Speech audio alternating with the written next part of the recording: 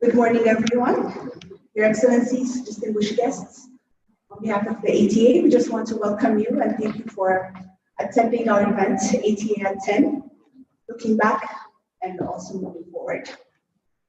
We also want to extend a warm welcome to all of our attendees who are joining us virtually. We have over 500 people who have registered to join us from around the world. It's an honor to have so many contributors with us as we reflect on the last decade and we move forward to the next 10 years. So back in February, we started working with the FAO, asking them to assess the impact of the agency in the last 10 years. We wanted to understand the impact we've had in transforming the agricultural sector, and then we also wanted to know what our contributions are to impacting poverty. Today, the results of the exercise will be shared with all of you. The achievements recorded here are only possible through the many partners that we have around the room and globally, when we're also very delighted to see so many familiar faces who have contributed to ATA's success over the years. So this morning, we'll use our time together to reflect on ATA's journey and a lot of what has been accomplished. But we also understand that there are a lot of gaps and there's more to be done. This afternoon, we will look at the opportunities that we will seize as we go into the next 10 years. So for all of you who are joining us virtually, we just want to let you know that the agenda for the day can be accessed through the website that we've created. And then for all of us in the room, the agendas are also provided to you in the files that you've found sitting on your tables. Also, for our virtual attendants and participants, we want to encourage you to continue to send in your questions in through the Zoom. Once we've had an opportunity to hear from all of our presenters, we'll aggregate these questions and we'll answer them for you later in the morning. So without further ado, I want to welcome our Minister, His Excellency, Ato Umar Oba, for his opening remarks. And once again, thank you all for coming. Ato Umar.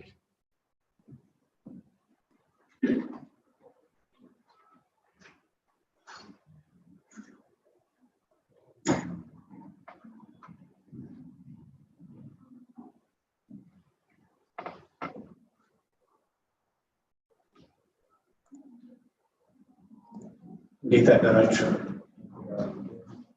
Ethiopian for engineers learn you too. Like research and data with the Kareli.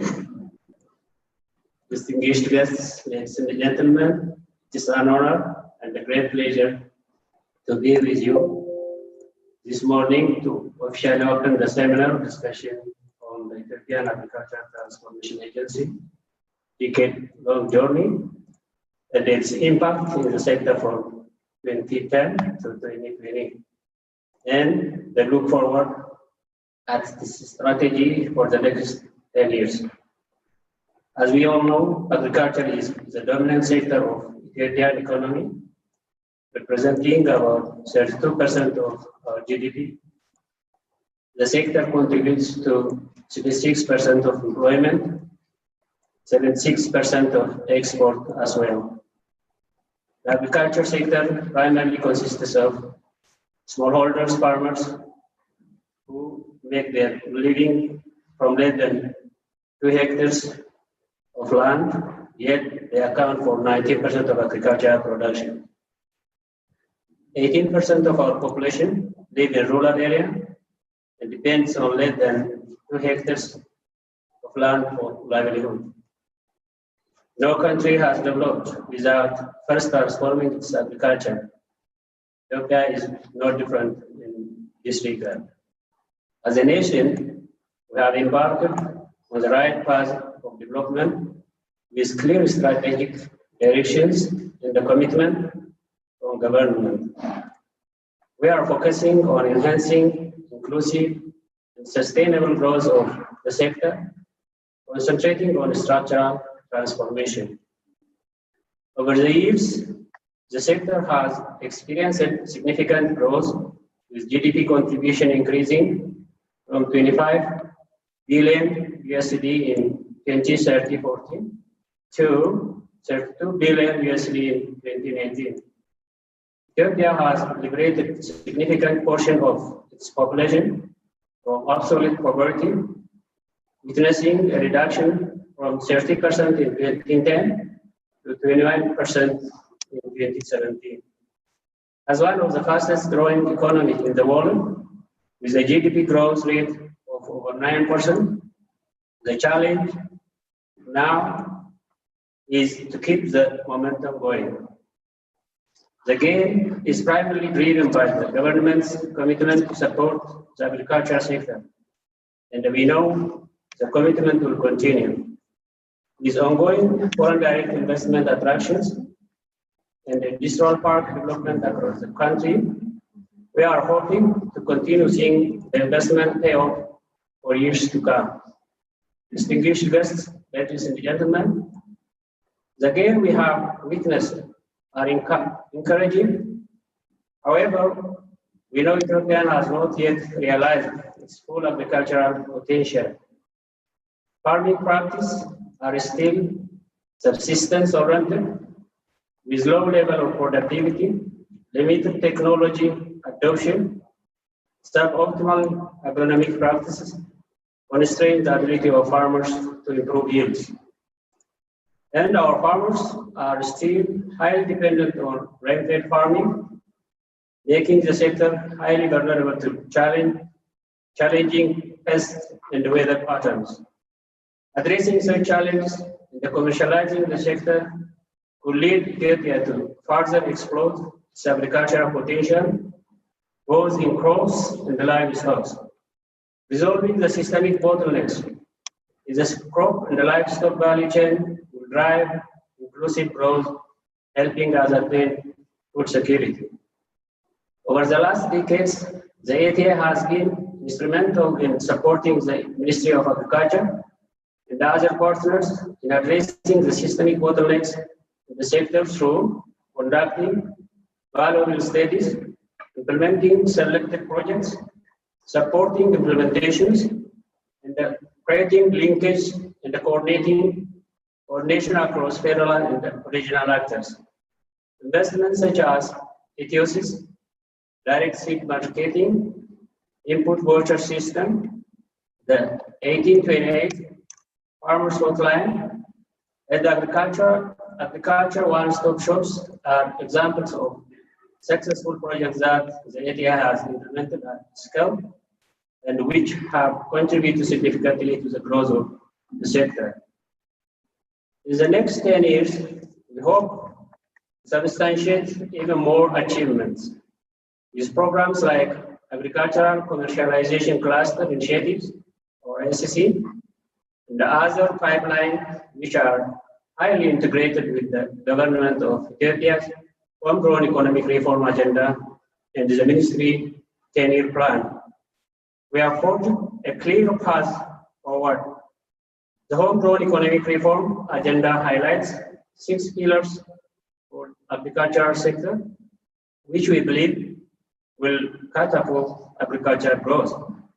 Furthermore, the Ministry of Agriculture has set its priorities in 10 thematic areas: land, technology and inputs, finance, irrigation and water use, output marketing, infrastructure, enhancing sector contribution to the balance of payment, rural entrepreneurship, private sector partnership, and implementation capacity, which will further accelerate growth in the sector. All of those strategies build up each other to sustain rapid and inclusive economic growth to transform the sector. Distinguished guests, ladies and gentlemen, I believe the next 10 years will be critical to bring about lasting change in the sector. The ATA will have an important role in driving this change. I want to assure you that the ministry is committed to supporting realize its objective and to continue its works in addressing the systemic bottlenecks that are constraining the transformation of Ethiopian agriculture sector.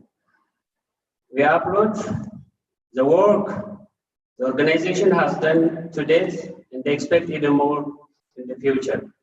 With this brief remark, I now declare the opening of the program and wish you all fruitful deliberations. Thank you very much.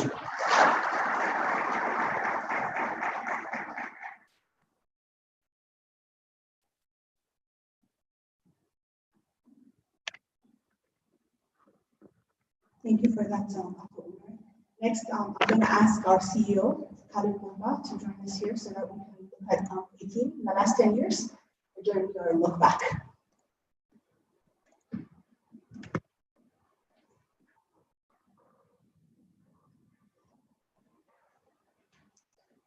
Thank you, Madam.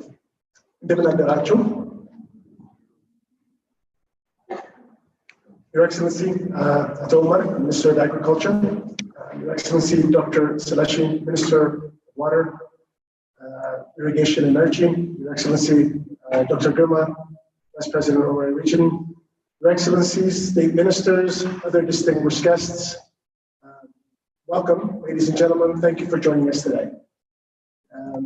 My role this morning is really just to provide a high-level overview of the ATA's business model and the way that the organization has worked over the past 10 years.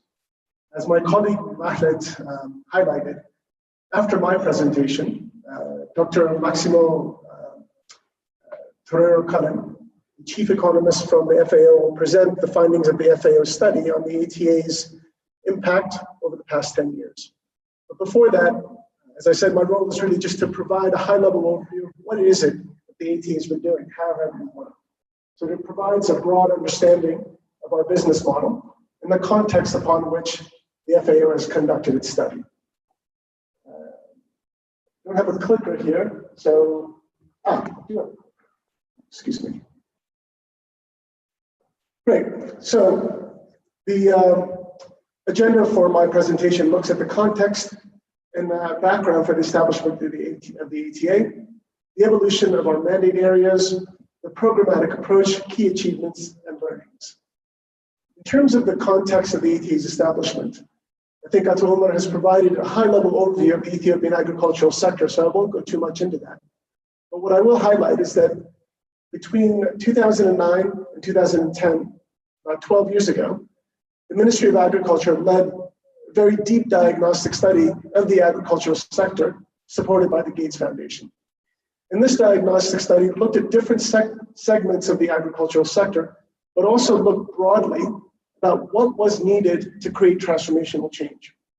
And the result of that study was two major findings, which I'm sure are not going to be a surprise to most of you who work in the sector. The first is the narrow approach taken to sectoral change, which created silos and segmented ways in which interventions were designed and also implemented. And the second broad finding was the lack of implementation capacity, both when it comes to the public sector as well as the broader environment within the development sector itself. And given the fact that back in 2009, 2010, most of Ethiopian agricultural development was led by the public sector, this was a major constraint on the system. Based on these findings, in 2010, almost exactly 10 years ago, actually on December 30th, 2010, the Council of Ministers passed a regulation creating the ATA. And the intended outcomes of the organization were four broad areas. The first was to develop a culture of delivery excellence, supported by a clear management process that, as Ato Umar highlighted, supported the Ministry of Agriculture. I think it's very important to highlight that the ATA was not meant to replace any institution, but rather support and enhance the existing institutions in the country. The second was to accelerate impact of the existing projects and programs that were designed and established by donors and the government of Ethiopia. So how do we get more for the investments that we've been making? Third is addressing one of the core findings of the study, which was how do we increase the capacity of delivery within the government institutions, as well as more broadly within the sector. And then lastly, everybody realized that there was potential to unlock additional investments, especially from the private sector. So the ATA was created to engage the private sector more actively and enhance the investments that were coming from the private sector, but to make sure that these private sector investments had the necessary support to maximize their impacts on smallholder farmers and the economy as a whole. Now, one of the questions or the issues that is usually raised to us is, what is the time frame of the ATA? Is this a permanent organization within the government? And the answer to that question is no. The ATA is designed and works as a temporary organization within the government of Ethiopia. It has a lifespan between 20 to 30 years, and this is based on the diagnostic study. Organizations such as the ATA, we found during the diagnostic, were much more effective when they were time-bound, when they had a sense of urgency, when there was a sense that at some point your time is going to run out, so you better hurry up and get things done. As a result, we initially designed it as a 20 to 30-year organization. However, we also recognized that 20 to 30 years was far too long to wait for impact, or far too long to measure the impact of any organization. As a result, we included 5-year segments to really understand what is the impact of the organization and how do we continue to refine the design of the organization so it can align with the government strategies as those also evolve and be as most effective as possible. As you can see from the slide, there are 4 main periods through which the ATA is expected to evolve. The first 5 years, from 2010 to 2015, was meant to be the inception phase, where the ATA was supposed to figure out how it fits within government structures, align its partnerships with the Ministry of Agriculture, the Ministry of Finance, the Ministry of Water, all of the different partners to make sure that it was supporting these institutions as efficiently as possible. The second phase, which we have just finished, between 2015 and 2020, was supposed to be the impact phase, where we were supposed to begin delivering some impacts, to show some results. The big deliverables of the ATA are actually supposed to come in the next 10 years. Once we have understood exactly how we can be as effective and efficient as possible, once our partners understand how best to engage with us, and how we can actually scale up the programs that we have begun and design new programs. And that period has now started in the Ethiopian calendar year 2013. And we expect this to have, again, 2 phases. And at the end of the first 5 years, we expect to evaluate how we're doing, learn from our first 5 years of the scale-up period, and refine our approach as necessary. And then another 5 years later, hopefully, the major scale-up period of our work will be finalized, and we'll begin a transition period. As you will hear from my colleague this afternoon, Dr. Yifru, the ATA's 10-year strategy for the scale-up period from 2020 to 2030 is directly aligned and grows out of the Ministry of Agriculture's 10-year strategy and the Homegrown Economic Reform strategy. And in this way, the ATA is much more embedded within the government strategies and is aligned with and supporting the delivery of the targets that the government has set for these upcoming 10 years. Now, as we go through this journey, the ATA's regulation in 2010, as well as its refinement in 2016, Regulation 198 and 380, outline 4 major mandate areas or things that the ATA is supposed to do, and 2 programmatic approaches. The 4 mandate areas, as Atulma highlighted, the first is to undertake analytical studies. The second is to implement selective projects that are meant to be transformative. The third is to support the Ministry of Agriculture and other partners in the implementation process. And lastly, the ATA is meant to work on linkages and coordination. The 2 programmatic ways which we're supposed to work, the first is to address the systemic bottlenecks in the agricultural sector. And the second is to align and integrate these systemic solutions within key geographies. The next part of my presentation looks at these 4 mandate areas and provides how they've evolved. And then the following section looks at the 2 programmatic approaches.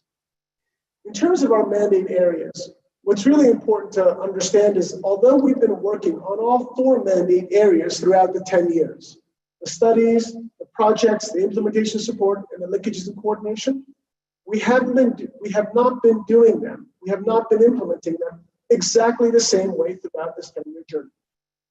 The organization itself has evolved. So for example, in the first 2 years, when the ATA was first founded between 2010 and 2012, we actually functioned as more of a think tank, where we prioritized our studies. In the middle period, between 2012 and 2018, we functioned as an implementation catalyst, trying to get things done as quickly as possible. And then learning from those 2 approaches, over the last 2 years, we've realized that we actually need to work more with our partners, especially at the regional level, because ATA can't implement and do everything on its own. And as a result, our model has also changed to one where we now function as a system integrator. Now, what does this mean, and how does it affect our 4 mandate areas given to the organization by regulation?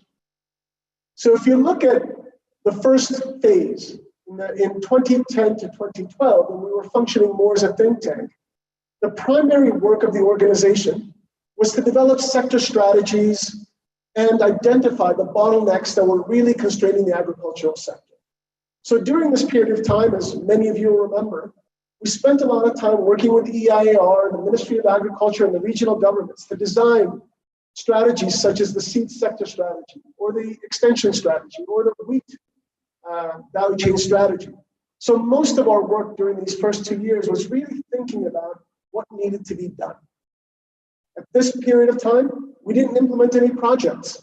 And some of our implementation and support work was largely technical, with ATA staff based in the ATA headquarters supporting the Ministry of Agriculture and other partners. Our linkages and coordination work were also primarily done through the Transformation Council and through the strategies that we were developing. In the next phase, when we were thinking of ourselves more as an implementation catalyst, thinking about how do we get things moving and how do we get things done, most of the focus was on the projects and implementation support functions. As a result, the strategies or the studies that we were doing were geared more towards strategies that were supporting project design. And the projects themselves, at this early stage, were mainly pilots that we were designing with our partners. So things like DSM and Ethiosis were at the formative stages where we were piloting these initiatives. And only at the tail end of this period did we move into the scale-up phase. Our linkage and coordination, those functions were also primarily done through the Transformation Council, but during this phase, we opened regional branch offices that allowed us to help and support the bureaus of agriculture in creating linkage and coordination closer to the actual activities down in the field. In this last phase that we're currently in at the moment, which began in 2018, where the ATA aims to work more as a system integrator, many of our studies have been thinking about how do we ensure that the ATA's work can be leveraged and expanded by other partners rather than only functioning through the projects that we implement. For example, some of the studies we've done include supporting the Ethiopian Agricultural Business Corporation in their strategy redesign for the organization itself, working with the regional bureaus of agriculture, and more recently with the emerging regions on designing livestock programs and how do we expand our export potential, working with the IC and thinking about how do we support them to attract more international investors into the country.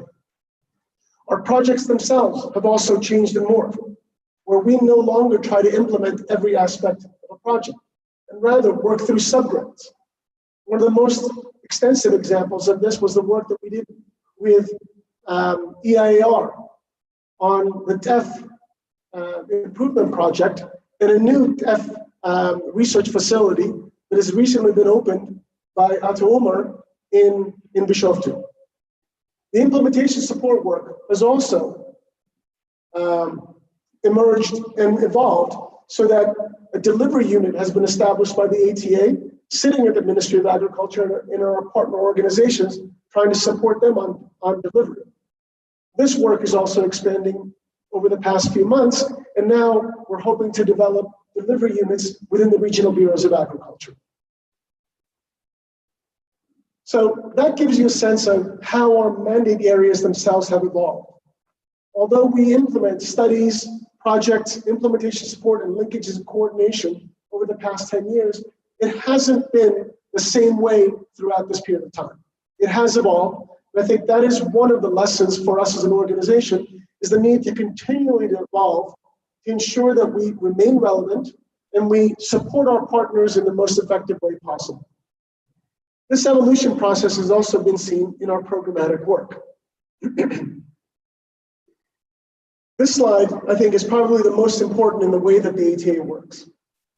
Because what we've discovered in our 10 years of work is that in order to make the greatest contribution and support the ministry as well as the regional bureaus most effectively, we have to work at two different levels.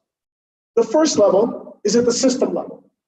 There are issues such as seed availability that affect every farmer across the country, or extension that affect every single person working in the agricultural sector, whether it's crop commodities, livestock, or people who think about nutrition. Extension is something that affects every farmer and every pastoralist across the country. So we realize that there are some issues that we have to work on across the country. At the same time, we also learned that working on systemic issues at a very high level is insufficient unless they are integrated and delivered to specific geographies and focused on specific commodities that are a priority for the government. As a result, we also work on geographic programs. So this combination, which looks like a matrix structure of working on systemic issues at a national level, as well as geographic programs at a specific commodity and agroecology level, is the fundamental approach that ATA has been taking over the past 6 or 7 years, and the way that we hope to move forward in the coming years. The important issue related to this is the fact that it recognizes that agriculture is a system that goes beyond the agricultural sector. That's why I'm incredibly pleased that Dr. Saleshi is here with us, that Wazir Yasmin is here with us from the Ministry of Finance and the Ministry of Water, because the work of the Ministry of Agriculture, the ATA, and all of us in the agricultural sector are not going to be achieved without strong partnership with these other ministries. So we look forward to your continued collaboration and partnership as we go forward, but this slide highlights that transformation in the agricultural sector is all of our collective responsibilities. Now, when it comes to the systemic issues that we've tried to address over the past 10 years, the way that we've tried to do them is through something that we used to call the transformation agenda. And we had 2 different transformation agendas over the past 10 years, for GTP1 and GTP2. Over just the past year, if we look at the 2012 Ethiopian calendar year, the transformation agenda included 20 programs, 39 deliverables, over 120 sub-deliverables, and over 200 different activities. Now, the process of identifying these deliverables, sub-deliverable activities was a multi-stakeholder collaborative process led by the Ministry of Agriculture to identify what are the most important bottlenecks that we have to solve immediately. Now, this process has continued, and over the past 6 months, we've been working with Dr. Mandafro and others at the Ministry of Agriculture through the Homegrown Economic Reform and the Ministry of Agriculture's 10-year strategy to update this transformation agenda process to one that reflects the government's priorities in the coming 10 years. So this approach to addressing systemic bottlenecks is something that the Ministry of Agriculture has been leading over the past 10 years, and we expect will continue to lead in the coming 10 years, and ATA will support the ministry in identifying the most important bottlenecks, identifying targets towards them, and supporting the implementation of these interventions to achieve these targets. The other main program area the ATA has been working on is, as Ato Umar highlighted, the Agricultural Commercialization Cluster Initiative. This was launched in 2016 and initially was focused on crop commodities in Oromia, Amhara, Tigray, and SNMP. The 10 crop commodities that were prioritized for initial focus, 5 of them were cereals and 5 of them were horticulture commodities. There are 300 waredas that we've targeted and prioritized, and the key issue here is integrating and linking the interventions across the entire value chain, but also across the entire delivery structure from federal to regional to wareda to Kabale level. Now, as I mentioned, this initially began with crop commodities. However, as you'll hear this afternoon from my colleague, Dr. Yifru, this is now expanding to livestock commodities and also expanding to the emerging regions of the country. What have been our key achievements? You will hear after my presentation the key achievements from an impact point of view, and that will be presented, as I mentioned earlier, by Dr. Maximo at FAO. However, we've tried to take a look at, from the ATA's perspective, what are the achievements of the organization from an output point of view, rather than impact point of view. And we've tried to do that based on, again, our 4 mandate areas and the 2 programmatic approaches that we've taken over the past 10 years. In terms of the studies, analytical studies that ATA has done, we've produced over 250 different studies over the past 10 years. These studies range from policy and regulatory recommendations to sector and value chain strategies to business cases, project design, and organizational enhancement initiatives. Most important for us is the fact that many of these studies, nearly 80% of these studies, have either been implemented or used for decision making. I remember, and I still hear, many of our partners say, what's the use of studies when they're still sitting on the shelf and never being implemented? This is one of the things that ATA has taken very much to heart. And as a result, all of our studies are done in collaboration with partners and with a thought about how does it get implemented.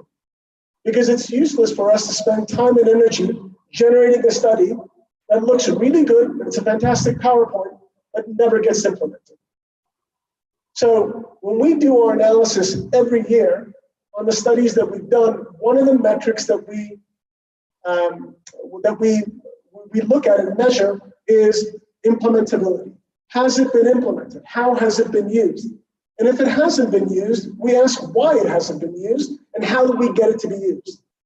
And as you see from this slide, there are about 20% of our studies, I think this is the one, that were not implemented, but we hope will be implemented as we go forward. Things like the asset store study, which I know Dr. Manderfo and others have been looking for, so we're going to use that as a basis of new studies going forward so we can address the issue of acidity in Ethiopian soil. And there are a number of other studies that we have done that we hope will be implemented that have not been yet to date. When it comes to projects, this is actually the area where much of our budget and much of our activities have been spent over the past 10 years. And as you see on the slide, we've implemented 48 different projects over the past 10 years. 20 of these projects have actually been completed and either handed over or have finished their useful life. These projects range from the direct seed marketing project, which Ato Omar mentioned earlier, and earlier this month, or actually last month, was handed over to Wazir Alam and the Ministry of Agriculture for scale-up, or I should say further scale-up. The 8028 Farmer Hotline, which has over 5 million farmers registered and using this hotline. It's been used for alerting farmers about maize lethal necrosis, about locust, about wheat rust, and has become the largest mobile extension platform on the African continent. Or the input voucher system, which has over 6 million farmers registered and accelerated the use of both fertilizer as well as credit going to farmers, and a huge number of jobs being created in rural areas. Again, the 20 projects that have been completed, I think from our perspective, are really important to explore because at the end of the day, the projects themselves are not an end to themselves. We hope that the projects that ATA implements are scaled up and make even greater impact. So as you can see from the slide, about 85% of the projects that ATA has completed have been scaled up either directly by the ATA or by its partners, and the other 15% have been very narrowly focused to achieve a particular purpose and have been completed, such as the emergency seed work that we did back in 2014 and 2015. In terms of implementation support, the biggest focus of our implementation support activities have been actually through the delivery unit that was established at the Ministry of Agriculture in 2016 and 2017. And this delivery unit supports the ministry on planning, tracking and reporting, technical assistance, and strategic analysis. When we do our annual assessment of how effective is the delivery unit, we were actually pleased to find that the delivery of the transformation agenda deliverables actually increased in the 2 years that the delivery unit was operational, from about 30% to over 66%. So, and the qualitative feedback and input that we received from the ministry and other partners is that, yes, the delivery unit is helpful, but it could do more. So at this stage, we're actually working with Dr. Mandafro, Atta Umar, and others, and other state ministers at the Ministry of Agriculture to redesign and refine this delivery unit concept to be more effective to meeting their needs. At the same time, the regional bureaus of agriculture have asked us to support them in establishing delivery units at the regional level. So from a conceptual point of view, we feel that this implementation support mechanism, the delivery unit, is working, but it could be better. So we are working with our partners, as I said, to continue to evolve and refine this approach. Finally, when it comes to the last mandate area of linkages and coordination, this one is a little bit more challenging to measure the impacts. But some of the qualitative work that we've done gives us a good sense that this is also going in the right direction. At a strategic level, the linkages and coordination that we've tried to create have been at the Transformation Council level, as well as the linkages and coordination both across the agricultural sector and beyond. So the work that we are doing at the moment with the Ministry of Water, Irrigation and Energy on trying to create linkages between the Agricultural Commercialization Cluster Initiative and their electrification program is one idea of the kind of linkages that we're trying to undertake. So there is a strategic approach on linkages and coordination. However, there's also an operational function. On the operational side, two major initiatives that we've undertaken that merit highlighting are both at the farmer level, where we've tried to create linkages and coordination among farmers themselves in creating production clusters, as well as with our private sector partners. And on the private sector side, I think this is one area where there's been some very good success. And as highlighted on the slide, there are two major investments that were made, or three major investments that we just highlighted. The first is by the OCP Group, who's entered into a joint venture with the government of Ethiopia to establish a fertilizer factory in Dire Dawa that overall costs about $3.7 billion and will be able to supply all of the fertilizer needed by Ethiopia's farmers, as well as export to our neighboring countries in the coming years. The other is the investment made by our partners at Brute Malt and at Souffle in the malt barley industry, which has increased the malting capacity of Ethiopia so that we can meet the demand domestically and hopefully soon export to our neighbors, because we have the unique advantage of being one of the few countries in Africa that can produce international quality barley for the malting industry. So those linkages and coordination that we've supported in creating, I think, show the diversity both from a farmer level, a private sector level, and a cross-sectoral level between ministries, between federal and regional level. When it comes to the outputs of the programmatic areas, in the systemic intervention, the transformation agenda, what you see is that there has been good progress made by different areas of the agricultural sector in implementing the interventions that the Ministry of Agriculture prioritized as critically important. Some areas, such as the agricultural development sector, have achieved over 90% of the targets that they've set, whereas others are at 70, 80%. In terms of specific outputs, there are important progress that's been made, as Dr. Umar highlighted, on the Ethiosis digital soil mapping, on mechanization, which we've seen growing from 3% to 10% users, and also in the cooperative sector, both when it comes to storage capacity, and more importantly, the lessons that we've learned in the ability of smallholder farmers and cooperatives to produce high quality seeds for the industry, which reduces the amount of logistical transportation costs and allows communities to produce seeds that are necessary in their own communities. When it comes to the ACC, I think this is the area where we've seen the greatest outputs, and as you will hear shortly from Dr. Terrero at FAO, the greatest impact. The ACC program, which covers over 5 million farmers, or nearly 5 million farmers, has shown yield increases anywhere between 40% to 50%, depending on whether farmers are being clustered or not. And those yield increases in some areas like malt barley, we've seen going up to almost 75%.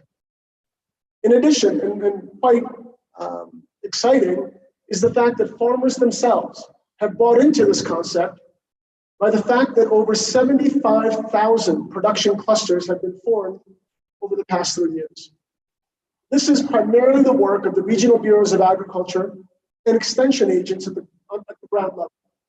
From ATA's perspective, what we've tried to do is provide the design, the analytical support, and the financial resources through our partners, such as the Danish Embassy, the Dutch Embassy, the European Union, and the French Development Agency to support this program. Now, these are the progress and some of the learnings from an output perspective. However, as both Ato Umar highlighted and my colleague Mahmoud highlighted, we recognize that we have to be a learning organization. There are many things that we can improve. As a result, earlier this year, as we began to think about our next 10-year strategy, we engaged many of our stakeholders and partners on a SWOT analysis to understand what are the organizational strengths, weaknesses, opportunities, and threats.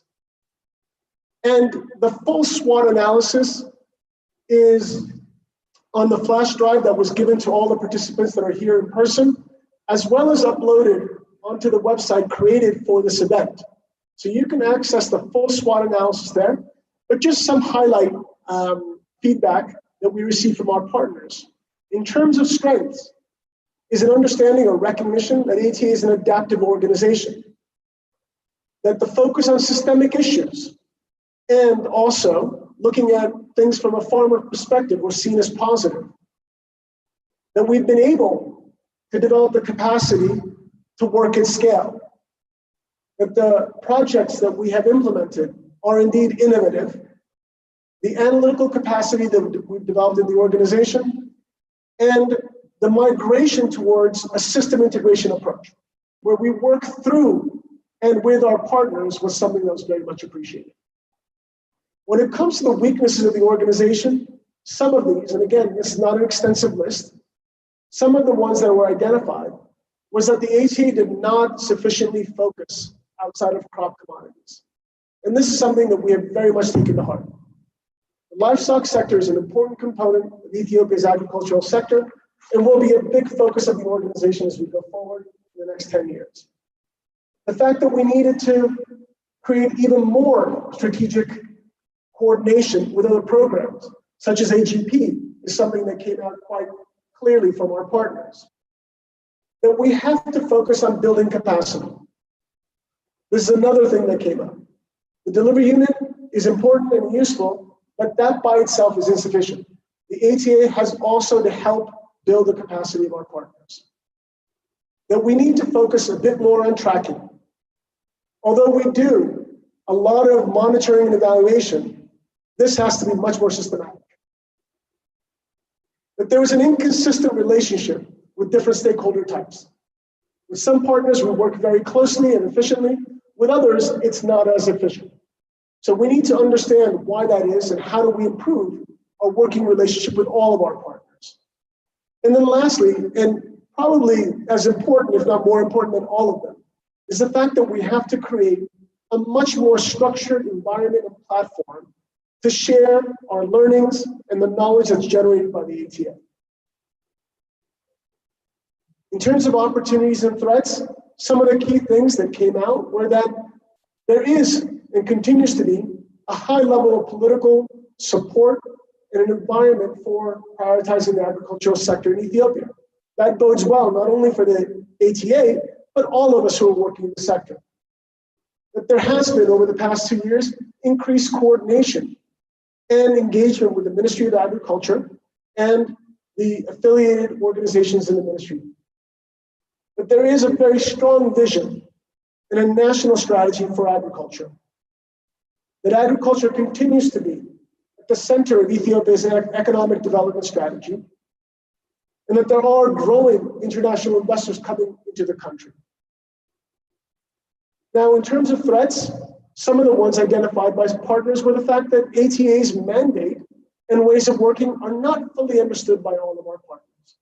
So we need to do a better job of communicating what we do and how we work, as well as hear and learn from our partners how we can adapt even more to be responsive to their needs.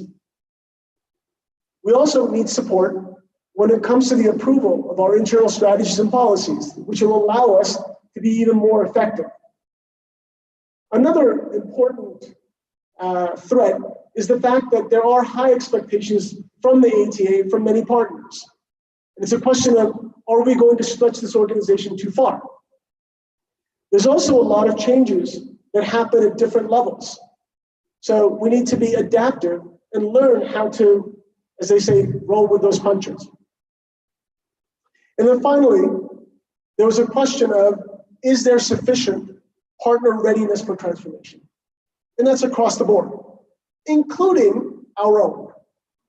So whenever these threats were highlighted to us, and we as a senior management team at ATA looked at these threats, we always asked, are these external, internal, or both?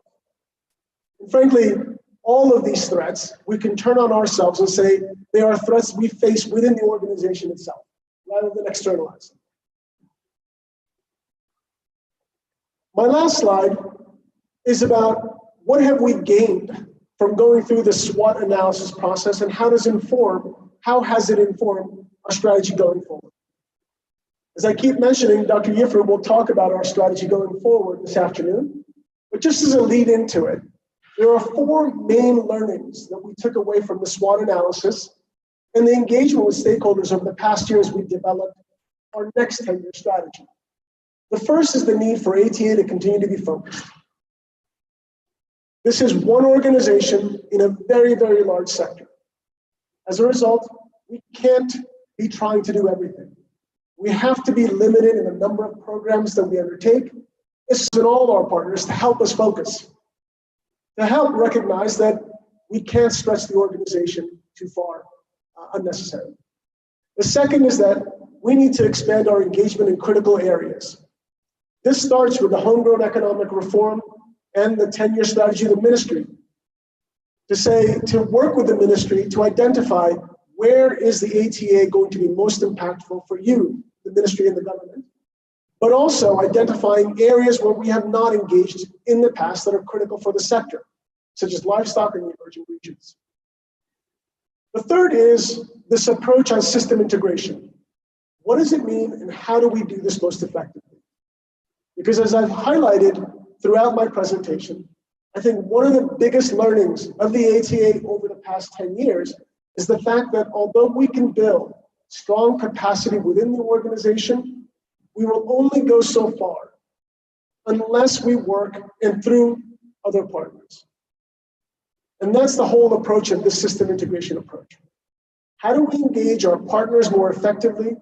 How do we leverage the capabilities of the ATA and transfer them to our other partners, and how do we work through those partners across the whole country. And then lastly is the issue of alignment. ATA is ultimately a government organization that is intended to serve the smallholder farmers in Ethiopia. And as a result, we have to be guided by and led by the Ministry of Agriculture strategy and the government's homegrown economic reform approach. And the alignment with those to ensure that there is no daylight between what we're doing and what the government is trying to achieve is fundamental to our success and to our contributions to the sector.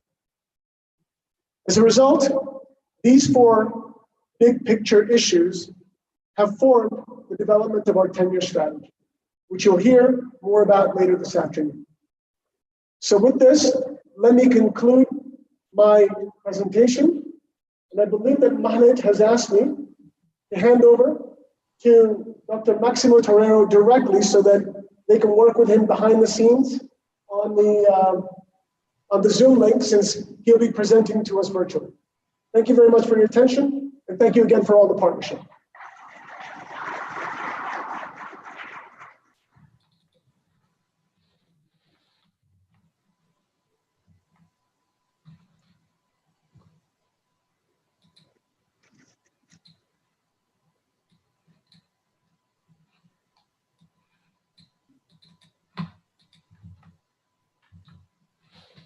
Okay, thank you very much, Khalid. I hope you all can hear me well. It's a pleasure for me to be here to present the results of the evaluation we have been working with ATA for the impacts of ATA during the last year. So, Honorable Excellency Omar Hussein, Minister of Agriculture, Excellencies and distinguished guests, it's a pleasure for FAO and the team that has been behind this evaluation to present the key results we have had in this assessment and impact evaluation we have done of ATA. As all of you know, ATA was established in 2010 as an accelerator unit, as Khalid has been mentioning, of the Ministry of Agriculture of Ethiopia, with a mission to catalyze sustainable development of agricultural value chains and markets through promoting effective practices and approaches to address systemic constraints and coordinating execution and integration of the high-impact interventions at the farm level. This report that I'm going to present has been developed by two technical groups that we assemble at FAO. One that looked at the micro-level analysis, which was led by Ana Paula de Ocampo, and one that was looking at the system-wide impacts, that was led by Mr. Marco Sanchez. It was important to develop these two technical teams because of the complexity of ATA as it was previously presented, and because ATA crosses across many areas, cross-cutting areas, so the economy-wide impacts were essential to be able to assess the real effects of the evaluation of the Ethiopia Transformation Agency. The presentation that I will be doing will have the following parts. It will look at the objectives of the evaluation and research questions that we try to answer, the theory of change, the causal chain of ATA's impact, evaluation analytical approach, the projects covered in the study, the microanalysis results, and the economy-wide analysis results. And finally, we will come with some recommendations and potential next steps in terms of the design of this evaluation and what can be done in the future. In February 2020, the Ethiopia Agricultural Transformation Agency requested the Food and Agriculture Organization of the United Nations to undertake an evaluation of the agency's almost 10 years of pursuing agricultural development and transformation in the country. As I mentioned before, we set up this task force to be able to carry out this evaluation, which sought and answered two interconnected questions. The first question is, what is the impact of ATA's interventions on the smallholder household productivity and commercialization? And this is what we call the microanalysis, because we wanted to go intervention by intervention, trying to assess the impact of those interventions over smallholder farmers. This will allow us then to move to the second question, which was, how have ATA's intervention affected agricultural growth and poverty reduction? And that goes to bring together all the microanalysis and use those technical coefficients that arrive from the microanalysis and expand them to an economy-wide model that will allow us to measure the overall impact over economic growth and poverty reduction of the Ethiopia Transformation Agency. The report that has been shared with you shows in the detail the results. In this presentation, I will just summarize some of those results. So let's start first with the theory of change. The FAO evaluation was underpinned by a theory of change, as all evaluations has to do, which more specifically guided assessment of the extent of 88 achievements. Over the last 10 years, the Ethiopia Transformation Agency supported the Ministry of Agriculture and other partners in the agricultural sector in designing and delivering multiple agricultural development interventions and in developing studies that influence the design and policy orientation of agricultural projects. I was lucky to be part in a different job of the initial stages of the Ethiopia Transformation Agency. The support provided by ATA was characterized by a problem-solving approach, swift action, the inclusion of gender-sensitive approaches, and enhanced coordination of stakeholders, covering an extensive amount of land and farmers through scale-up investments. The evaluation considered the following causal chain. First, FAO assessed enhanced efficiency in both service delivery and the introduction of innovations as a result of ATA interventions. The expected results will be a more efficient and productive agricultural system, impacting several key priority areas: access and enhanced utilization of agricultural inputs, extension services, irrigation, mechanization, and facilitation of market access. Then our job was to assess the result of these inputs on intermediary outcomes, namely impacts on increased agricultural productivity of smallholders, what we have in this graph in purple, including that of women, of course, because of the gender design behind the intervention, and due to an enhanced environment for agricultural production, commercialization, and investment promoted by ATA. Finally, FAO assessed the final outcome of the aforementioned changes, which will lead to an increase in the growth of agriculture and that other economic sectors, ultimately enabling poverty reduction, which was at the end what we would like to achieve with this transformation agency, which the final income was economic growth in agriculture and other sectors. So the last two purple boxes of this theory of change was what we were trying to assess the impact. To be able to assess this impact and the complexities behind the ATA, the Transformation Agency, a two-stage analytical approach was undertaken based on safe theory of change, consisting of a micro-level analysis and an economy-wide analysis, which together helped build a counterfactual scenario in order to identify ATA's impact. As in all evaluations, we always need to have the treatment scenario and something to which to compare with, and the best counterfactual scenario so that we can really compare the differences and understand what really ATA did, and trying to measure as much as possible the attribution of the change to ATA, or if that is not possible, at least to measure the contribution of the change of ATA. This program is a very complex program, and which has a lot of interrelationships and interlinkages with the way the ministries operate in Ethiopia. But we try to do as a bigger effort possible to try to get this proper counterfactual so that we can attribute the impacts to ATA. But also, of course, we need to understand that ATA contributed to many other impacts, and that's what the macro model and what we call the system-wide, the economy-wide modeling effort will do. So the first stage of this two analytical approach was the micro-level analysis of the Ethiopia agricultural households. This included a quantitative quasi-experimental evaluation. We, of course, in the case of the ATA, cannot do the golden method, which is a randomized control trial. There have been some interventions that could have been evaluated with a randomized control trial, but we use a quasi-experimental evaluation because of the complexity and the diversity of interlinkages between the different interventions. And that's the best way, in this case, to be able to identify this counterfactual. Assess the priority areas outcomes in the ATA treatment areas against a counterfactual population that was never exposed to ATA work. Likelihood of assessing agricultural inputs and technologies and the associated changes in the agricultural yields and commercialization for the 10 priority crops. The second stage was the economy-wide modeling framework, which of course was dependent on the results of the micro-level analysis. We will use in micro foundations to build the economy-wide framework, modeling framework. And it tries to analyze on Ethiopia economy-wide as a whole and its role in reducing poverty nationally, but also in urban and rural areas, given that the impacts will go farther than just the rural areas. We developed scenarios for the 2012 to 2019 period with and without the operation of the ATA. Scenarios included observed shifts in smallholder behavior and output from micro-level analysis. and operations information regarding ATA's projects, coverage, ratios, and level of piece of spending, and total budgets, so that we can compare cost effectiveness. And the output compares scenarios with and without the operation of the ATA. Now, the ATA has undertaken, as Mr. Khalil Bomba mentioned, many strategy and policy studies as part of the monitor and evaluation system.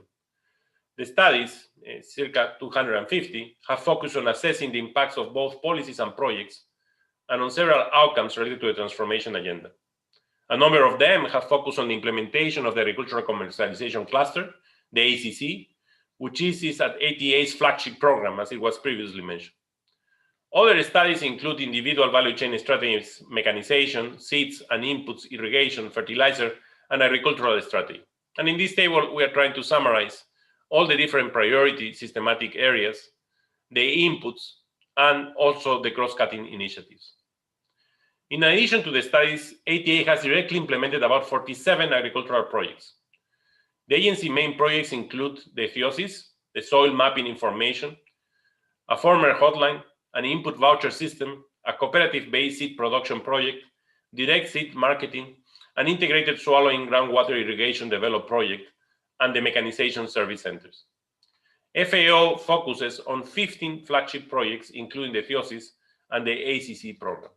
Those are the ones that we decided to be at the center of our evaluation to be able to look at the impact of this program. This map shows the areas of intervention shaded in green in green color, where ATA projects are, and in red shaded is the projects which were not ACC Guareras, while the dash in blue were ACC Guareras. As you can see, ATA interventions cover a significant area of Ethiopia, and that's why the transformation agency. Let me start by focusing on the microanalysis and what we have done in the macroanalysis project. First, on the data. We work with the Guarera listings. We look at all overview documents. We develop a baseline, midterm, and final reports. We use as source of the analysis the Ethiopia Socioeconomic Survey, which is a household survey which is national representative at the regional level. It has observational data, and the survey was not collected for evaluation purposes, but it has an enormous rich information on topics of relevance for ATA. One of the concerns and one of the caveats we have is that there was not a detailed baseline of all the intervention of the Ethiopia Transformation Agency. That's why we have to go to this Ethiopia Socioeconomic Survey. We use the 2018 wave, which is exposed, household level observation dataset, and the 2011 wave, which will be the ex-ante, Guarera level characteristics for estimating the propensity scores that allow us to measure the impact. So using these two waves of the Ethiopia Socioeconomic Survey, we were able to build up the counterfactual that allow us to measure the impacts. Now, the microanalysis and econometric approach take into account the consideration, the implementation context of ATA's work, and available data for conducting the macro level analysis, which was a constraint in this evaluation. And this allows us to build an inverse probability weighted regression framework, which is applied to be able to obtain the estimates of average treatment effects. The equation that I mentioned here serves as the main specification to estimate the treatment through the outcome, which in this case is the variable y, to try to measure 30 different outcomes during the period 2018 to 2019. And is modeled as a function of treatment indicator, what we call here the ATA treatment indicator, conditional on a series of household, crop, and spatial covariates. So the outcome variables here are the indicators of interest, which are here reflected by the y in this equation. So the y is composed of access to priority systems, productivity, commercialization. And we use different treatment indicators depending on the priority area and the crop. And this is conditional on controls. These are the x variables in this specification. And these are the log area planted or trees, male, female household labor, educational attainment, livestock holdings, agricultural wealth index, agricultural infrastructure, exposure to weather price shocks, access to credit, social assistance, beneficiary, and proximity. And this allows us, of course, controlling for agroecological zones to be able to estimate the average treatment effect of the impact of the Ethiopia Transformation Agency.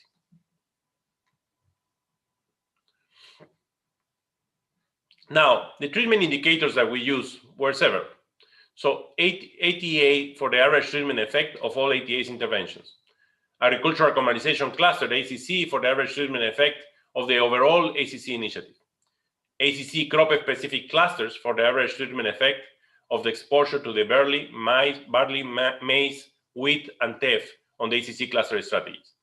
Seed, fertilizers, and agrochemical priority areas for the average treatment effect of all the projects addressing improved seeds use, agrochemical use, and fertilizers. Irrigation priority areas for the average treatment effect of all the projects addressing irrigation among horticultural producers. Mechanization priority areas for the average treatment effect of all projects addressing mechanization. Market priority areas for the average treatment effect of all projects addressing output commercialization. Extension priority area for the average treatment effects of all projects with extension services components. But it is worth noting the considerable overlaps that exist within Guareras in the implementation of ATA projects and initiatives. Only 24.8% of the treated Guareras in ESS4 were exposed to a single ATA intervention. Just over a quarter of the treated Guareras were beneficiaries of 2 to 3 ATA interventions, and a further 22% of 4 to 5 interventions. The final 23% of the treatment Guareras were exposed to 6 or more ATA interventions.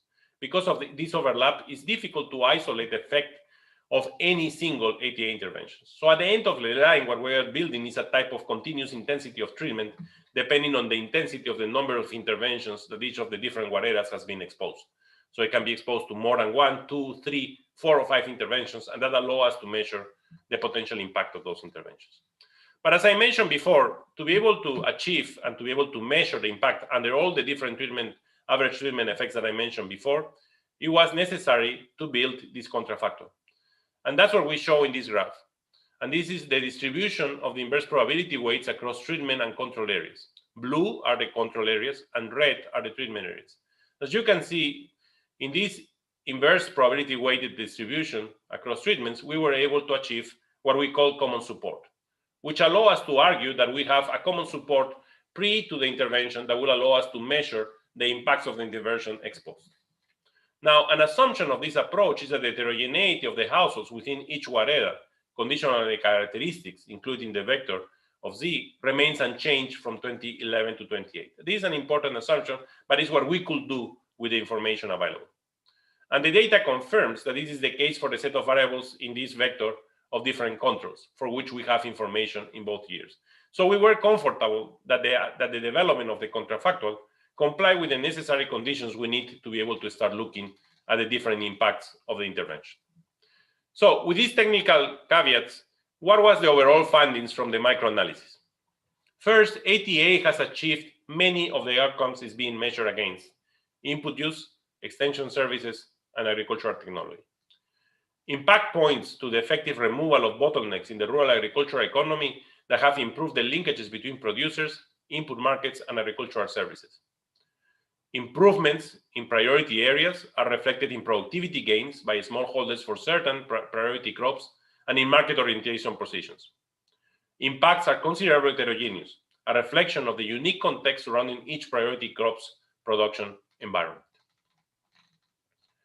Now, let me go more in detail over these results.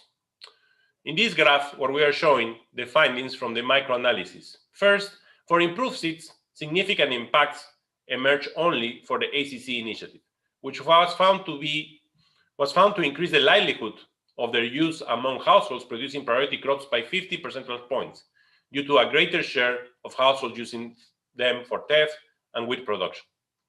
The growth in demand for improved seeds, as for agrochemicals, is linked to projects such as the cooperative-based seed production, the direct seed marketing, and agricultural one-stop shops, which have sought to improve production and distribution of improved seeds. The input voucher system project, which was most recently, has initiated linkages to improve seeds in Tigre and Oromia, and it also seeking to alleviate the liquidity constraints that limit their use. The effects on agrochemicals and improved seeds use emerge as less striking than those for fertilizer. However, the market environment for such inputs is different than that for fertilizers, whose supply is sourced from government imports and is increasingly expected to be domestically produced in blending factories located in each of the 4 priority regions. ATA was found to increase the likelihood of agrochemicals use by close to 15 percentage points, which could be a reflection of rising demand for herbicides in lieu of crop rotation, as smallholders tend to rely less diverse production portfolios. The use of both organic chemical fertilizers is found to expand as a result of ATA. The likelihood of organic fertilizers used by households producing priority crops rose by 18 percentage points, whereas the chemical fertilizer rose by 23 percentage points. And these results are shown in this graph, and the bars are only showing the effects which are significant at a 95% confidence level. Now, let me look into the Ethiosis program. The Ethiosis initiative has been the central input to produce new georeferenced crop-specific fertilizer recommendations for producers across the country. This is a central initiative. One of the major problems we face across many developing countries, and especially in Africa, is that normally we propose combinations of fertilizers that not necessarily match the reality of the soils. So this is one of, which I believe, an extremely important initiative of the Ethiopia Transformation Agency, which minimize this problem. And what they found is that the use of nitrogen, phosphorus, sulfur, NPS fertilizer for priority crop production was over 10 times more likely due to ATA's fertilizer and extension projects, and 5 times more likely due to ATA overall when compared to households not using any chemical fertilizer. These treatment effects are 1.3 to 3 times greater than for the use of only diammonium phosphate, DAP, and urea fertilizers. A shift was observed in the use of DAP, urea, and NPS urea, and results suggest that ATA projects were a transmission mechanisms for the Ethiosis informed fertilizer recommendations. This is so important, and is one of the major reasons, I think, of the impacts that we are observing in this intervention of the Ethiopia Transformation Agency. Shifts in the fertilizer portfolio linked to Ethiosis initiative improve yields for priority crops overall, and specifically for maize, teff, and wheat, as it can be seen in this graph. Again, we are showing the effects of significant 95% confidence levels of the interventions that we are measuring. Since Ethiosis fertilizer recommendations have been mobilized through information dissemination via extension and advisory services, the results point to the importance for yields of filling knowledge gaps and supporting on-farm decision-making. For wheat, the average impact of ATA on harvest quantities is positive and significant, with an average household level production gain of 89 kilograms. A positive effect is also observed for wheat yields, which are found to approximately double on average, improving returns by 1,593 kilograms per hectare. The treatment effects for wheat could be anticipated as the crop has been the subject to 2 cross-cutting interventions, the wheat initiative and the ACC wheat cluster. Again, the multiplicity and the design of the multiplicity of interventions helps to improve the impact of what we were doing. ACC teff clusters were linked to higher yields for teff due to the greater likelihood of improved seed and agricultural use in this crop production, which emerged from the ACC clusters. The effect of the ACC teff cluster is found to contribute 35% greater teff yields, or approximately 69 kilograms per hectare. So the exposure to the program clearly creates significant impacts across the different dimensions that we were measuring in this evaluation. Now, what were the commercialization findings from the microanalysis? ATA support in removing market bottlenecks helped producers face a more favorable environment for engaging in value chains for marketable priority crops, a major problem that normally we find when we are working with the smallholders. Share of harvested output sold on market grew significantly for teff, and also, in a lesser extent, for barley and wheat, as it can be seen in the graph. The major impact is on teff, which is bigger than 15%, and smaller for the case of wheat and barley. But commercialization shares also grew for fruit trees crops, banana, mango, and avocado, when the treatment is narrowed down to 88 market-specific projects. So there was a significant effect on commercialization shares for those 3 crops. The increase in commercialization of teff was around 60 percentage points, reflecting the stronger market position and the value chain of this commodity. Priority crops with developing value chains reflect commercialization effects of a smaller magnitude, as I mentioned before, for wheat only 3.8% and for barley 1.8%. And the market priority projects, the banana and the mango and the avocado, has a significant increase that was around 23.1 percentage points in the overall commercialization. Let me now move to some of the robustness checks, the heterogeneous effects that we have to do. It is clear that the role of the diverse production systems also influences the design of ATA impact on TEF products. It was clear from the discussion before mentioned by the CEO of ATA how the project used to adjust as it was moving. Where areas they impact robustly negatively for monocultivating TEF producing households, those that engage in multiple cropping regimes are instead positively and significantly impacted by ATA interventions. In particularly, among households that also produce maize, the impact of ATA on TEF output expands to 246 kilograms per hectare. So the multiplicity of commodities, which helps to diversify the portfolio of farmers, had a significant impact and create complementarities between commodities. The heterogeneous magnitude and sign of the results for TEF point to the complexity of extending support to a crop that, while widely cultivated, has not yet optimized production conditions to fully scale up yields. The heterogeneity of results points to gains among households that operate at a greater scale, a common finding with the commercialization analysis of the next section, suggesting that greater scale producers may be cultivating more marketable varieties of TEF. As you can see in the graph, in the horizontal axis, you have the hectares planted by TEF, and in the vertical axis, the effects over the linear prediction. Clearly, there is a direct positive relationship between the size of the plot and the cultivated area and the impact that it will have. So the size of the plot in the case of TEF matters significantly. Let me look now at one of the dimensions that was extremely important in the design of the ATA, which is the gender dimension and the gender equality. The operational work of ATA is designed to be gender sensitive in its implementation and its results. ATA indicates that most projects seek to meet national targets of minimum 30% participation of female beneficiaries, pursued through the explicit targeting of women of certain interventions. Indeed, agricultural households headed by women in Ethiopia produce on significantly smaller quantities of land than those headed by men, with fewer units of working-age adult labor and fewer units of livestock. FAO micro-level evaluation found that female-headed households disproportionately gain from priority areas interventions related to fertilizer and extension, but not from the rest of the priority areas. However, effects for improved seeds and agrochemical use did not emerge for female-headed households or were not significantly different across male or female headerships.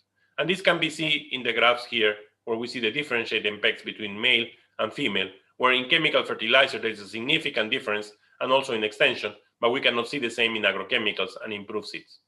And we need to look more into detail to try to understand what is behind this, but those are the results up to this point that we were able to obtain as a result of this evaluation. So again, what the macroeconomic analysis is showing to us, as I mentioned at the beginning, is that there is a significant impact in the results of what ATA was doing, and that's what we come up as a result of this intervention. So it's extremely important to take this into consideration, because this is what we will be using as part of the results of the system-wide impacts that I mentioned before.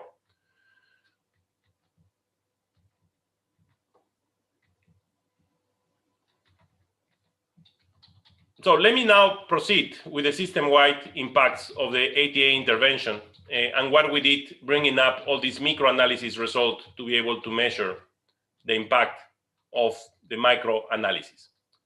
So just to summarize the microanalysis, let me repeat again the results that we found. First, ATA has achieved many of the outcomes which is being measured against: impacts in input use, in extension services, and in agricultural technology.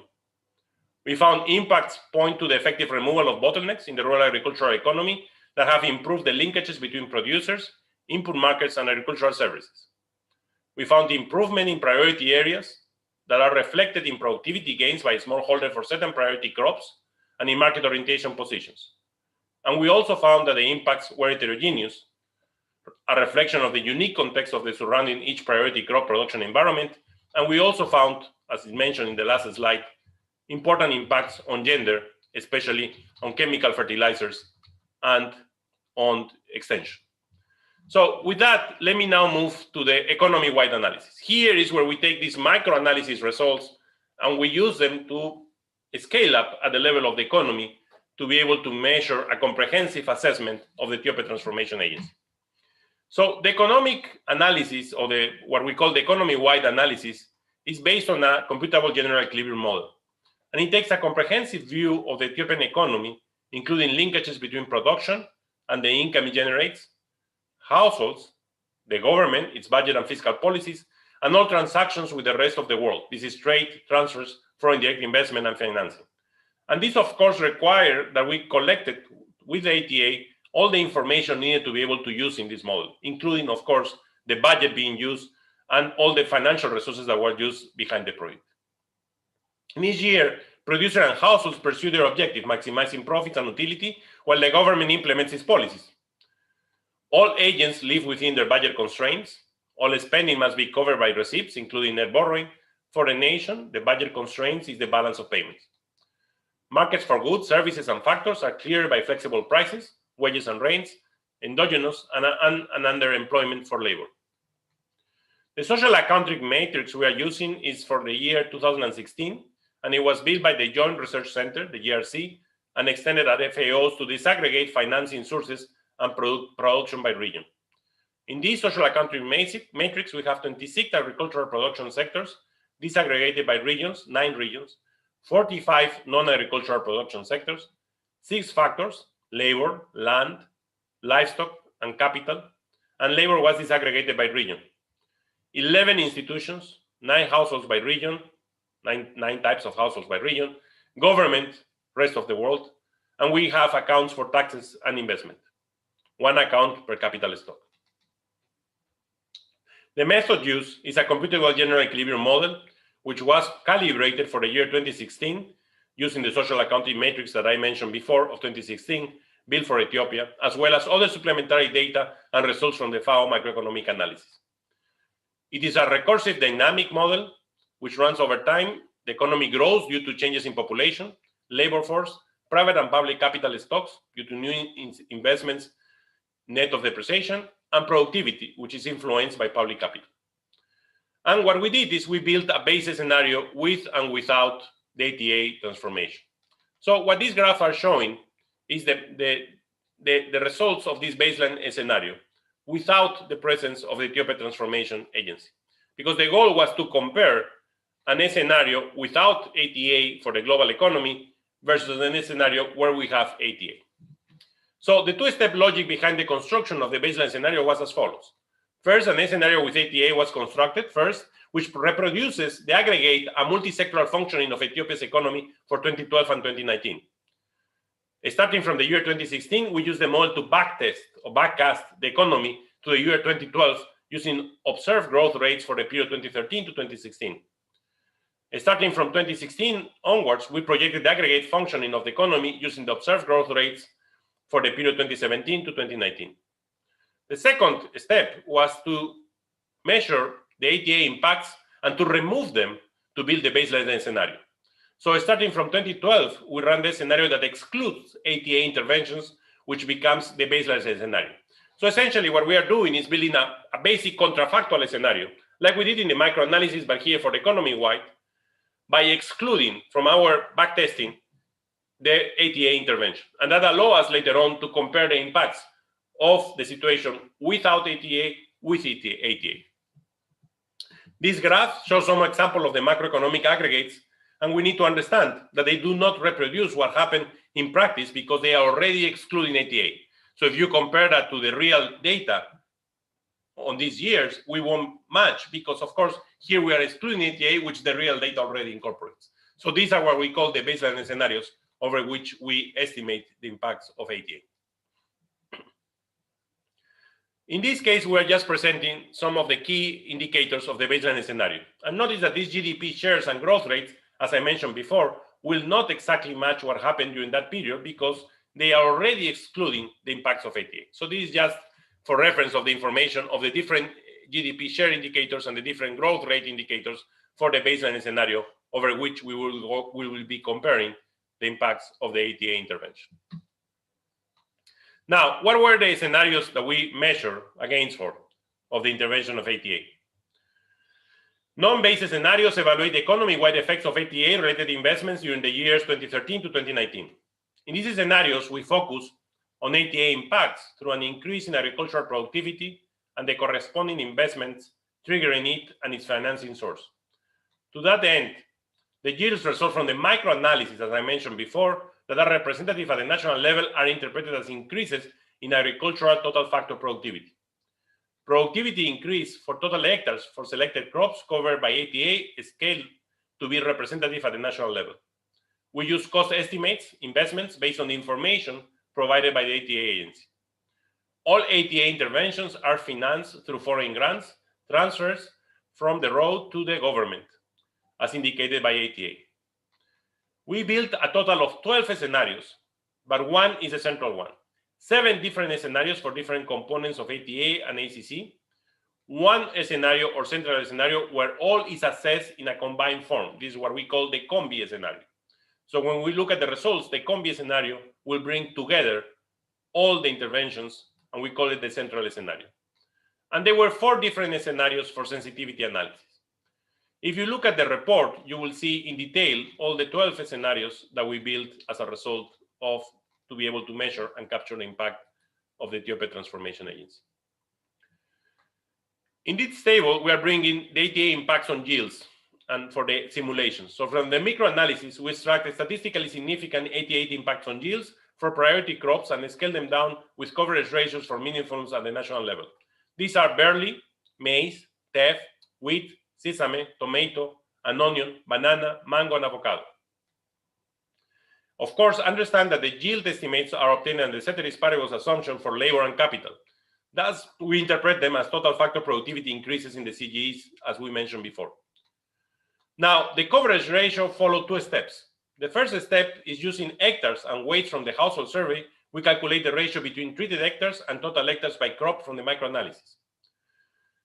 The second step, we introduce a correlation to the previous calculation using the ratio between the target and total farmers with ATA priority crops using the data from the agricultural sample surveys. And with that, we start to assess the impact of ATA.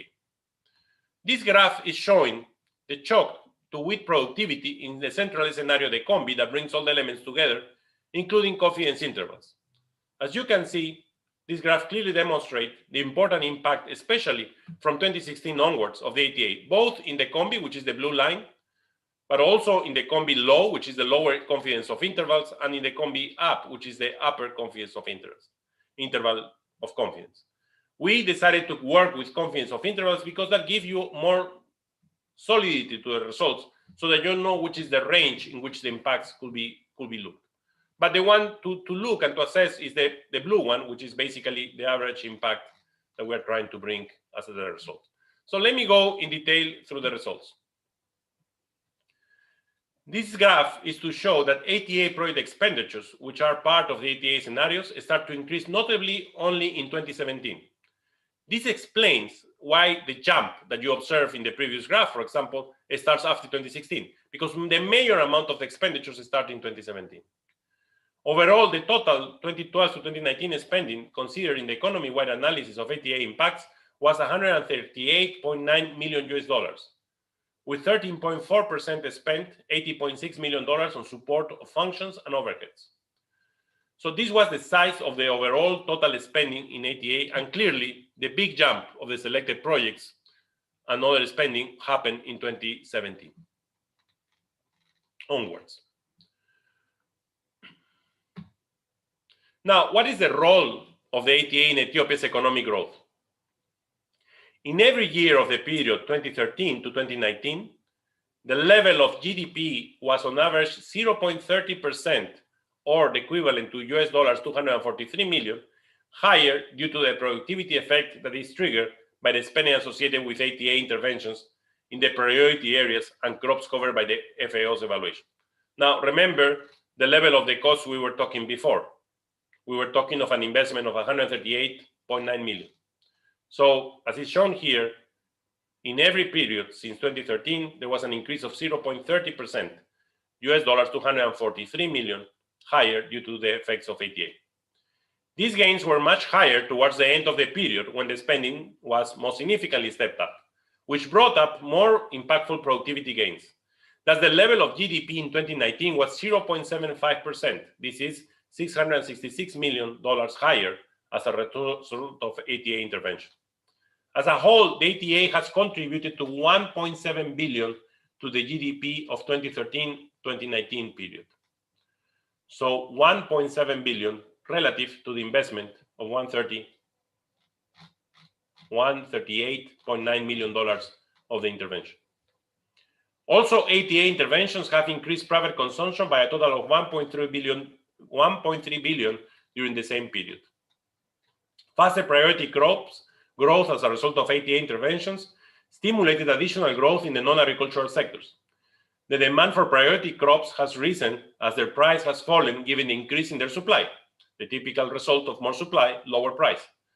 Not only that of the final consumer, but also that the other actors downstream along the supply chain who are using more of those crops as intermediate inputs for food processing. As household income also increased, not only could they consume less costly priority crops, but also more non-agricultural products. Consequently, the GDP for the overall food processing sector increased gradually in 2019. For example, it was 1.3% higher as a result of ATA.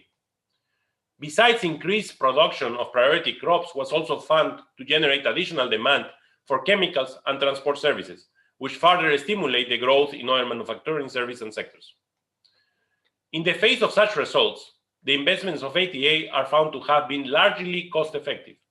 With a model total effective spending, as I mentioned before, of $138.9 million since 2012, ATA boosted GDP and private consumption by 1,700 and also between 1,700 and 1,308 million over the period of 2013 to 2019, respectively. So we move from 1,700 to 1,308 million over that period, compared with the counterfactual situation where ATA interventions would have not existed. So ATA impacts on the national economy over the period 2013 to 2019 is 10 times higher than what it cost.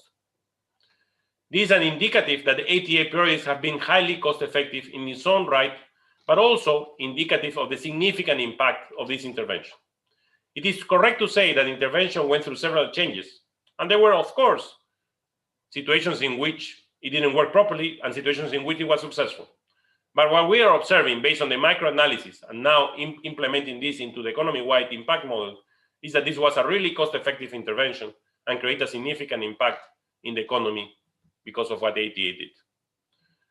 Now, let's look at other results, especially at employment creation and poverty reduction.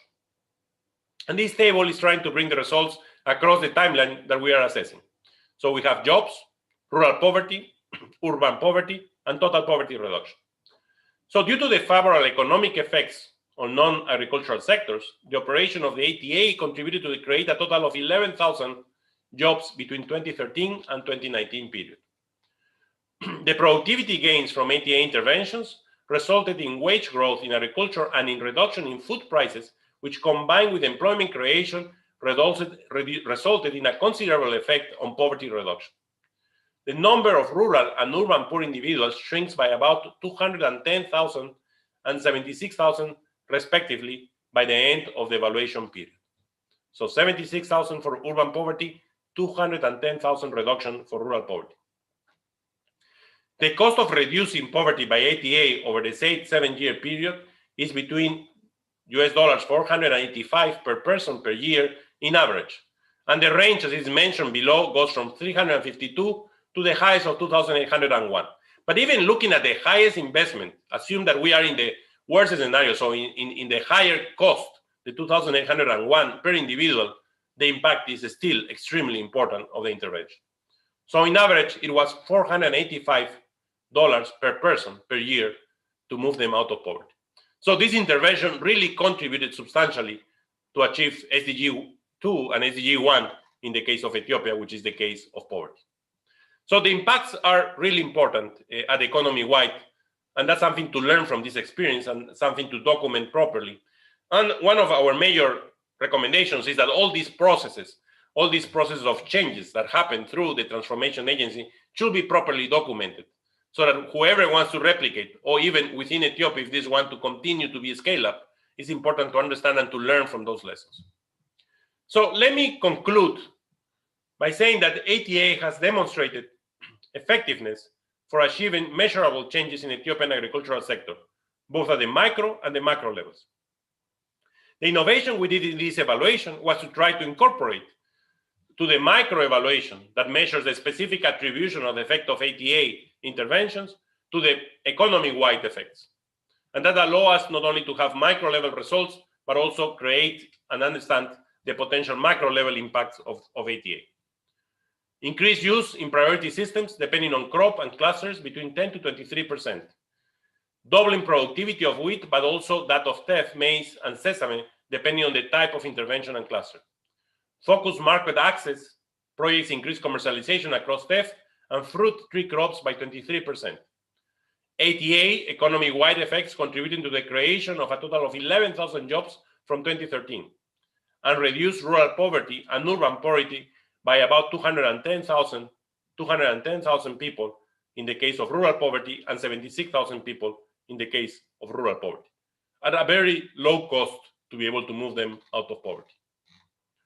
Now, we also learn things from this evaluation, and these are some of the recommendations that we as FAO want to bring to you as a country and to the Ethiopia Transformation Agency. First, value addition could be maximized through the fine-tuning of interventions to expand inclusiveness. This means work more intensively, for example, on gender equality, and produces that are at the margin for taking advantage of interventions. So being able to have a baseline at the beginning, in addition to the assessment that was done at the beginning of the Ethiopia Agency, could help, and could help in the future to better target interventions and to especially to align the design of the incentives that need to be put in place in each intervention to accomplish these two important issues. Second, better drawing linkages to other policies outside the agricultural sector has the potential to further enhance ATA's poverty reduction footprint. Small-scale producers more likely to exceed poverty through the labor market in the long run. And that's why we need to find ways in which we can interlink and expand the value chains in agriculture to link them more also to the urban sector. Third, rigorous evaluations of impacts of ATA and of a number of interventions must be prioritized. And here I'm talking of doing golden rule evaluations like randomized controlled trials of a specific intervention that are targeted now, given the expansion of ATA, targeted now to release specific constraints. The goal is now to identify what other constraint is there, and then try what interventions could help to resolve those constraints. Evaluating them properly will help them later to be able to scale them up and to be able to understand. And with the framework you have in place, you can even design from in advance a potential scaling up strategy. It is important and a lesson learned that it would have been ideal to have more information of the whole intervention systematized. So collection of more accurate information over time and trying to systematize all the process, I think could have been extremely helpful and should be helpful in the future. We are developing, for example, as part of our hand-in-hand initiative, a real-time monitoring and evaluation system. So we are developing a system that collects data on real time of every intervention, of the cost of the interventions, of the outcomes and impacts, and some indicators of impact using micro and economy-wide modeling. So that type of a dashboard should have been essential and could be essential for the future years of the Ethiopia Transformation Agency. Future efforts need to properly identify and document key processes and institutional changes. And here is a plea I do to you, is to please document everything that was done in the Ethiopia Transformation Agency. No matter it worked, it failed. Document the processes. Normally, we do impact evaluations. We know that there is an impact, but we don't know what are the conditions that are needed. We don't know what are the processes that are needed. And documenting that is central. This is not a document put in the shelf. This is a document that could be used for any potential replication, and especially to learn from our mistakes and from our successes in what we do. Also, better understanding which agricultural households are mostly benefited by ATA interventions will be important. And that can be done now through in-depth interviews to try to understand the dynamics of change and how these interventions help them. Better understanding the role of diversification of agricultural portfolios, crop switching as well as risk aversion. Remember, we are moving now in a world where we have a lot of uncertainty. So it's not only risk. Risk, I can know the probability distribution of the risk, but it's also uncertainty. I don't know the distribution. I don't know the outcome. So if I can create portfolios that are diversified for the farmers, will help them to cope with this uncertainty and with the risk. And also bring in tools like insurance, which Ethiopia has been doing. Focalized studies implemented at national level, like the theosis, which will require a different identification strategy. better guiding investments at territorial level, so mapping of ATA interventions and areas of influence with zones of agricultural potential and poverty reduction. Developing geospatial information is central. Targeting will be central to be cost effective. We have seen a significant impact, but now that you are in the next step, you have already done some impact, you need to even fine-tune more the interventions and be more precise, because it will be more difficult now to keep moving people out of poverty. And finally, assessing the trade-offs between given commercialization strategy versus household level food security and nutrition impacts or the environment. This is central, because today we need to have a sustainable development. We need to have a sustainable agri-food system transformation. And we need to understand what are the impacts over land, over soil, over water, over biodiversity, over emissions, and also understand income inequality and land inequality. Those are trade-offs that all the interventions that were done by ATA have present. And we need to measure them, because those are part of the true cost of food. And those are part of things that we need to understand to be able to minimize those trade-offs, so that we can maximize not only the private benefits of the intervention, but also the social and sustainability of the intervention in the future. So dear colleagues, let me with that finish my presentation. And thank you so much. And thank you for ATA for allowing us to do this evaluation. And thank you to all the team that has been involved in working so hard in this short period of time to do this assessment. Thank you very much.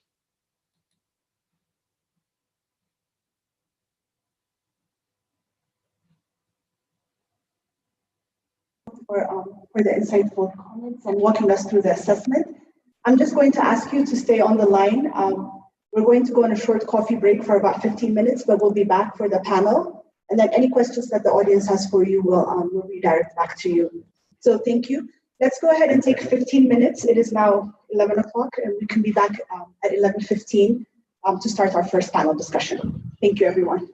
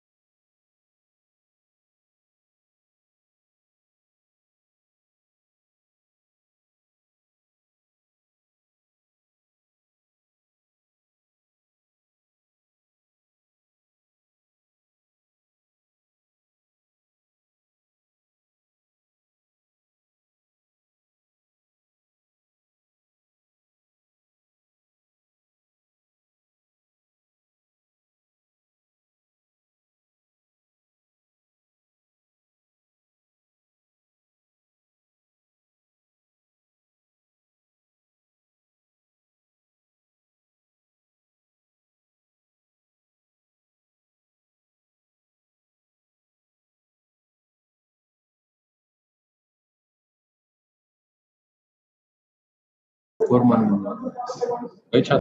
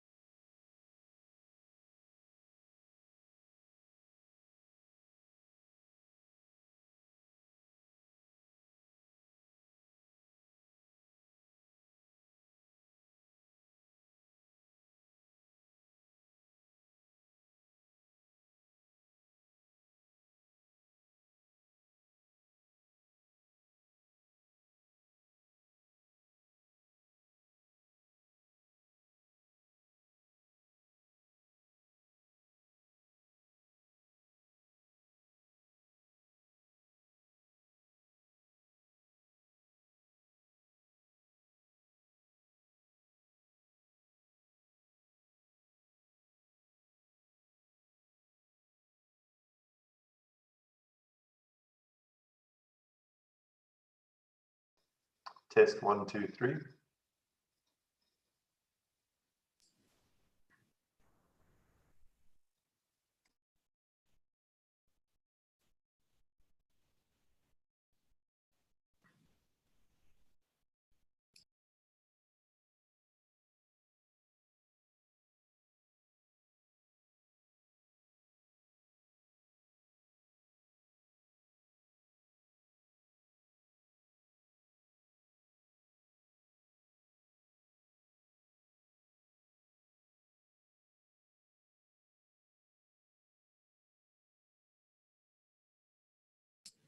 Test 1 through 3. Can you hear me? Yes, Anna, it works.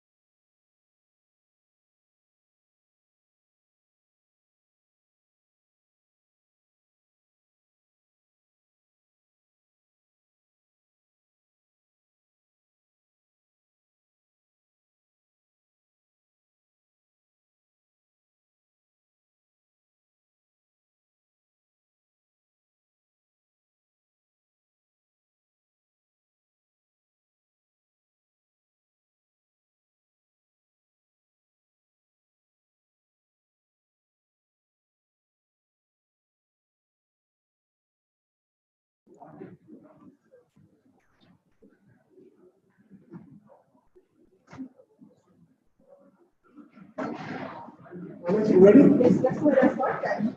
Okay. Anything is here?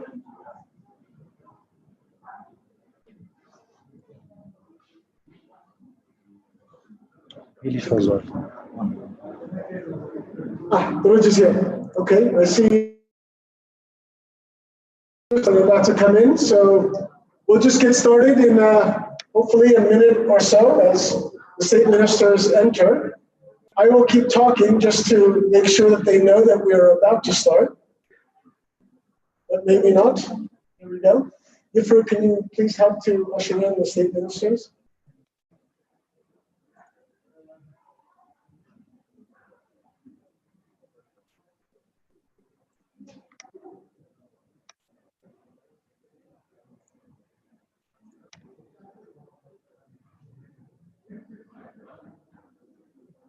Okay, thank you everybody for keeping our schedule on time and for the attention and the participation in the morning session. I hope the morning session provided everybody with a good overview of the ATA from Ato Umar, the expectations that the ministry has of how the ATA should work, and from Dr. Maximo when it comes to the ATA's impact over the past 10 years. The next agenda item on our schedule is a panel discussion of some of the ATA's partners over the past 10 years, and then a question and answer session immediately following that. Before we go to that, please allow me just to recognize and welcome two special guests, two sets of special guests from the regional level, and I'll do part of it in Amharic.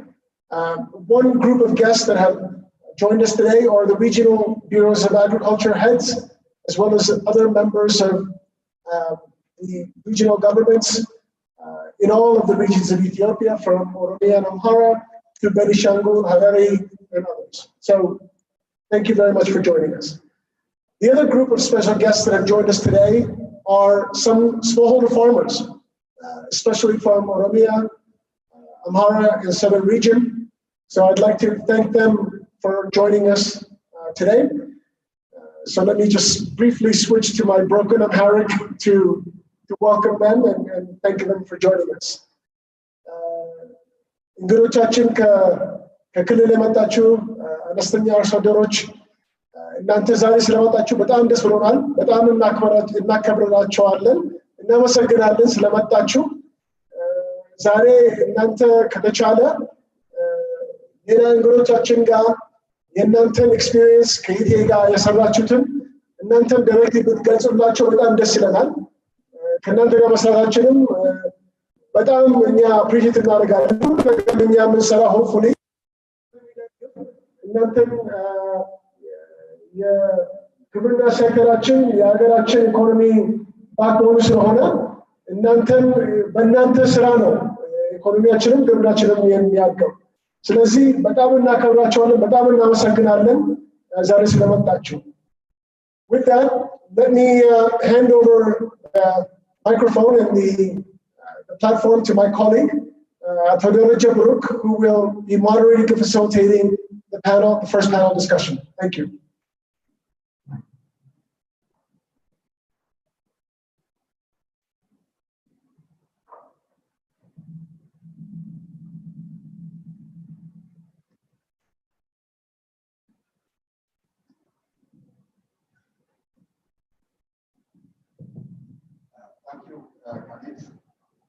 Thank you, Khalid, for this introduction.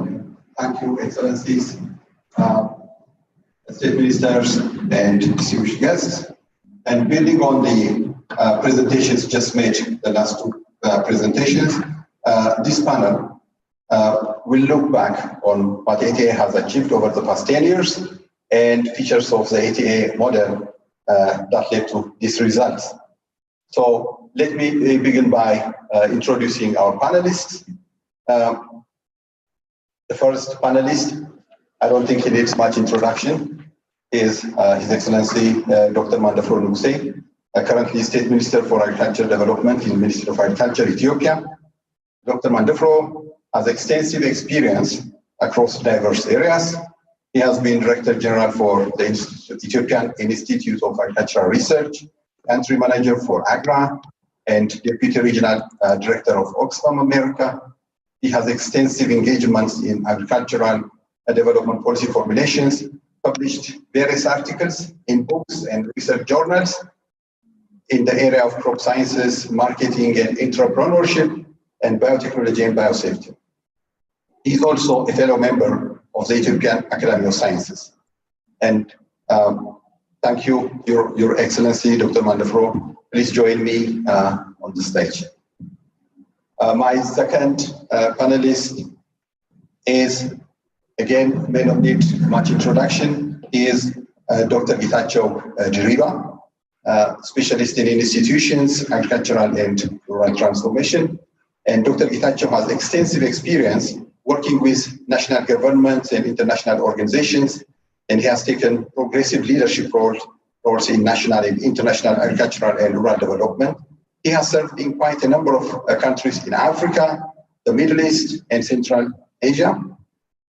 He also served in the WFP headquarters in Rome with global outreach, as well as WFP representative in Liberia and the People's Republic of China. Dr. Getachew has produced 2 seminal books on Ethiopia, one of which is Overcoming Agricultural and Food Crisis in Ethiopia, Institutional Evolution and the Path to Agricultural Transformation.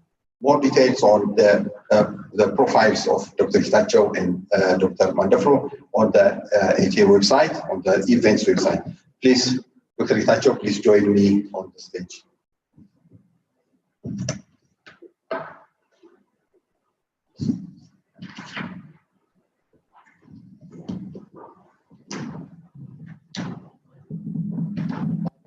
My next panelist who will join us online is Ana Paula de la Campos, who's economist, Agri-Food Economics Division, FAO. And over her 12 years of work at FAO, she has held several positions, including econometrician,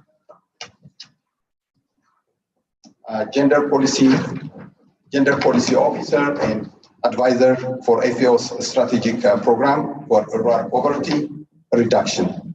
As an economist, Anna's most relevant areas of work include the design of program impact evaluations and supervision of surveying processes in the Middle East and Sub-Saharan Africa. Thank you, Anna, for being in this panel. And Anna joins us online. Thank you, Anna. And the next panelist is Jürgen van der Weydt, General Manager, Rootmalt, Ethiopia. Apologies for my pronunciation. For the past 2 years, Mr. Jürgen was attached to the project as installation manager for the construction of malting plant in Debre Birhan. Prior, he has been working as an installation manager globally, constructing diverse factories and installations related to the food and beverage industry, such as Habesha and Friesland Campina. Again, thank you, Mr. Jürgen, for being in this panel, and please join us on the stage. The fifth panelist we have is, again, online is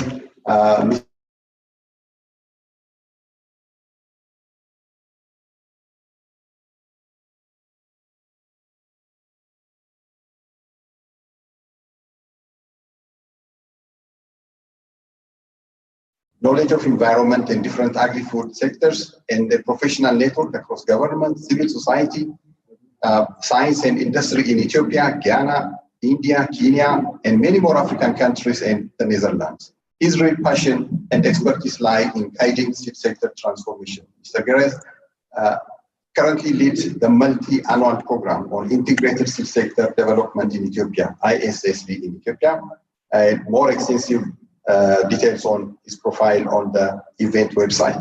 Again, thank you, Mr. Gerez Borman, for being in this panel. Having said this, now we are set to for the interview, for the panel discussion of the interview. So let's get started with this interview. And my first question goes to His Excellency Dr. Mandaflo. And again, thank you, Dr. Mandaflo, for being with us. And the first question we have is, in your experience, both as Director General of Ethiopian Agricultural Research, Institute of Agricultural Research, and before and State Minister of MOA now, how would you describe ATA's working model and relationship with the sector?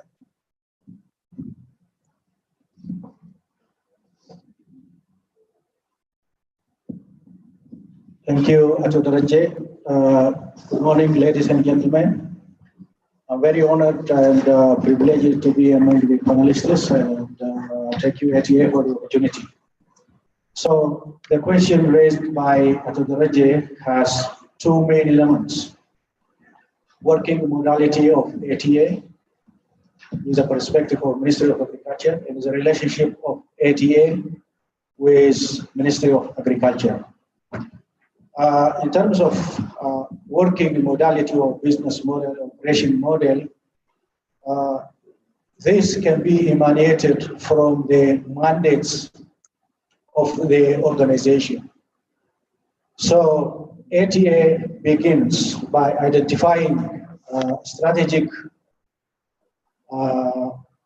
constraints that is really a block for improving productivity, income, and livelihood of the farming community. Then, from this study by the analytical team, there would be a resultant recommendations.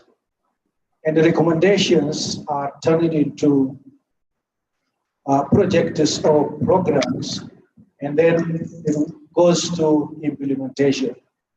So in the process of implementation, ATA is supporting the ministry through delivery units. Then the delivery unit begins by planning the strategic intervention or the systemic challenges and the associated interventions. So this modality of operation is currently in life.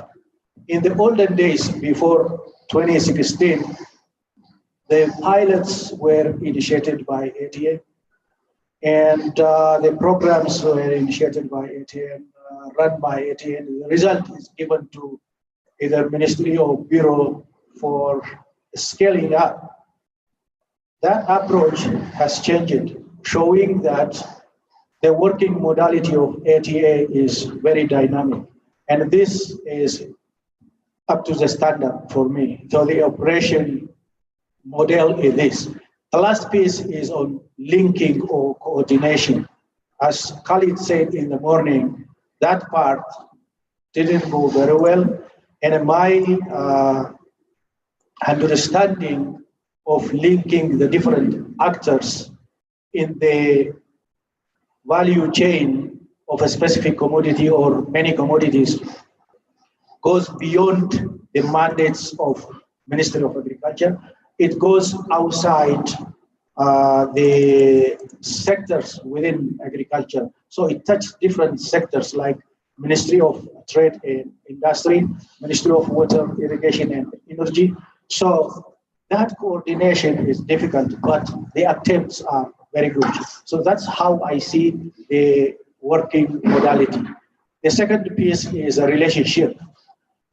So in order for two institutions to have relationship, what do they have in common? Is the first question. I would like to break the relationship and describe them into three categories: the early stage of ATA, and the middle age, and the current. So at the early stage, I would label or describe the relationship as competitive.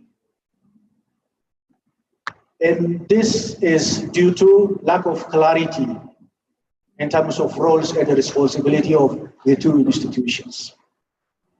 And the middle age looks cooperation, which means I need you. So the ministry needs ATA, and ATA needs the ministry. For ATA spearheads and ministry skills. So one cannot be successful without the other. So they need each other.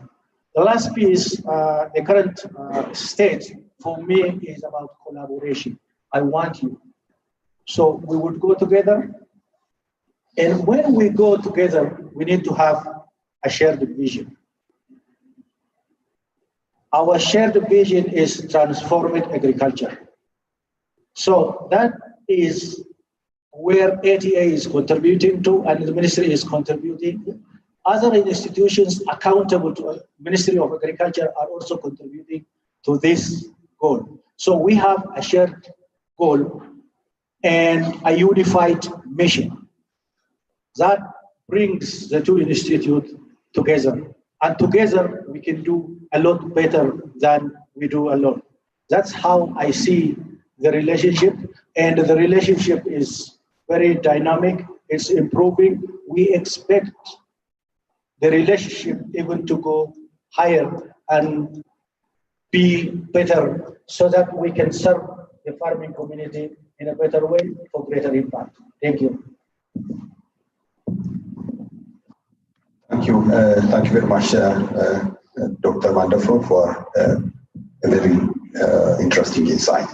So I got my second question goes to Mr. Gareth Brown online. So, yeah, characterize the way that the ATA works and approach, which might differentiate it from others. Okay, well, good morning, everyone. And firstly, let me also share Dr. Mandefro's appreciation of the organizers for having us here today. It's an absolute pleasure to join the panel and to commemorate this important event in ATA's history and also in that of the country's transformation of agriculture. I think Ethiopia is quite fortunate to have an organization, a national flagship like ATA. I think not all countries are as privileged. My colleagues and I, we work in partnership with many different organizations and supporting the transformation of the seed sector across a number of different countries. And what we experience in the seed sector is really a complex landscape of multiple stakeholders, all engaged in some way in dealing with seed. In the absence of an agency with a similar mandate to that of ATA's, or even sometimes navigating the blurred lines between multiple agencies all competing for the same mandate, makes that task very difficult. In fact, I think I would like to see more agencies focused in their attention to the strategic advancement of the seed sector specifically, and not necessarily agriculture in general. I would say ATA distinguishes itself from other organizations in its high quality studies and analysis. I think it would do well to communicate these data more widely, as ATA certainly has the resources in place to present evidence in a very compelling way. It has a great analytics team. I also, what I appreciate a lot about ATA, I think makes it stand out from others, is its eye for innovation. ATA has been an ally to my organization and my partners in identifying, testing, and bringing to scale innovations in the seed sector. And I think part of its strategic nature is that it has done very well to prioritize the innovations that it has, and has gone to great lengths to give these a real fighting chance of survival. And that brings us to this new chapter in the organization's life history, and one which I will follow closely. Thank you.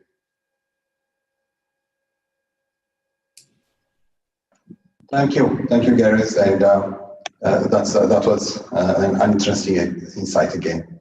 My next question goes to Anna Paula, again online. And Anna, thank you. Thanks to you and your team at FAO, we have been able to see both the direct and indirect impact ATA has made in farmers' lives, in the sector and in the country. What are the result areas from ATA's work that really stood out to you? Well, first, I would like to thank ATA for the opportunity to conduct this evaluation. ATA is an agency that is unique in its kind and also an inspiring model for other countries, as several of the panelists participating today have expressed. And undertaking this evaluation has been very valuable for FAO, and we look forward to sharing ATA's model and experience in the future. Now, in terms of what stood out to me the most, I'd like to mention 3 findings of the report. One is at the micro level, and it's in relation to the gender equality results of ATA's interventions, which we thought that were quite interesting, and also pointed us to the constraints that particular households face in the agricultural sector.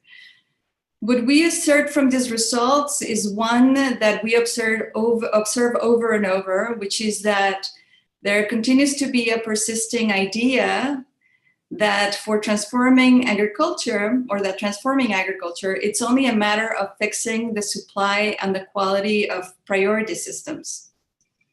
And instead, there are other constraints that agricultural households face, constraining this transformation. And for that, we think that agricultural interventions need to better understand them and properly address them moving forward. The capacity to produce and access markets is also a function of households' resource constraints, the available household labor, and the mix of household livelihood strategies. And this includes aspects of how households engage in the non-farm economy and their risk aversion and their risk management. So one of our recommendations for ATAs moving forward is precisely to enhance their interventions with more socioeconomic analysis of rural households.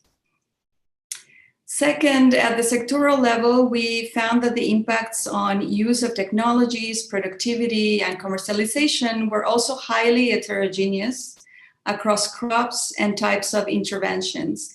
And this is clearly a reflection of the unique context surrounding each priority crop's production environment and the level at which ATA's multiple interventions across systems are integrated. While many innovations have been taken up by farmers through ATA's interventions, our micro-study being based on a national representative sample of rural households show that in some cases, only a few of these innovations are reaching the numbers that are needed, even if extension services reaches very impressively more than half of these households, when compared to other countries.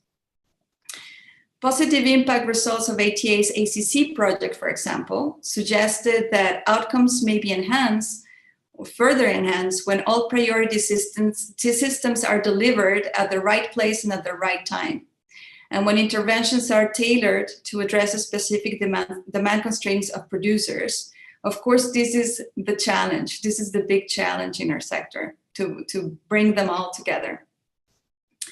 Finally, the macro level results just restated the extent of the relevance of the agricultural sector in other parts of the economy, in particular where the majority of the labor force in the country continues to depend heavily on agricultural incomes.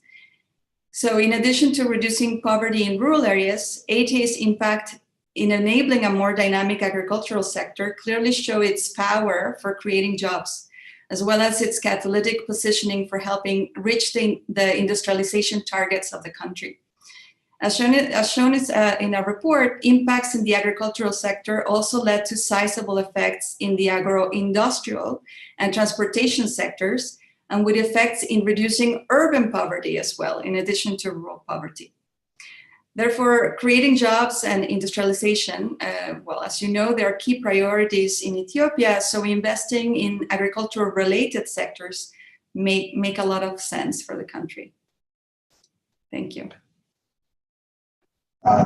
Thank you, Anna, for an extensive explanation on this point. The next, I go for Jürgen for the next question. You are one of the private sector actors that have felt the impacts of ATA interventions. Can you share a little about how Buchwald came to be in Ethiopia and your engagement with the ATA. First of all, thank you very much for the invitation to be part of this today. It's highly appreciated, and this only shows that the ATA is very much engaged indeed in linking up. So basically around 6.5 years ago, our CEO came to Ethiopia for a discussion with Khalid. And in a matter of a few hours, the decision was already made that Ethiopia had a huge potential for the malting barley industry.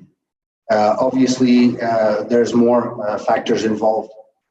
So what we started off with was to explore the supply chain. And we started off with that in collaboration with the ATA. And basically, after a year or two, it already proved itself to be very valuable and of a large impact to the smallholder farmers, which was also, as explained by Khalid, one of the points of the ATA that wanted to be achieved. So after 2 years, we already made the decision that we wanted to come to Ethiopia. So we decided to build a malting plant, 60,000 tons annual output, which would definitely make a huge impact on the farming community. So until today, the ATA has proven itself worthy of being able to do the linkages. Whenever we ran into an issue, the ATA was there to reach out to and to set us up with the right people to have discussions, et cetera, et cetera. Of course, it was quite an experience for us as well, being in Africa and in Ethiopia in particular, because, yeah, we had never done that before. And I fully agree with one of the comments that one of the previous gentlemen made as well, is that having an organization like the ATA available to assist and to be there, it has proven its worth. It was able to link us and to the smallholder farmers. It was able to show us basically how to improve our supply chain and how the system works in Ethiopia. That basically enabled us to be successful as we are today since we started production 2 weeks ago. So for us, it has basically had a lot of advantages having the ATA on board because it can be quite difficult doing it by yourself. So an organization like the ATA for us has proven its worth to the full extent. Thank you.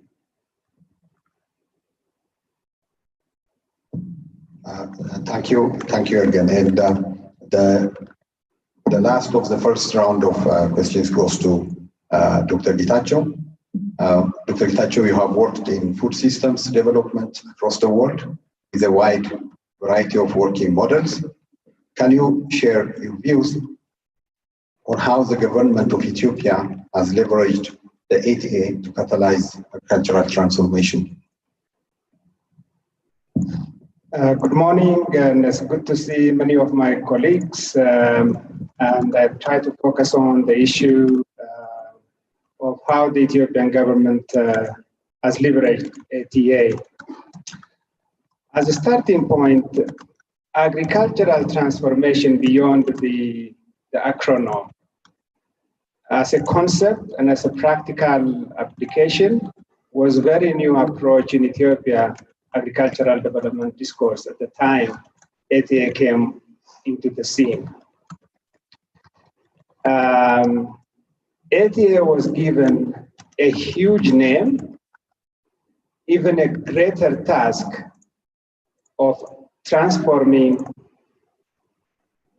primarily the huge smallholder agriculture and subsistence farming system. That is the beginning, and I think many of the nuances that we can discuss has to do with balancing this name and the task it has on hand. And also playing, when it came into effect, at the time when Ethiopia transitioned from either the transition period, the EPRDF went through the first 10 years, and then the poverty reduction effort entirely focused on it, the second 10 years. And then the Ethiopian government started tinkering with coming terms with economic growth and transformation agenda broadly. So I think this timing is very, very important to understand how we can see, hopefully, when the designers of ATA, what they have in mind. And obviously, hindsight is 2020. I'm trying to read into and trying to decipher from what ATA has become to understand how the government of Ethiopia has leveraged. 4 important points to share with you my insights. The first is ATA as an Ethiopian organizational breed. Although it is designed to look into the experiences of a number of other countries, especially from Southeast Asia, I believe ATA was molded as an Ethiopian institution, with Ethiopian local agenda, seeking Ethiopian relevant solution, and many of its innovations, as Khalid reminded us this morning, are adaptive, evolving, and hopefully intending to be enduring. And this is what I believe Ethiopia continued to harness from ATA. The second, I believe what the designers may have had in mind was to put ATA to challenge, hopefully to disrupt the status quo, because the creation of ATA assumed that the existing national institutions were incapable or insufficiently prepared at the time the GDP growth and transformation program was designed. So that disruptive model was the motivation, I believe, to bring new ideas, new breeze into the scene of organizational architecture. So, in a matter of speaking, for many of my Ethiopian compatriots, you recall from the 60s and 70s, a byword, a very fashionable thing that happened in Ethiopian agriculture was EPID. As EPID was the 1960s and 70s, ATA was at present that byword. So I think it represented a demand, a vision, and also cultivating this idea that Ethiopian agriculture must now ultimately has to transform. The question is, has ATA succeeded in fully disrupting or challenging the status quo? The answer is not entirely, but it has started chipping away some of the established way of thinking bit by bit, and it is in a good starting point. And a lot more work is needed as we go along. 3, I believe ATA was conceived as a fusion of a private entity and a government and a public entity. I believe this is what the designers of ATA wanted it from it. The creation of ATA recognized that the existing organization couldn't be sufficiently prepared, and therefore this fusion of what looks like a private and public has to operate. And also was placed in a very narrow corridor between the office of the Prime Minister and the Ministry of Agriculture, at least initially. That served it very well at the beginning. So, and ultimately, obviously, over time, it has learned, it has fully become part of the Ministry of Agriculture, and that learning is an important one. Finally, I think the designer may have thought, because of this fusion of ATA's behavior, part Ethiopian domestic workforce and part internationally recruited staff capacity, was to produce a dynamic workforce that can work effectively across entities. Although this, as Kelly reminded us, a lot more work is needed.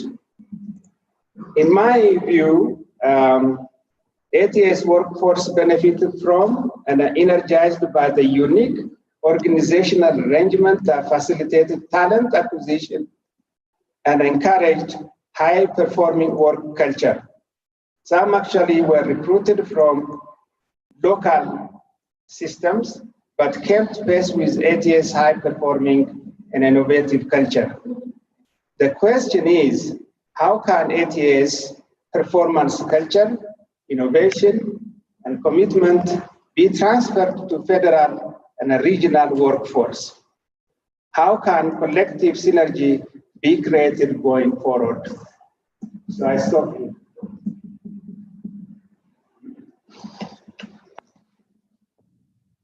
Thank you so much, Dr. Gitacho. You raised very important and critical points. Thank you for that. Let's go to our second round, and I go to again His Excellency Dr. Mandofo. So a key part of ATS mandate is to undertake analytical studies. Can you provide us with some examples of how the ATS analytical studies have supported the Ministry of Agriculture? Thank you. I can cite several examples that the analytical studies of ATA influencing the policy and the practices of the ministry and the operation modalities of the ministry. I would like to highlight 3 examples. One is in the area of IT. The IT needs of the ministry and the IT needs of the Ethiopian Agricultural Research Institute was stated by the analytical team of ATA. And that study has capacity gap and infrastructural gaps, as well as the needs in terms of digitalizing the agriculture sector was the research and the extension system. So that is captured in the current policy reform, and that has informed and influenced modalities of operation of the ministry. The second example is ETIOSIS, the soil information system. I know the system captured was satellite data, which was complemented by soil samples collected from different places. So that influenced the recommendation of fertilizer. So the recommendation of fertilizer based on ETIOSIS plus validation by researchers at the federal level as well as at the regional level came up with results that are different from the blanket recommendation. That's another example. The third example that I would quote would be the strategy for the extension system. So the strategy has one of the deviation from the old practice is a pluralistic extension system. So that has been again reflected in the new revised policy of the sector. So the studies that come from the analytical team who do have unique capacity and competency resulted in influencing the policy and the way we operate at the ministry level. There were over 250 plus studies, but all of them cannot be turned into action. Definitely, few of the most important ones went into implementation. So in the future, we don't do studies for the sake of doing studies. when we do studies, the recommendation has to go to inform our operations. That has to be turned into action, which later on can be reflected with the benefit of the farming community, either in terms of increasing productivity, income, and ultimately improving the livelihoods of the people who serve the farmers. Thank you.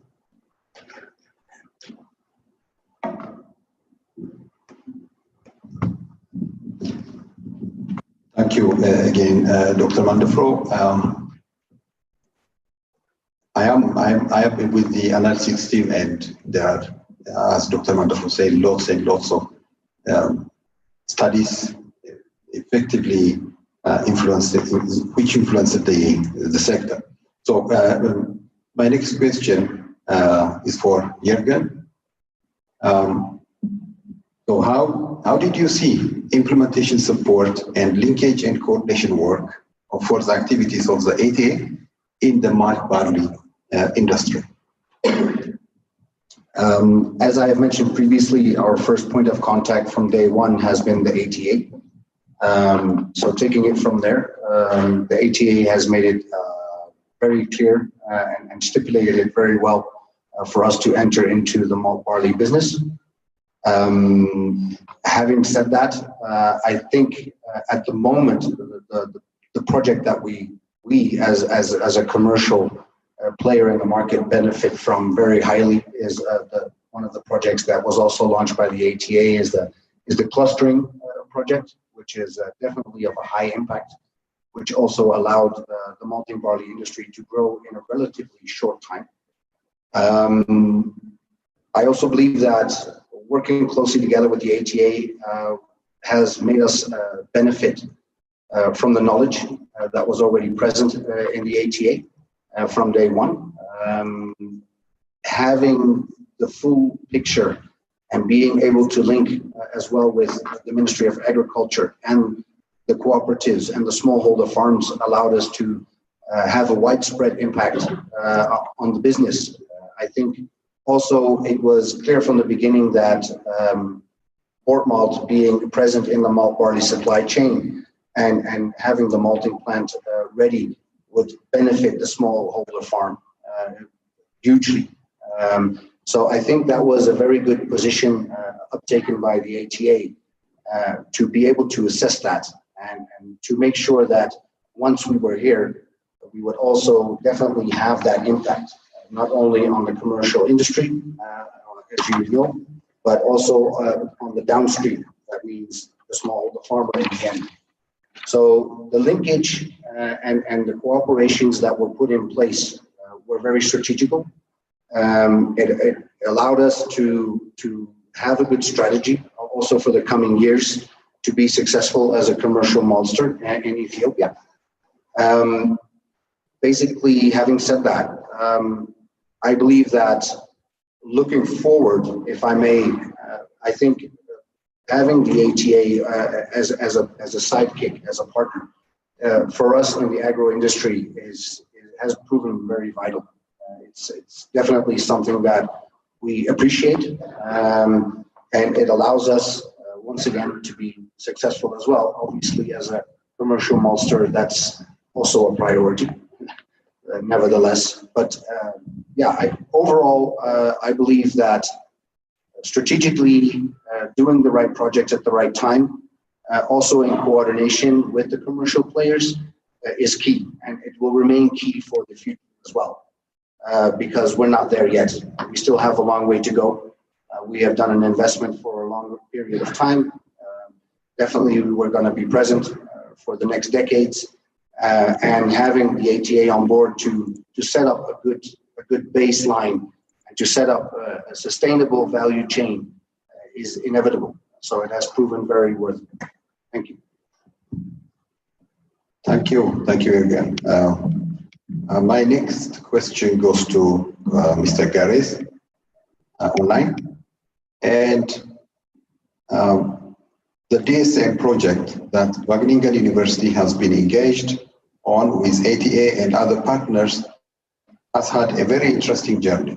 It was initially started by the Dutch embassy funded ISSD Ethiopian program, scaled up by the ATA and was recently handed over to the Ministry of Agriculture.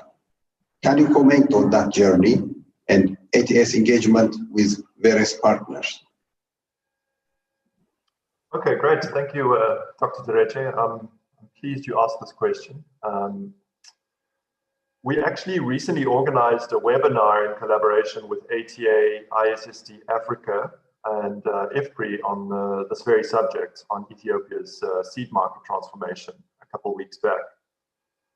In that, during that webinar, a colleague of mine, Dr. Mohammed Hussein, and also ATA's very own Dr. Yitbarak Semiani, captured very well this journey, piloting direct seed marketing in Ethiopia. And I guess just how complex a process that has been.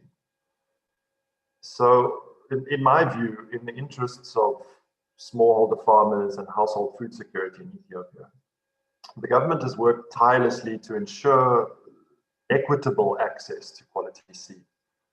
And that's a very difficult thing to do. So DSM has actually challenged very established ways of thinking, ways of doing distribution, and was disruptive, perhaps even threatening, and certainly uncertain in the contribution it would make to the country. I would say, fortunately, with a little room for maneuver in Amhara region in 2011, we managed to pilot DSM in 2 waredas, just 2 waredas. And after a few years, ATA took the reins over and has actually scaled that to an enormous number. The number has swelled to, I think, well over 300, 320 waredas, and now covers 67% of the market.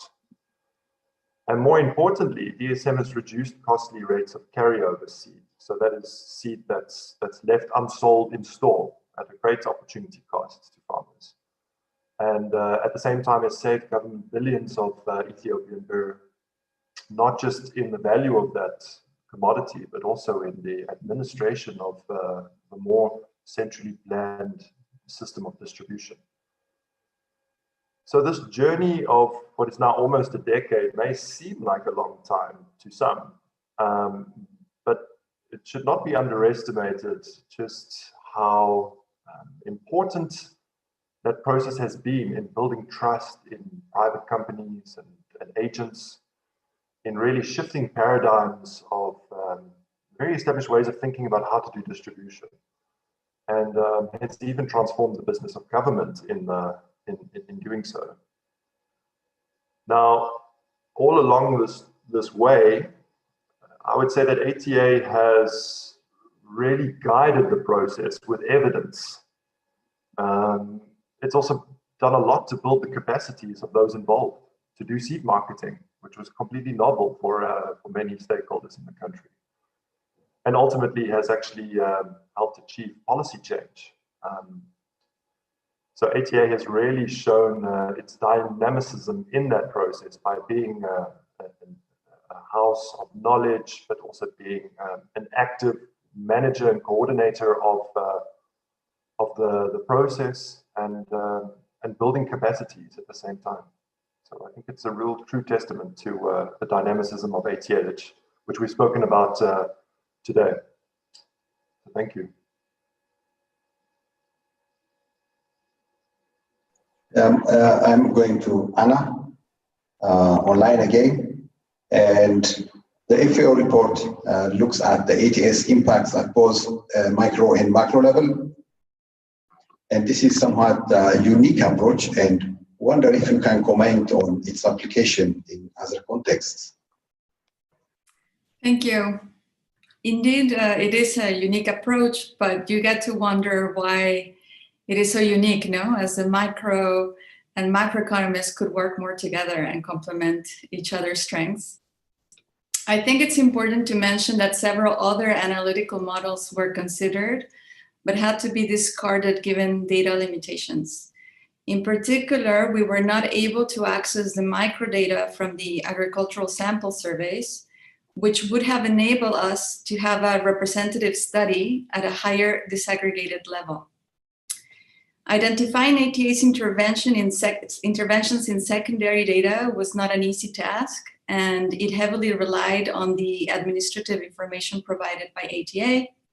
Also, assumptions had to be made.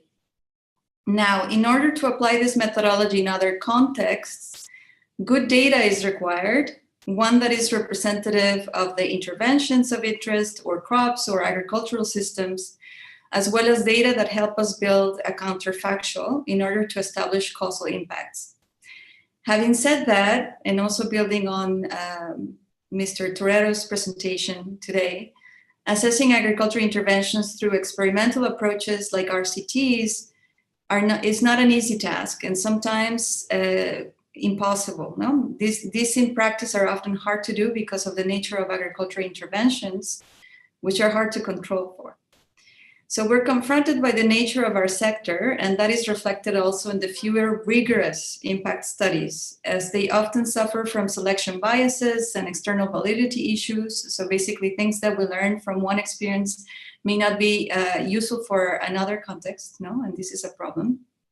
However, this has to push us to innovate in the kinds of econometric approaches that we use, and also increase our use of unconventional data, like spatial data, which was also mentioned by Mr. Torero. I believe that for increasing the number of quality of impact evaluations in the sector and further learning what works in agriculture, the best we can do is to further promote the collection of this quality information. No? And this needs to be foreseen at the project planning stages and not to be an afterthought. The good news is that data collection costs have also been decreasing over time, and also the pandemic has made us find new ways to collect information.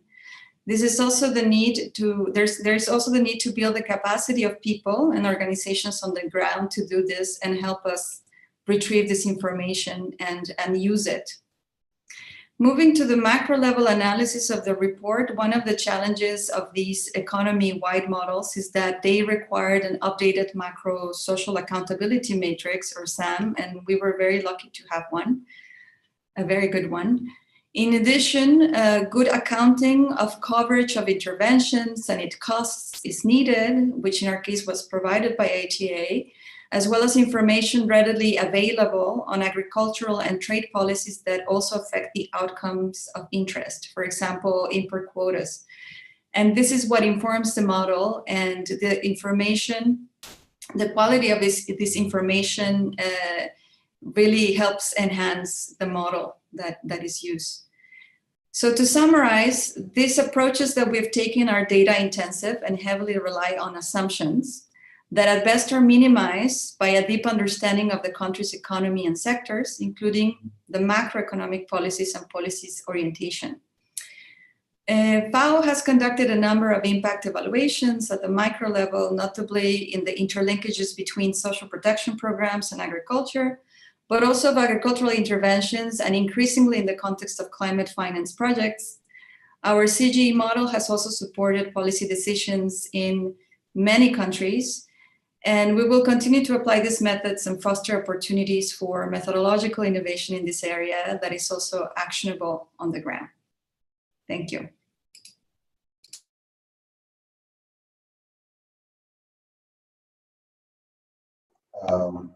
Reflection. The last of the questions goes to Dr. Gitacho again. Dr. Gitacho, you have worked in food systems development across the world with a wide variety of working models.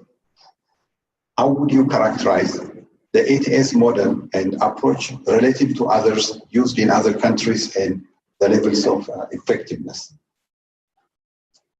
Thank you. I can speak for days. The marvels, the success stories, many other countries that I have had an opportunity to visit and work in. But I think, one, it's not time. Two, Ethiopia is not comparable to those countries. So I think we should remain within Ethiopia lane. However, it is important in comparator with other countries where Ethiopia was and still is at the time ATA was established. That is to say, Ethiopia began at a very low level of innovation, technological change and very low level of civil service capacity. I think it's important to put this into context in commenting on the success and effectiveness of ATA. Secondly, I think many of the discussions and presentations today focused on technical. Success, in as much as technical, are also non-technical and institutional. So I will focus on some of these non-technical elements that we need to keep in perspective. In doing so, I'm talking both to ATA into the future, and also the twin side of ATA, the Ministry of Agriculture, the state ministers, presented here. So what measures success? Is it the quality of innovation? Is it the quality of dissemination?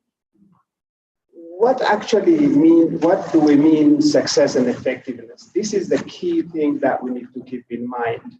My reflection is broadly an outsider view and try to reflect in a way that forges the future. One area of success, I said in my first intervention, was ATA was shielded from very bureaucratic arrangement by its very creation, that infusion I talked earlier on. So that is an important element, and I hope, and it is my belief that maintaining a degree of freedom to act, a degree of freedom to spend quality of time and money on innovative ideas, a key thing. This is not an isolated factor, and this is where the Ministry of Agriculture and colleagues can learn from. The second, as important factor of effectiveness for ATA has to do with it is investment in human capital. A couple of years ago, I had a privilege to look at ATA from inside when I worked with the Center for Strategic and International Studies, Strategic Studies. One of the things that we recognized was that ATA is very vibrant, very dynamic, and what made it so was the question. It's the same workforce that was moved from one entity into ATA has become and performed differently. What we discovered was the investment in human capital, the training, the demand for quality, the performance management, the incentive system, the system that attracted talent. And I think this is one of the success stories and the learning point from ATA. And I hope in moving and looking forward, this is one of the attributes that ATA can still continue to strengthen. And my colleagues at the Ministry of Agriculture must continue to work with. Another area, I think, over the second part of ATA, not only they just looked at the policy, become think tank, but show and tell. What they have identified, innovated, they took it out to the field to show. And obviously there are a lot of complexities here, don't get me wrong, but I think if they, as Khalid reminded me many times, if he was seated here in Addis Ababa and even earlier on, it's in his PowerPoint presentation, nothing would be done. So I think that show and tell is one of the effective models. But the question that arises is that what would happen if more of the Ministry of Agriculture and other stakeholders start to act in the same fashion? The other area that I believe worked very well for ATA as an effective organization, it is size. It is small. It has an effective channel of communication within and outside.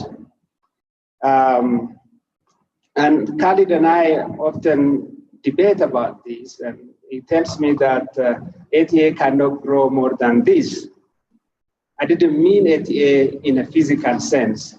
ATA as an idea should be bigger, meaning a lot of followers, a lot of actors. This is something that ATA, as Khalid recognized earlier on, forging partnership, forging alliances, greater followers, greater actors would be where the future holds for Ethiopia. I'm very passionate because ATA being small is good for its effectiveness, but it's very bad for Ethiopia because we need a greater capacity, a greater transformation at scale and at speed. Finally, I think in concluding, hopefully this is not specifically to deal with the past, but more of the future.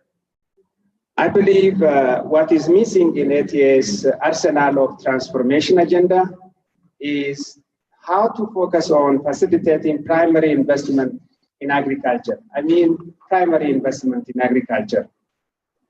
My sense is that without investment in agriculture, primary investment in agriculture, the ongoing effort to gradually induce change in smallholder agriculture alone is insufficient to meet national demands and to bring transformation at scale.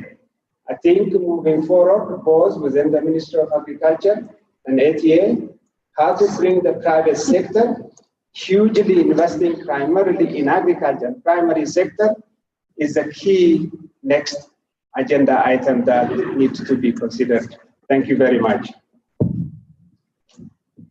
Thank you, Dr. Getachew. Thanks so much for this very insightful comments you made. And we could have had more discussion on many other issues, related issues, but given the time we have, I think we stop here. The panel discussion, the first part of the panel discussion would end here. And please join me to thank the panelists, both here and online, for their insightful, comments they generally shared to us. So I thank you all for coming.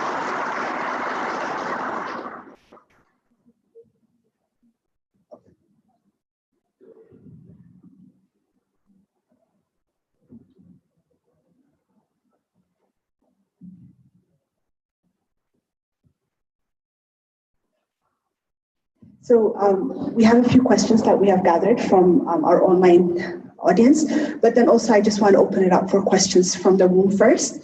So maybe we'll take 2 to 3 questions for the panel or anyone that has joined us online, and then we'll move on to the questions that we've gathered from Zoom as well. So we have our first question right here, or 2. Second question, 1, 2. And then there's the question in the back as well. So we'll take the 3 questions. Thank you. Okay. Take my mask off. Okay, thank you. I have 2 questions. I'll try to be quick. We've heard of very impressive results from ATA interventions. I must say I'm not surprised, but of course I am biased. And as some of you know, I did work in the senior management of ATA, so there's this blasphemous saying in Amharic, Christos Segaladela, but that's on the side.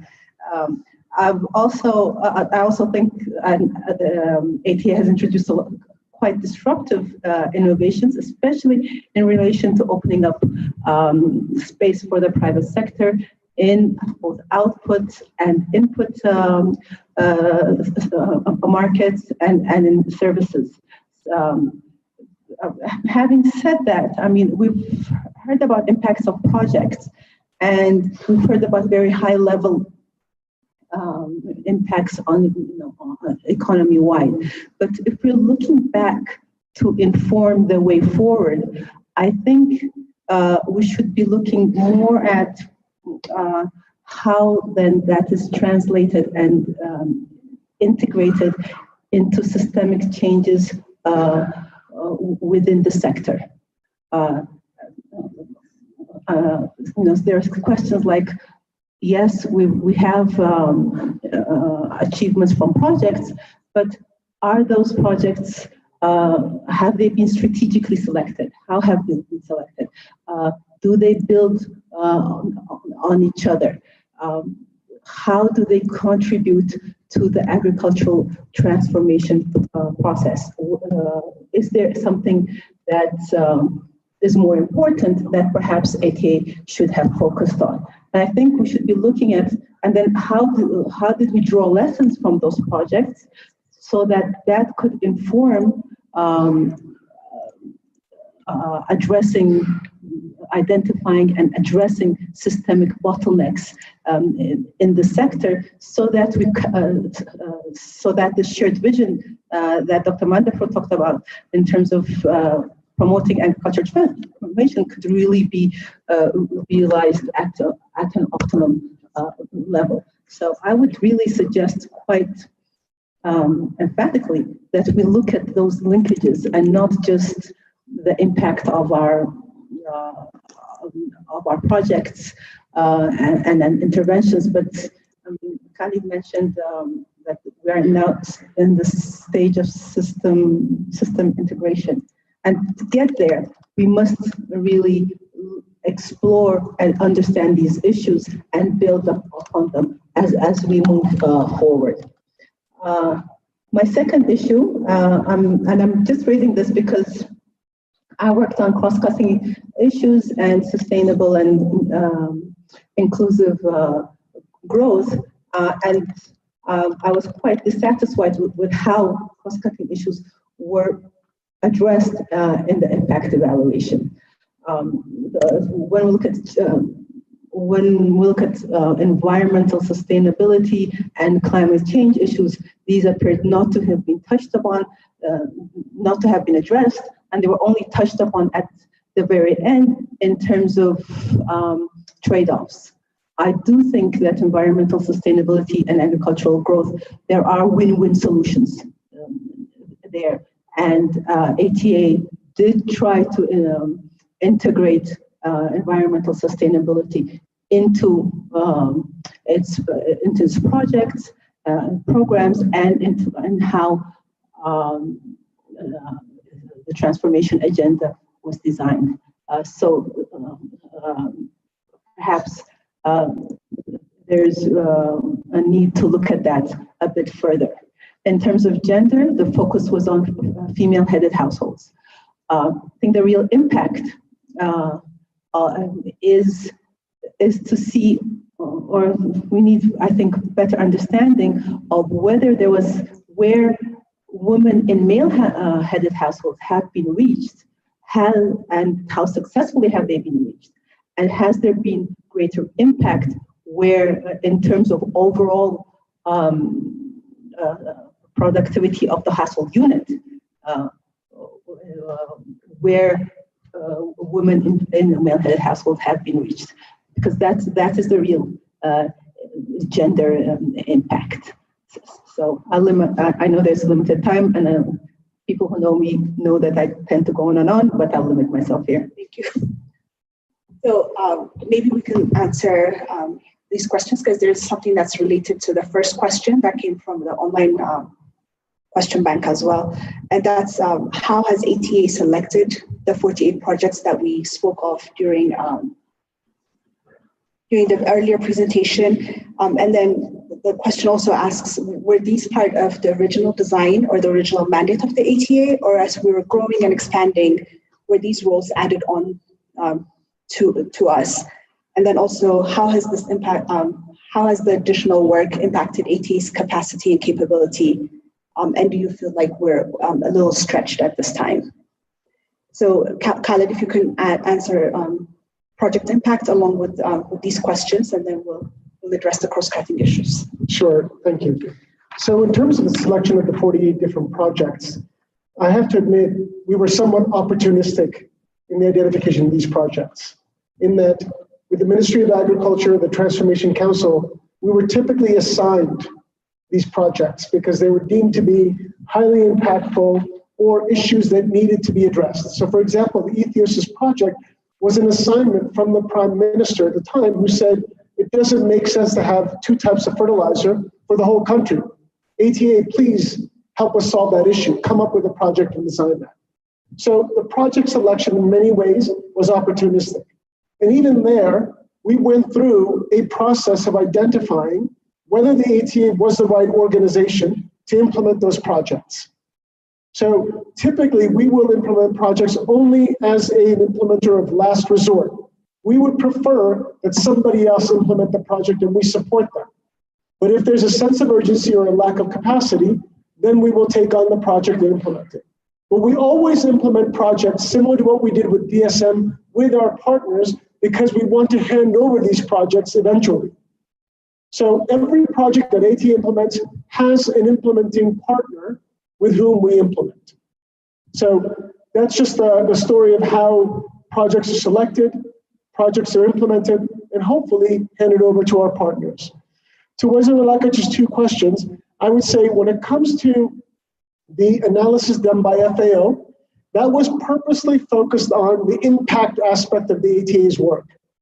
However, the broader qualitative questions that Wazir Alakach brings up are critically important, especially when it comes to how we integrate and work with our partners on the integration or on the application of the ATA's work on the system as a whole.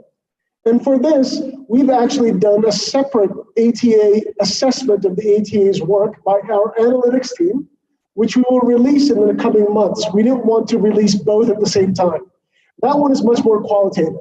It looks at these types of issues, but then also expands it to say, what should we do in the future? How do we improve our work? And most of that builds on the SWOT analysis.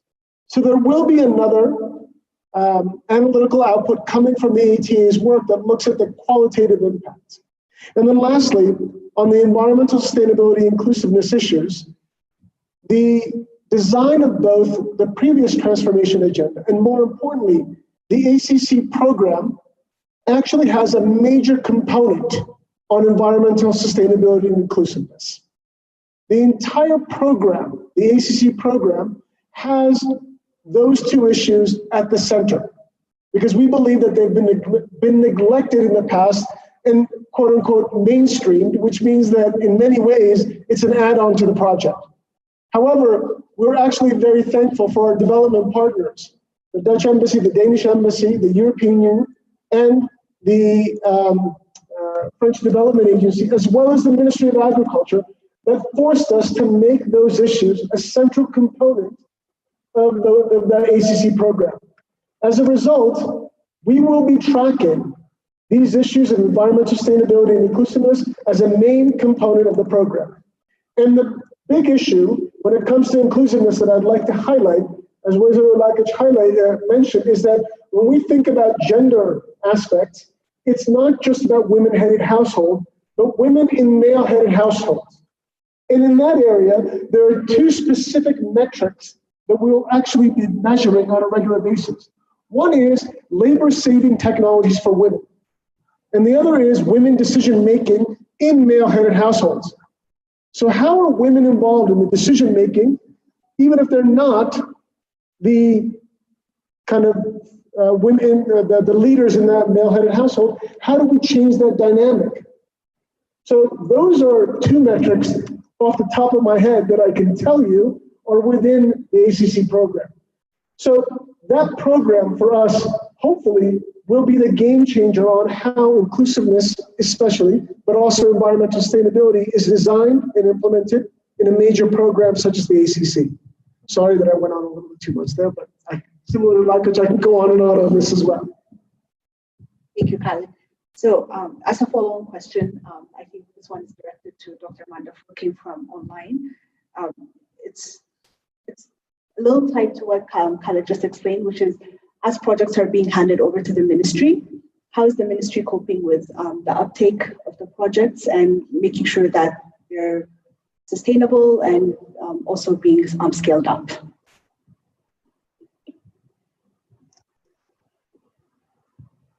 Thank you, Malet. It's an important question, and I would like to begin to answer this question by touching what has been said by Luggage about inclusiveness. I think that part is very sensitive as well as very important. The way we operate, not only ATA, even the ministry, regional bureaus, the way we operate, we are very much biased towards more of agriculture and towards more of the foraging and more of the model farms. The drawback of that, how many model farms do we have? If you take a Kabale level arrangement of 1 to 5, 1 out of 5 model farmers. So if you want to change 20% or 25% of the model farmers, what would change in Ethiopia where we have 60 million farm households? So I would like to leave that question to you. And the other bias is, again, not only for ATA, the divide between the agriculture and the pastoral. That is taken into consideration, I guess, in looking forward, and Dr. Yufru is going to present that part. So, do we know the potential in the pastoral area? Is another question that I would like to leave it to you. So, going back to the question that came online, how do we take the finished product from ATA and mainstream that as part of our regular work in the ministry? It's a very important question. But again, it's a tricky question.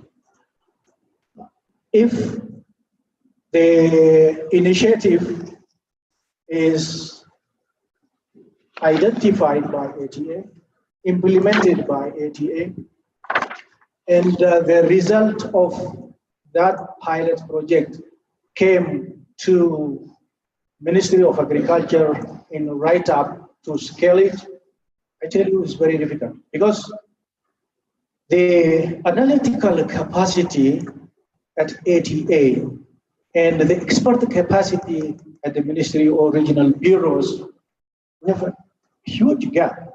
I don't want to pretend that we have that capacity. So that knowledge gap, skill gap, brings in a barrier to change mindset, to change policy, to change practices, and take the recommendation into action. That's why we are currently engaging in both ministry. So ATA is engaging in the ministry 10-year plan, and the ministry is engaging in ATA, and we have a shared vision of transforming agriculture. When we have that shared vision and we work together, it's very easy to pick up and scale it. Otherwise, taking a finished product on a paper and turning that into action is difficult. You know, you are looking at the ministry and the regional bureaus. Look at the capacity we have at the Warada level in all regional states. Those experts are handicapped in terms of resources, as well as we didn't provide them the opportunity to upgrade their knowledge and skill. So with that constraint, it's very hard to pick and adopt. So that's why we want to engage from the very beginning, primary actors, including the farmers and development agents, and we implement together, we learn, and we scale together. That's a modality we would like to promote at this point. Thank you. Thank you, Dr. Mandafro. Thank you. So maybe we can take a question right here. Okay, thank you for the chance.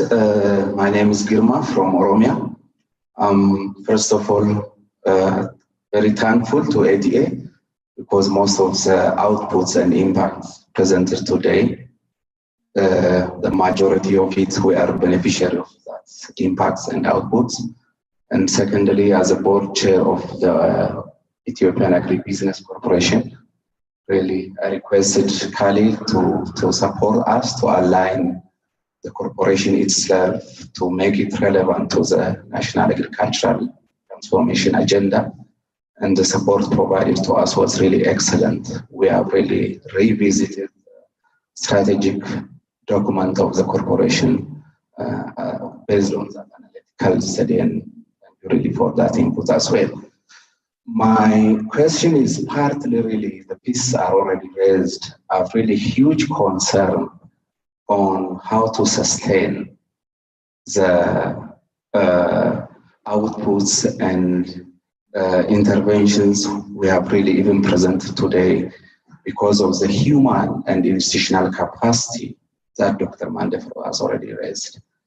From the time span which was indicated for ATA, 20 to 30 years, the first 10 years already over.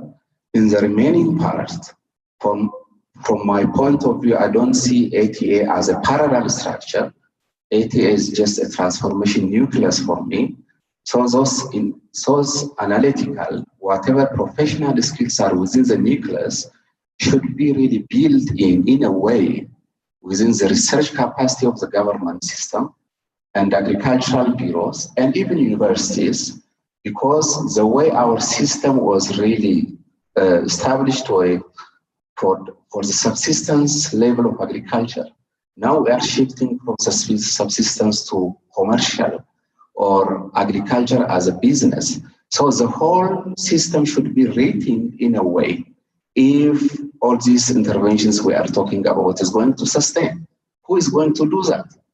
I think in the remaining time, for me, ATA should diagnose this gap of the human and institutional capacity from the higher level and to the lower level, and really indicate what should be done in the research capacity, in the education, even the curriculums, and even in the extension system. It's not really the money or the finance. Even the government can repackage its resource allocation if we know exactly what we have to do in the human and institutional capacity aspect.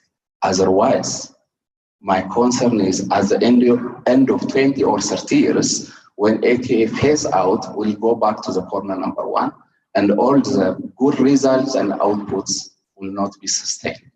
So we have to make sure that right now, at the middle of the process, that we make sure that whatever approaches, whatever interventions we are coming in should be within the institutional capacity of the existing institutions, within the human capacity, within the technological capacity, and within the financial capacity of the government. So this is really very important for me to see in moving forward, actually, not in the past experience. I'm very happy with the outputs and impacts so far. Thank you. So there are similar questions that also came online around capacity building and further engagement with the ministry and other institutions such as universities and vocational institutions. So maybe Khalid, you can comment on what that would look like going into the future. Thank you, Dr. Guba, for that question and others who have asked that. Part of, and also, Reza Lakac mentioned the system integration approach. The reason why the ATA has changed its strategy and approach from an implementation catalyst to a system integrator is exactly because of that fear that we also share with you. We saw that we could move very quickly, and Dr. Getachew and I used to debate about this because he said the ATA is a speedboat and the ministry is a big tanker. A speedboat can move quickly, but it could only go so far and do so many things. You have to figure out a way to be more than a speedboat. And then we took that very seriously. And that's why this system integration approach that we hope to expand in the coming years is really thinking about how do we leverage and support our other partners to build their capacity to the same level as ATA. It's not something that will happen in one day, in 1 year, or even in 2 or 3 years. It will take time.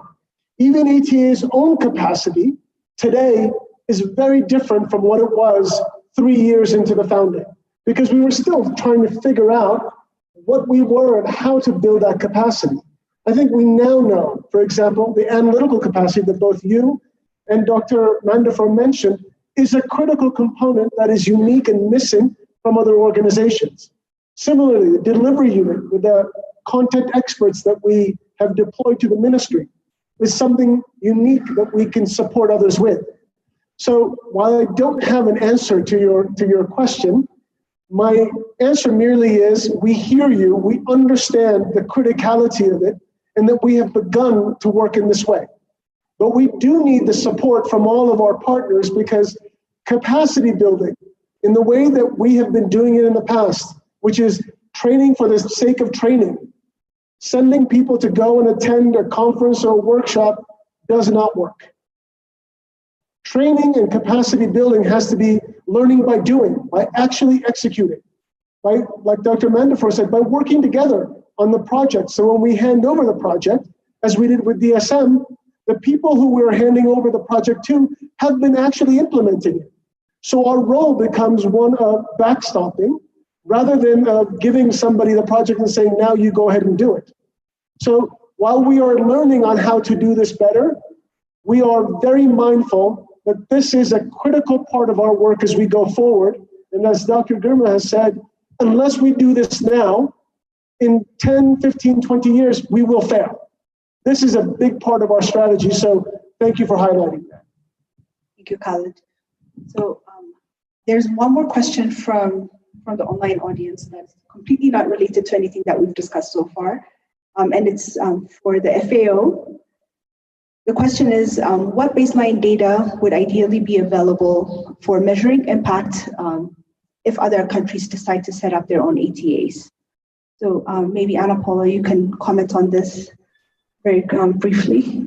Yes, sure. I think what is important, first of all, is to use the national representative data that exists in the country, either census, agricultural surveys, or household surveys, and make it available, because the main challenge that we face sometimes is that this data exists, but we cannot access the microdata. So that would be the first step. Then the second step is really to understand what you want to look at, what you want to measure. If it's a priority system that you're interested in, if it's a specific crop, is it the value chain across a specific crop? Is it rural households, agricultural households? And so for that, we would need representative data of the subject of interest in this case. So many countries have this. Many countries have this basic information, but as mentioned, the two challenges are first accessing the nationally representative information at the micro level, which is the level we needed in order to be analyzed. And second is to collect data, further data when it's needed, and data that enable us to answer the questions that we have around that system. Thank you. So for the very final question is for Jürgen, and so several questions put together, but it's really all around, what did the journey look like for you as you were moving into the Ethiopian market? And then what lessons can you share with other private sector partners who are also interested in coming into this space?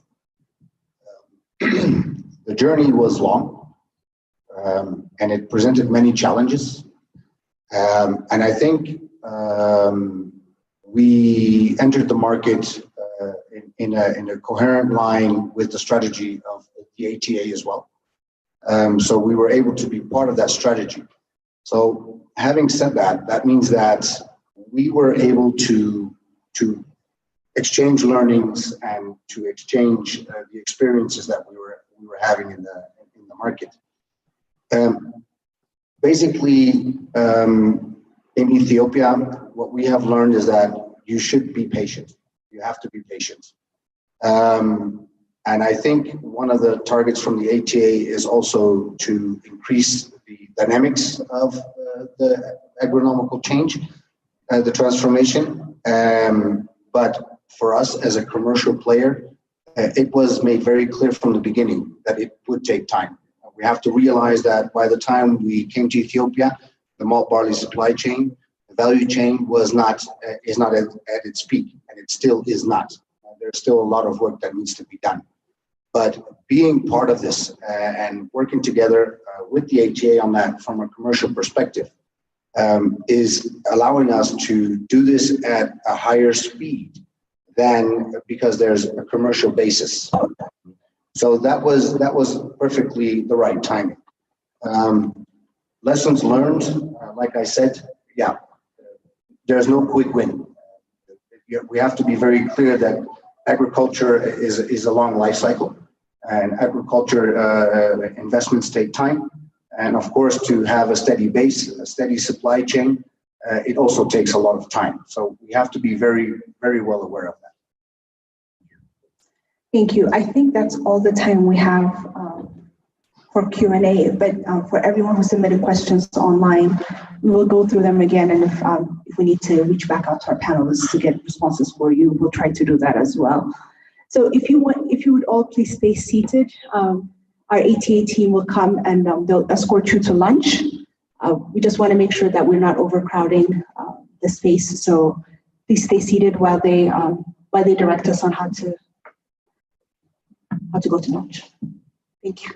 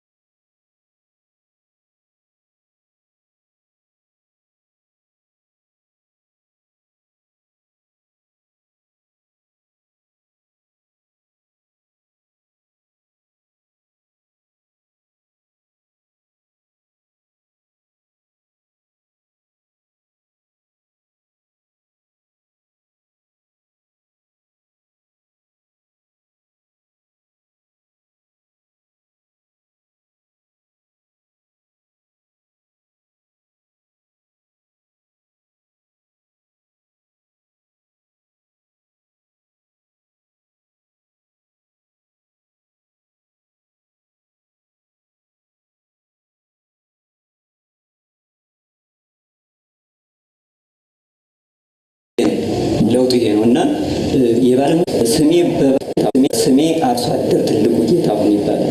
ስሜ በባህሪው አርሶ አደር የሚለው ቃል ሲጨመርበት መልእክት አዘል የሆነ ስም ነው ያለኝ።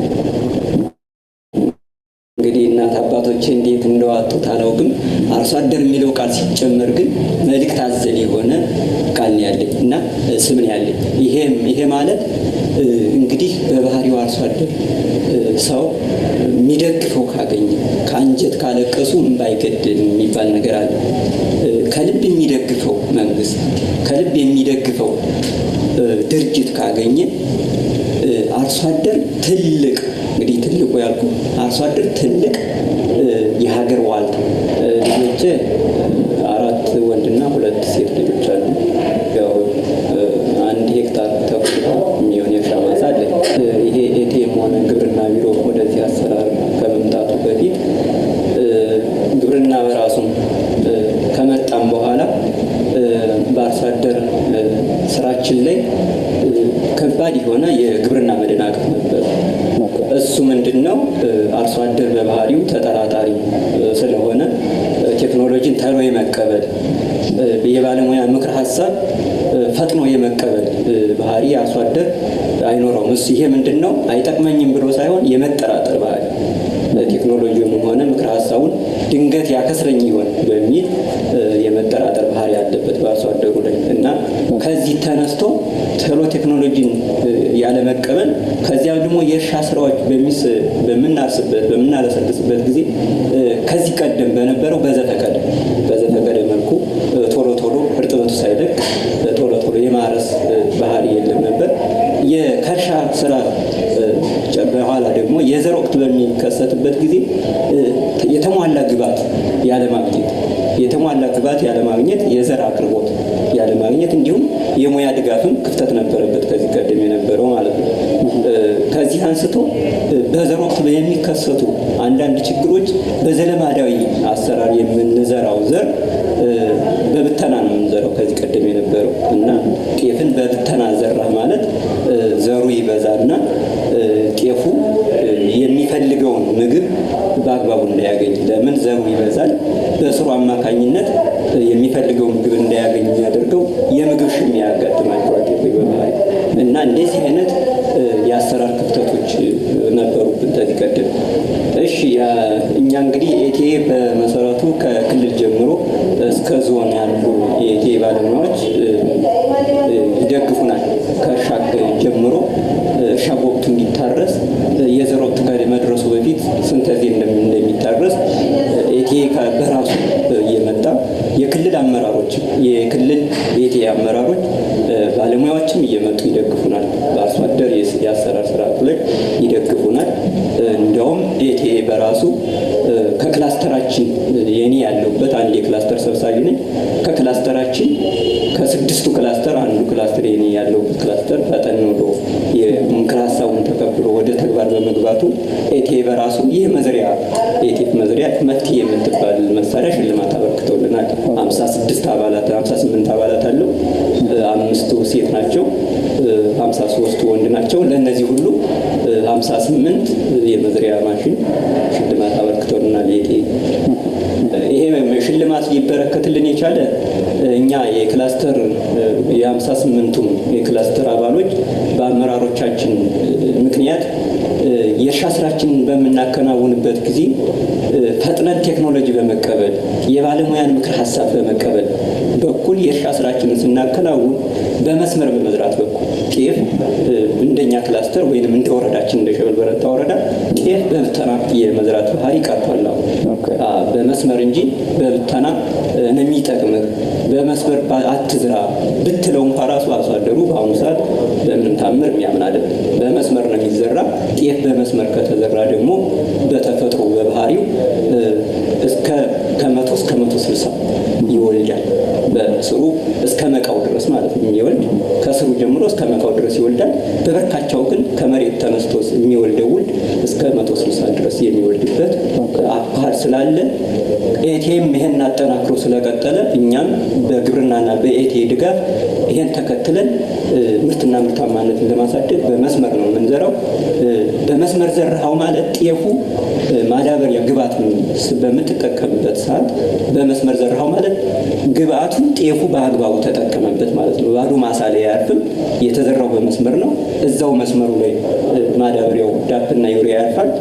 የሚፈልገውን ግብዓት አገኘ ጤፉ ማለት ነው። እና ከዚህ ተጠቅመን የተሻለ ከድሮ የተሻለ በምርትም በቁመና የተሻለ ውጤት ላይ የደረስንበት ከኢቲኤ እና ከግብርና ቢሮ ጋር በመነጋገር የሙያ ድጋፍ በተለይ ኢቲኤ በሚያደርገው የሙያ ድጋፍ ግብርናን በሚደግፈው መልኩ የሚደረገው የሙያ ድጋፍ የተሻለ እውቅና አግኝተን እኛም ደግሞ ፈጥነን ድጋፉን ተከትለን ፈጥነን ወደ ስራ በመግባታችን ከድሮ የተሻለ በጥፉ የተሻለ የአኗኗር ስርዓት ወይም የእርሻ ስርዓታችን እያከናወን ያለ እንግዲህ ዞሮ ዞሮ ውጤቱ ለውጥ ነው።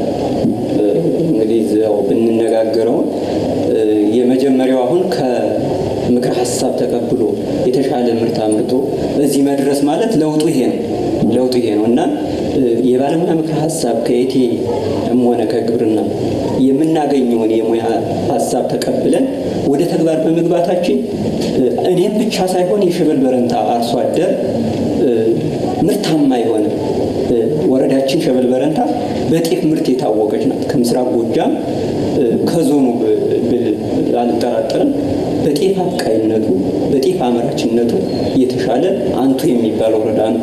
ቅድም ካልኩ ማሳ ከግማሽ ሄክታር ማሳ በሚገርም ሁኔታ ነው አንድ ዓመት 9 ማዳበሪያ በማዳበሪያ ነው የምናሰላው እኛ 9 ማዳበሪያ ብቻ ወጥቻለሁ። አሁን በተሻለው እንግዲህ የባለሙያ ምክረ ሀሳብ የቴክኖሎጂ አቀባበል እኔም ተቀብዬ እኔን ቀርቶ ሌሎችም ጓደኞች በሚዘሩ በራሴ ስንት አሁን ከ18 እስከ 20 ማዳበሪያ ከአንዷ ግማሽ ሄክታር ማለት ነው። እንግዲህ ከአንጀት ካለቀሱ ያልኩ ቅድም ይሄ ነው። ከአንጀት ከደገፉ አርሶ አደሩ ደጅ ድረስ መጥተው ከእርሻ ስራችን ጀምሮ የዘር ወቅት እስከሚያበቃና የአረም ወቅት እንግዲህ የአረም ወቅትም አንድ ችግር ነው። የአረም ወቅቱን ሁላ እየተከታተሉ ድጋፍ እያደረጉ ስለሆነ ኢቲኤ እኔ በሸበል በረንታ ወረዳ እንዲሁም በአማራ ክልል አርሶ አደሮች ስም ኢቲኤን ከልብ አመሰግናለሁ። ቀጣይም ቢሆን ይሄ ስራ እዚህ ያደረሱን ኢቲኤ እና ግብርና በትስስር ነው። ቀጣይም ቢሆን ቅድም ያልኩህን ነገር በተሻለ መልኩ ሰርተው አርሶ አደሩን እንዲለውጡ የሚል ሀሳብ ነው እንጂ ኢቲኤ በጣም እየደገፈን እንዳለ ነው መግለጽ የምፈልገው።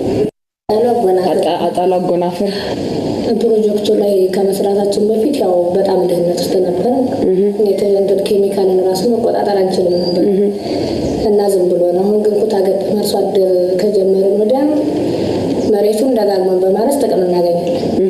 እንደገና ደግሞ ያኛው ከዛኛው ይሄኛው ለውጥ ያለበት ነገር ምንድነው? ያኛው ዝም ብሎ ነው አለም ማጥቆጣጠሪ ኬሚካልን መርጨት አይለመድም እና የባለሙያ ምክር አታገኝም። ከዛ በፊት ነበር። አሁን ግን በባለሙያ ምክር እንትን ብለን ይሄን ክላስተር እንድንደራጅ ያደረጉን ባለሙያ ድጋፍ ተከታታይ ትምህርት በመስጠት እና ከዛ ያኩታ ገጠሙ ከመጣ ጀምሮ ጥሩ ውጤት እናገኛለን። ጥሩ ነገር እንጠቀማለን እና የተሻለ ደረጃ ላይ ለመድረስ ያገኝተን ችለናል። ዘሩንማ እስካሁን ማንኛውንም ዘር ደጋግመን ቤት ውስጥ ያለውን ዘር ነው እንዘራው። አሁን ግን እዚህ ክላስተር መደራጀቱ የተሻሻለ መሬቱ ያለመደው እና ምርጥ ዘር ከዚሁ በግብርናው በዚህ እንትኖቹ ይመጣልናል በክላስተሩ ስም ማለት ነው። ከዛ በጣም መስራች የሆኑ ዘሮች እንዲመጣልን በጣም ጠቅሞኛል። አገጥም መምረዳኛ አንደኛ ኬሚካል ስንጠቀም አንድ ላይ በህብረት እናመጣለን፣ ቁጥጥር እንይዛለን። ያ ቁጥጥሩ ደግሞ እንዴት ነው? ለየብቻ ተናጠል ከሆነ ያኛው እኔ ብነፋ እኔ ጠንክሬ ብነፋ ያኛው ጎረቤት ያለው ኬሚካል ካልተጠቀመ ያው ይጋባል እና ዛሬ ስለሚጎዳኝ ነው ኩታ ገጠም ሆኖ እና አብረን መስራታችን ተቀናይተን ኬሚካል እንዴት ማተቆጣጠር ማልተቆጣጠርም ለሚለው ለዛ አንድ ላይ ለመስራት ያግዘን። ለሌላስ ምን ያግዛችኋል? ለሌላ ለኬሚካል ማልኩሽ ለገበያ ትስስር እንደገና ደግሞ ምርጥ ዘር ለማግኘት የተሻሻለ ዘር ለማግኘት ይረዳናል። ግብአትን ደግሞ ቀድመን ከሌላው አርሶ አደር ኩታ ገጠም ከሌላው አርሶ አደር ቅድሚያ እናገኛለን፣ ተጠቃሚ እንሆናለን። እንደገና ደግሞ ገበያ ትስስር ላይ እስከዛሬ 1 ኩንታል 2 ኩንታል ሸጠሽ የምትጠቀሚውና አሁን ላይ መጥቶ የሚወስድልሽ ገበያ እኩል አይደለም እና ለገበያ በጣም ይጠቅመኝ። ፊት በነበረኝ አንድ መሬት ላይ 3 ዓመት 4 ዓመት ዘራ ነበር። እሺ ግን አሁን ያው በባለሙያ ምክር በዚህ በክላስተር ከመጣ ጀምሮ መሬቱ ራሱ አንድ ጊዜ ነበር ማርሶ ፊት ላይ ማለት ነው። ግን አሁን ያው በባለሙያ ድጋፍ ባለሙያዎቹን ከጎናችን በመሆን ይሄን ክላስተር ካደራጀ ነው በጣም ጥቅም አለ። ምንድነው ጥቅሙ? ፊት ዝም ብሎ ምርት ነበር የማገኘው። አሁን ግን ይሄን ደጋግሜ ባረስኳችን ተባዎቹን ምኖቹን ተከታትዬ ምርጥ ዘሩን እያፈራረቁ በሚዘራበት ሰዓት ገቢ በጣም ከፍተኛ ነው። ከዛ የተሻለ ነው ማለት ነው። ከአንድ ሄክታር ላይ 10 ካመረኩ በጣም ጥሩ ብዬ የሚይዘው ነበር። ግን ከአሁኑ ላይ ከሄክታሩ ላይ ራሱ ወደ 60 ኩንታል 70 ኩንታል ራሱ ተጠቀማለሁ። እኔ በአሁኑ ሰዓት ደስ የሚለኝ ያው ኮምባይን እንትኑ የማጨጃው ማለት ነው እሱ መጥቶ እንደገና ደግሞ ዘሩን አሁንም የተሻሻለ 1 ዓመት የመጣው ዘር እንደገና መልሶ ያን ታክሞ መጥቶ የተለወጠ ዘር ቢመጣ ለኔ በጣም ይጠቅመኛል። እንደገና ደግሞ ራሷ ዘርቶ ራሷ አይዶ የሚወቃ እንትን ቢመጣ በጣም ጥቅማል። የተሻሻለ ኑሮ ደረጃ ላይ ሆኜ ልጆችና በስነ ስርዓት አስተምሬ የተሻለ ደረጃ ላይ ለመድረስና የኑሮዬን ደረጃ አሁን ካለሁበት ከፍ ብሎ ማየት ፈልጋለሁ። ክላስተር ውስጥ አሁን ዝቅተኛ ያለው አሉ ከኔ ክላስተር ውስጥ አሁን ያልገቡ ማለት ነው። እነዛን ሰዎች ወደ ንስቤ ለማስገባትና እነዛ ሰዎች ደግሞ እንደኔው ገቢ እንዲያገኙና ያንን ከኔ እኩል ሆነው አሁንም የበለጠ ጥቅም እንድናገኝ ፈልጋለሁ። አርሶ አደር ፈይሳው ተባለልኝ። እኔ የመጣሁት ከአርሲ ዞን የጡሳ ወረዳ ጉጂ ሀቢ ባዶሳ ቀበሌ ገበሬ ማህበር የሚባል ቦታ ነው የመጣሁት እና ያው እኔ አብዛኛውን ጊዜ የምሰራው ስንዴ ላይ ነው። ስንዴ ላይ የምሰራው ስንዴ ላይ በምሰራበት ሰዓት ስንዴን እኛ በክላስተር ማረሱ ላይ ነው። ክላስተር ላይ በአግባቡ ነው የምንጠቀመው እና ክላስተር ማረስ ከጀመርን ወዲህ ያለው ለውጥ ትልቅነቱ ብዙ ነው።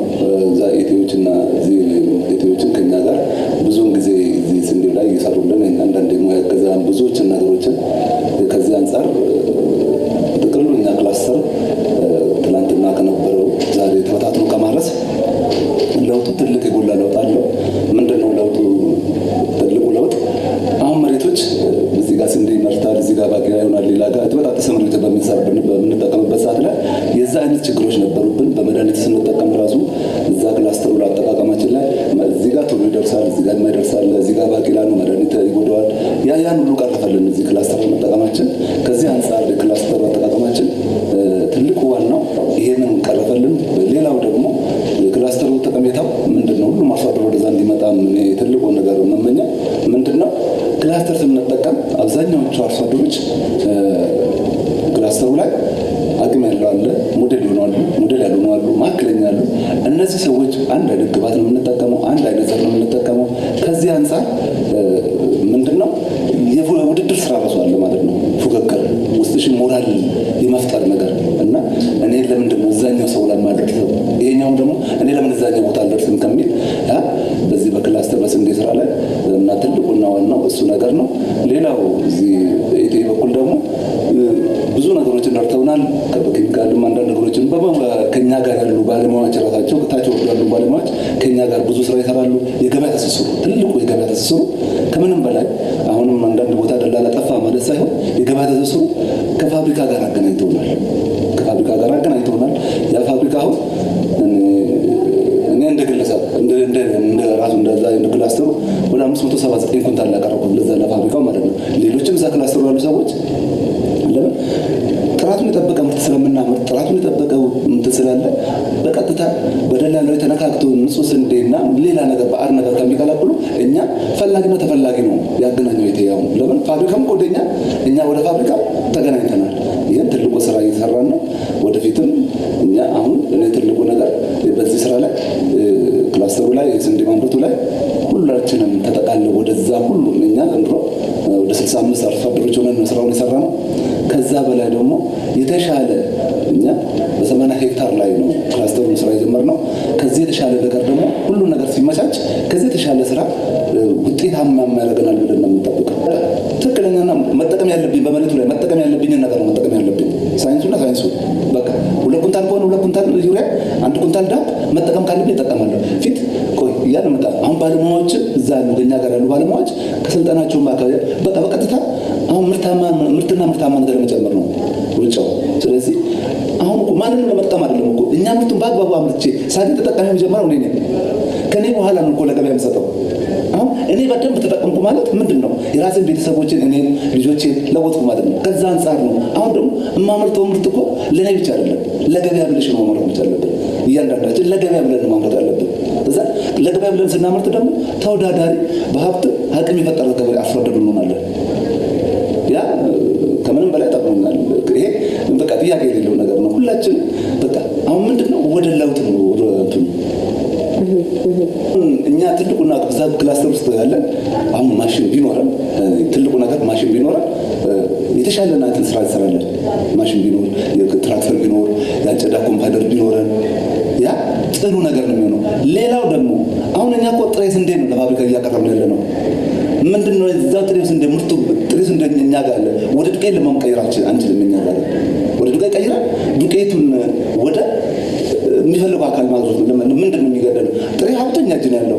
ይህንን ወደፊት ተደራጅተን እኛንም አቅም ጨምረንበት ፋብሪካ የሆነ ነገር ማቋቋም ቢቻል ብንችል ምንድን ነው እኛ ከመንግስትም አካል ተረድተን ሌላውም አካል ረድቶን ይህንን ነገር ብናደርጋ ጥሬ ስንዴ ነበር እያመረትን ያለ ነው። ጥሬ ስንዴውን ወደ ዱቄት መቀየር፣ ወደ ፋብሪካ መቀየር ማለት ነው። ፋብሪካ ሲኖር ዱቄት ወደ ጥሬ ስንዴ ወደ ዱቄት ይቀየራል። ከዛም በኋላ ምንድነው አሁን የባሰ ሞራል ይኖራል እና ሌላው አርሶ አደር በቃ ጥሬ ስንዴ እኛ ጋር ያለው ሌላ ሰው ፍለጋ ከምን ራሳችን ማምረት እዛ ጋር ሁሉ ማቅረብ ለምን አንችልም? ያ ቢሆን ጥሩ ነው ብዬ ነው የምገምተው። አሁን ወደፊት ከዚህ ከኢትዮችም ጋር ሆኖ አሁን ትልቁ ነገር ከገበያ ጋር አስተሳሰሩ እንደ ባለሙያም ብዙዎቹ ነገር እየመከሩን ነው። ከዚህ አንጻር ወደፊት ግንኙነታችን በጣም ምርጥና ጥሩ የሆነ ግንኙነት አድርገን የተሻለ ዛሬ አመረትን የምንለውን ነገር የተሻለ ማምረት መቻል አለብን። ለምን የተሻለ ጥሩ ውጤት ስናመርት ይህን የምናመርተው ምርት እኮ ሰው ሙያውን ነው የሚያግዝሽ። ይዞብን የሚሄድ ሰው ማንም ሰው የለም። ሙያውን ነው የሚያግዘው። ያ ሙያው ደግሞ መጠቀም ከቻል መውሰድ ከቻል ስኬታማ ነው። ከዚህ አንጻር ወደፊት ጥሩ ግንኙነት አድርገን የተሻለ ምርትና ምርታማነት እናመርታለን ብዬ ገምታለሁ። ሁሌ ስንዴ ልመና አይታየኝም እና ሰርተን ማምረት ማግኘት መቻል አለብን። በቃ ምንድን ነው ይህ ሌላ ሀገር እኮ እኛ 85% አርሶ አደርና አርብቶ አደር ነን። ይሄንን 15% ይሄንን መቀለብ የማንችልበት ምክንያት ምንድነው? ሁላችንም መሬቱ ያው ነው። ሰው መሬቱ እኮ ተቀደም አድርገን ከተጠቀምን እኮ ምንድነው በበቂ ምርት እኮ አለ። ጥሩ መሬት ነው ያለን። ውጤታማ ነው ያለን። ሁሌ ልመና አይታየኝም እና እርሻው ራሱ ትናንት በበሬ የነበረው ወደ ቴክኖሎጂ መቀየር ነው። በቃ ቴክኖሎጂ በሚያስፈልግበት ቦታ ላይ ቴክኖሎጂ መጠቀም ነው። ሁሌ ልመና ይሄንን ነው እኔ እንዳርሶ አደር ውስጤም ይሄ ነው ጥያቄ። በቃ አምርተን ለምን እኛ ይሄን ያህል መሬት ከያዝ ማምረት አልቻለም? ይሄን ያህል አርሶ አደር ከሆነ ማምረት ለምን አልቻለም የሚለው ጥያቄ ነው ውስጤ። ሁሌ ጥያቄ የሚሆንልኝ ነው እና ልመና ሰፋሪ ነው እና በእጃችን ያለውን ነገር ማምረት ከቻለ ምንድን ነው ሁሉም የየድርሻውን በአካል ወርዶ ሁሉም የየድርሻውን ከተወጣ ይሄን የምንፈልገው ምርትና ምርታማነትን በበቂ ሁኔታ እናመርታለን ብዬ እገምታለሁ እና ይሄ የሁላችሁም ድርሻ ነው። በቃ አርሶ አደር ላይ መስራት አለብን። ምንድነው ግንዛቤው ካለ ማስጨበጥ ነው። ካስጨበጥን ከተረዳን የማይመረትበት ምክንያት የለም። ያ ምርቱ ለራሴ ነው። ለራሴ ካመረትኩ ወደ ገበያ ነው የማቀርበው። የሚወስድብኝ ሰው የለም። የራሴ ለውጥ ነው ማለት ነው። እኔ የግድ አምርቶ ለፋብሪካ መስጠት መቻል አለብን። ለሌላው ማምረት መቻል አለብን። ይሄ ስናቀርብ ምንድነው የኛ ነው በቃ የኔ ውጤት ነው። የዛ የምርት መጨመር የኔ ውጤት ነው። የኔ ውጤት ደግሞ ለቤተሰብ ለሌላው ለሀገርም ይሆናል። ከዚህ አንጻር ነው እኔ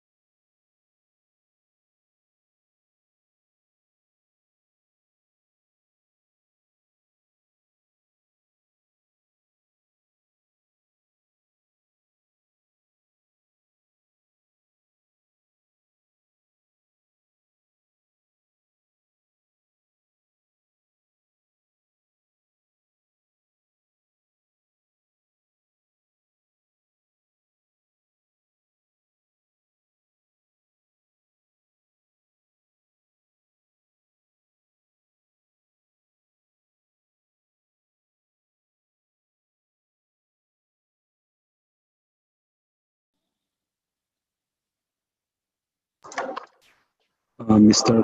Larabe.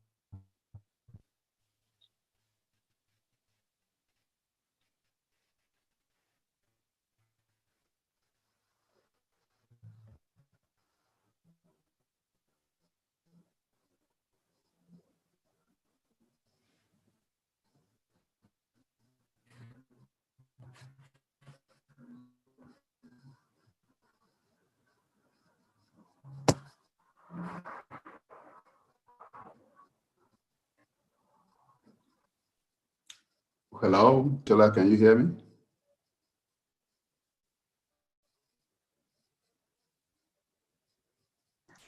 Yes, we can hear you. All right, thank you. And can we test your camera as well? Oh, the camera, okay. Let me see if it, now it's saying it's been disabled. Okay, let me enable your camera. All right. I have sent you a message. Okay, let me see. You cannot. Yes, we can see you perfectly now. All right, that's fine. Okay. Yeah, but it's we may have to change because it's reflecting my colleague's name, not my name. Okay, I'll change it right away. All right, thank you.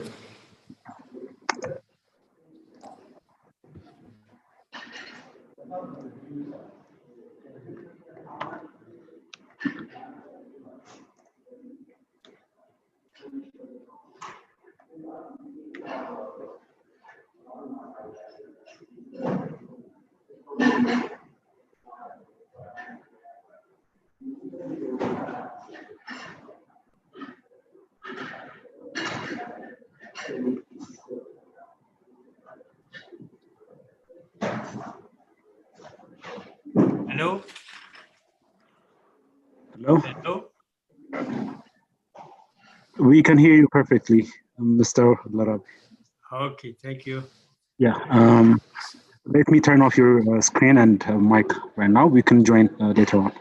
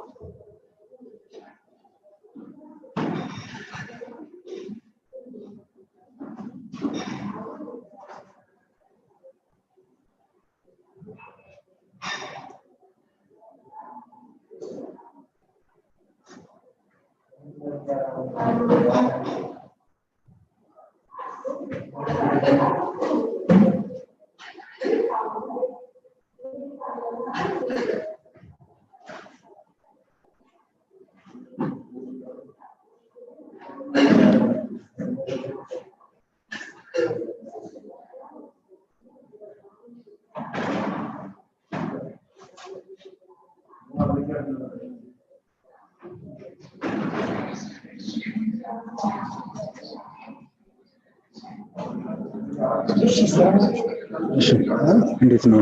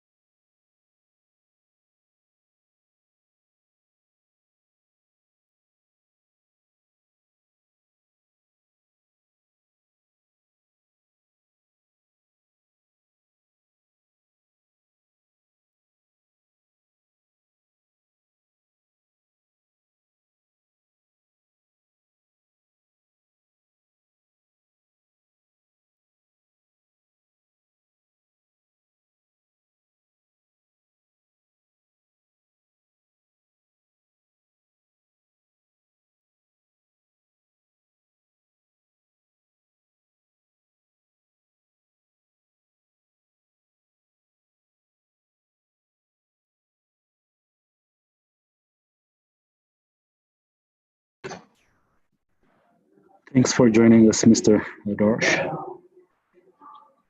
Can you hear our voice?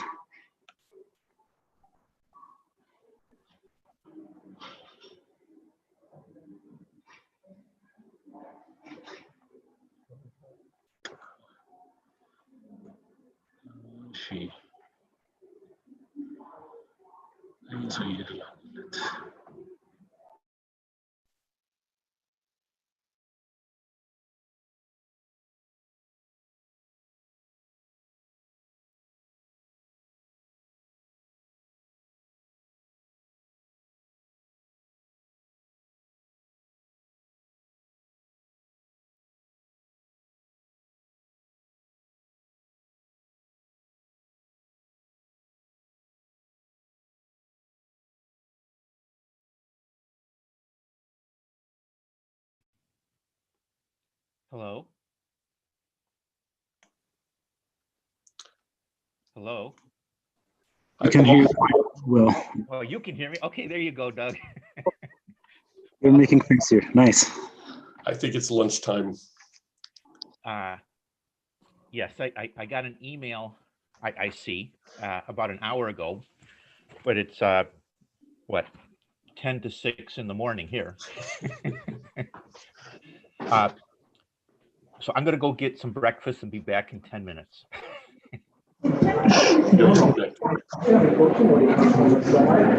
I guess you're in charge, Doug, so I've signed in.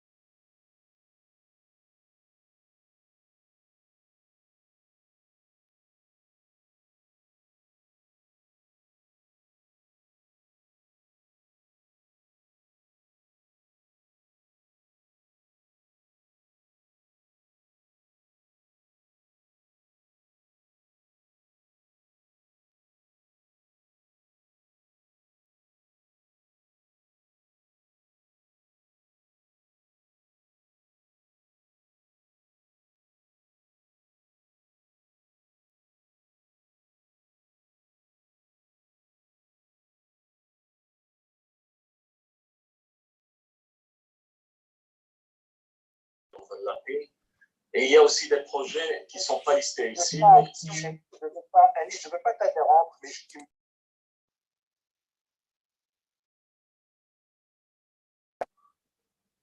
Hello? Hello? Hello, can you hear us?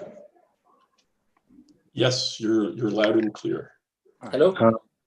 I guess this is testing your audio. I think it works for everyone. It's working very well. So we can meet after an hour at 2:40 East African time. Sure. All right. Thank you. Thank you. At what time? Hello? East African time. Hello? Hello. At what time we can... 2:40 East African time. In 1 hour? In 1 hour, yes. 50 minutes. 30 minutes or 1 hour? 50 minutes. 30 minutes. 50 minutes. Okay. Yeah. Thank you. Thank you. See you. C'est Zaidi. Allô? C'est Zaidi, vous m'entendez?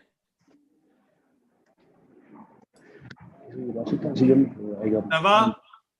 Vous allez bien? Allô? Allô? Hello. I think we can move that discussion in the chat box. Allô? We can hear you quite well, Mr. Darabi. Yes, but I am looking for Faisal Benamer. Okay. Yeah, we can. You can text him on the chat box as well. Okay, thank you. Thank you. Okay.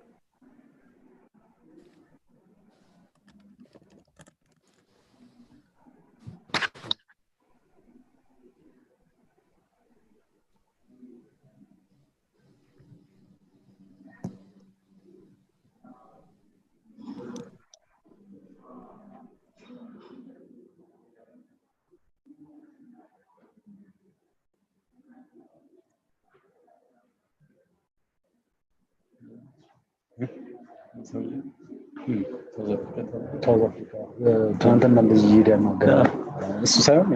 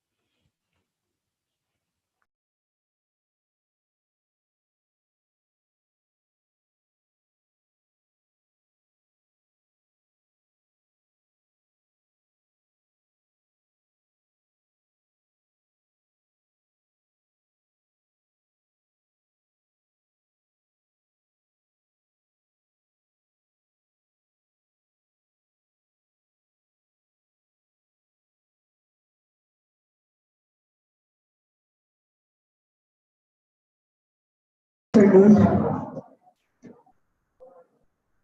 We're going to go ahead and get started as people are coming back into the room. So next on our agenda is looking forward, and to take us through that journey, I'm going to ask Dr. Yufru to come and present on ATS next 10 years. Thank you.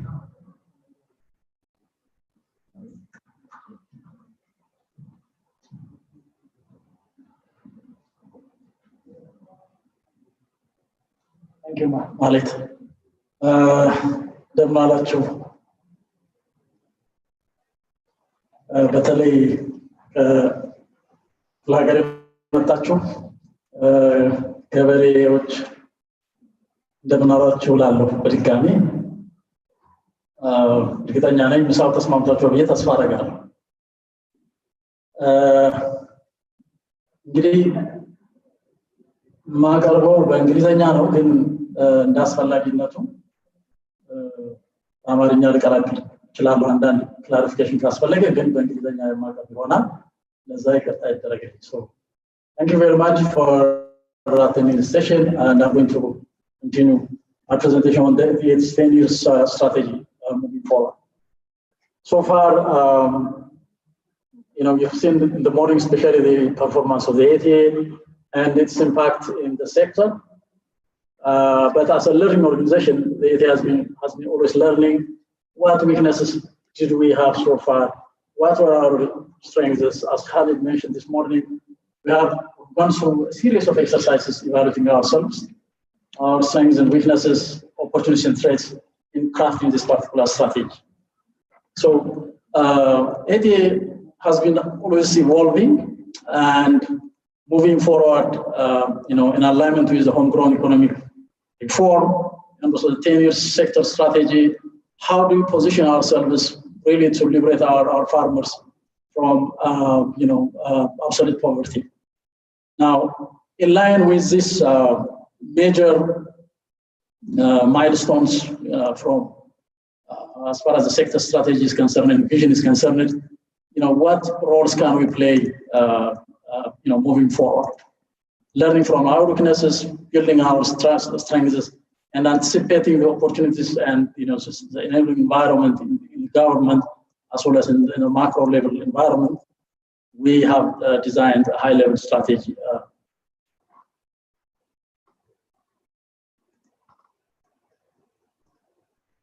What does that work? Sorry.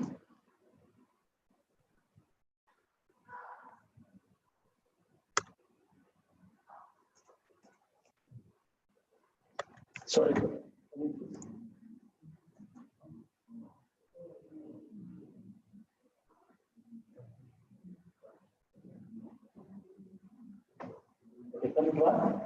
Okay. Thank you very much. Okay.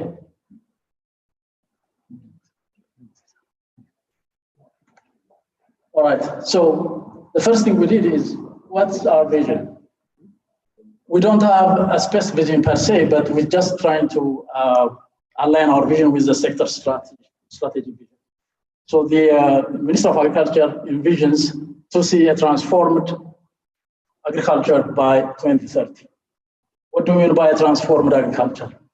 Transformed agriculture is an agriculture where farmers are commercialized, linked to market, and they are connected or adopting modern technologies with increased production and productivity.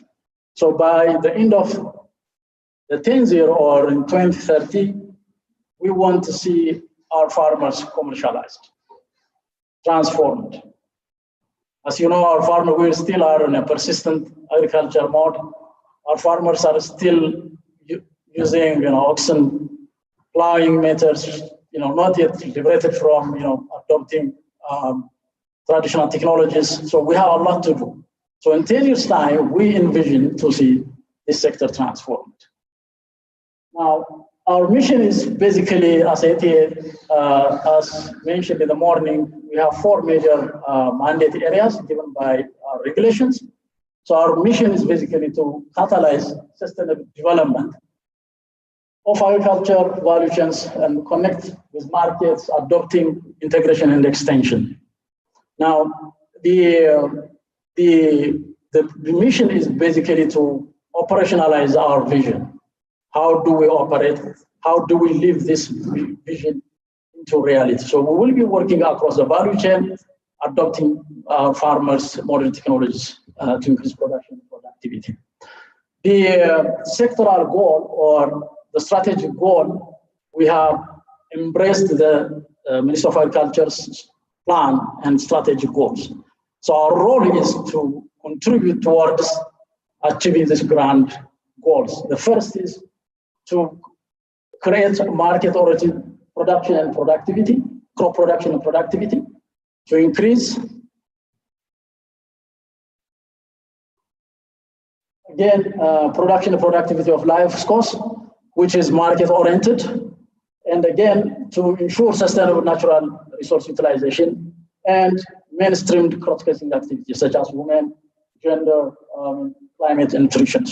So these are the four major strategic goals of the ministry, and our role is basically to contribute towards achieving those strategic goals by the end of the 10th year. Now, in terms of our 10 years strategy, this is a high-level map of our major focus areas. Today, we are at a systemic intervention as well as on crop SC. As you know, we've been doing the SC crop for the last 2 years, and we'll continue doing this program for the next years as well. We've been also doing a number of policy studies, implementation supports around the systemic intervention, and we'll be continuing to do those interventions in the years to come as well. So by next year, we will have 4 additional 2 programs. That is scale-up region SSC as well as livestock SSC. In addition to the existing projects that we are running today, we will have the scale-up region and the livestock crop. The scale-up regions are regions that we will be embracing. We've already started designing some of the programs. We have begun discussing with scale-up regions like Somalia region, Afar, Harari, Benishangul Gumuz. So we will continue to work with those regions as well, because ATA has been in the past 10 years primarily working in the 4 major regions, Tigray, Amhara, Oromia, and Descendants. So moving forward, we will be moving into the rest of the regions aggressively. So that is what we mean by scale-up region, and it includes both crop and livestock. Livestock program, as you know, it has been, again, mainly one of the creases of the ATA was it was crop-oriented so far. Now we will move into a livestock, in a very comprehensive manner. So livestock will be our major focus areas moving forward, especially in the highland regions, as well as in the lowland regions. We'll be doing along with the crop. So these are the 4 major programs that we will continue to do in the coming first year.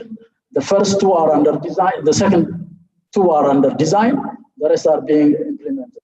Now, by the end of the 5th year, we will have additional 2 programs. We will continue to have the systemic interventions, because systemic interventions, I'll explain later, this is something that affects the sector across irrespective of the commodities. Therefore, we will continue to identify bottlenecks and provide implementation support in this area. So we will further, be doing the scale-up regions crop as well as livestock interventions, and the livestock again in the SSEO in the 4 major regions. We will be embarking in horticulture in urban and semi-urban areas. We have started doing on horticulture in the SSC program areas, but we will, we'll be moving into urban areas as well by in the 5 years' time. Moreover, we will be moving into the livestock, both the livestock and crops in food insecurity areas. We still have some segment of the areas that are food insecure. So we'll be providing supports in those areas as well. Now, these are by the end of the 5th year, we will be able to accomplish those major intervention areas, which includes 5 to 6 major programs.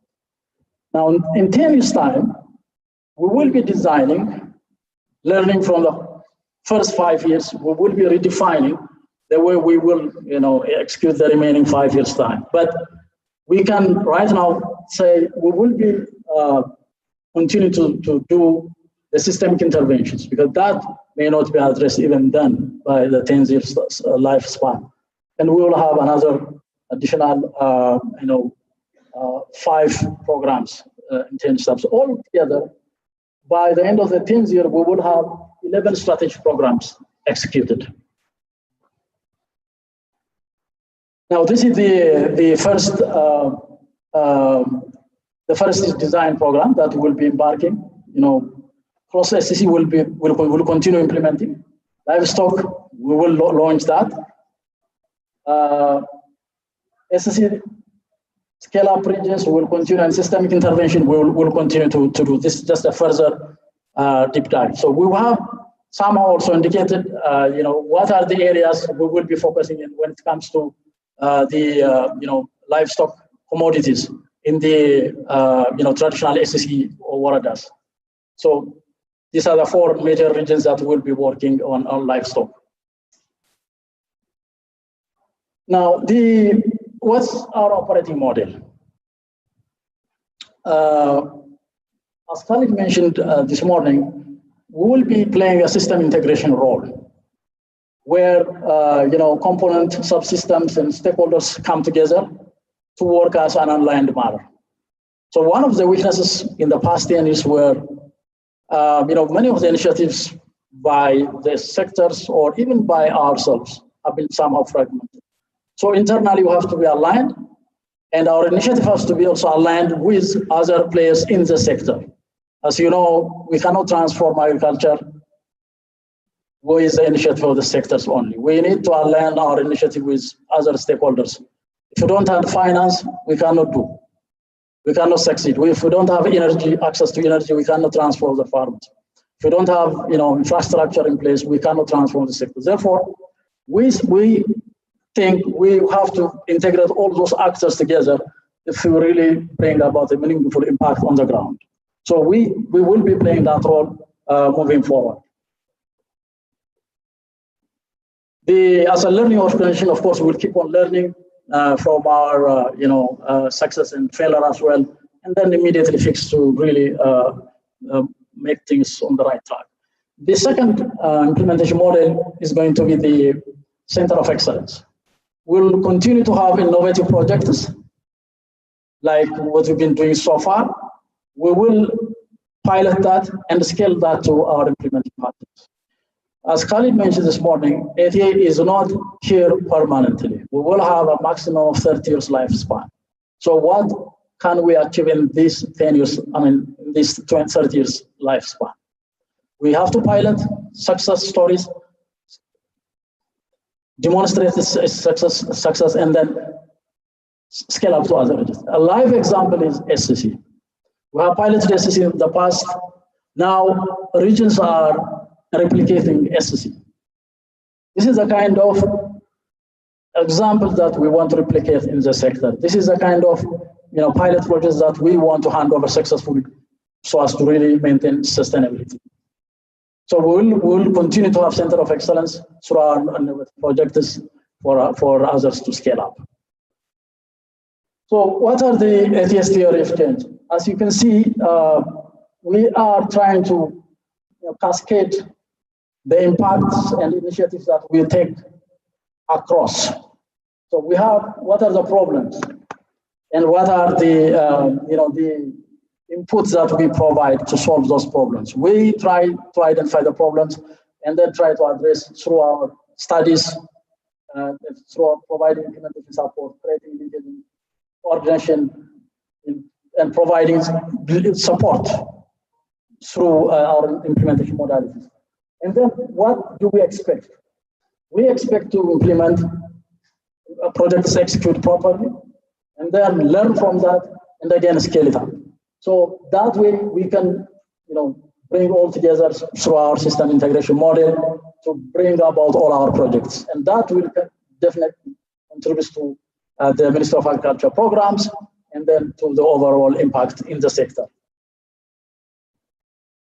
So that way, the contribution of the ATS strategic programs will be aligned with the ministry's priority. So the ministry's priority, as I explained earlier, is going to have a market-oriented crop production and productivity, market-oriented livestock crop production and productivity, sustainable natural resource, and addressing cross-cutting issues. All our initiatives add up towards contributing those strategic goals and priorities of the ministry. Now, this is my last presentation. Finally, for us to deliver all those key priority areas, what are the enabling environment? What are the enablers? I feel there are three important enablers for us to succeed in this sector. The first is we need to have a committed leadership with little turnover. So far, the biggest challenge, especially in the regions where there is a high degree of turnover, in their zone, in the regions, so as to realize a certain strategic vision and mission or goals, we need to have some degree of stability where we can focus on frequent turnovers. Then that's going to be a challenge for, to really execute projects or programs effectively. The second is creating alignment. As I said, we cannot transform the smallholder farmers as such unless we bring all actors on board.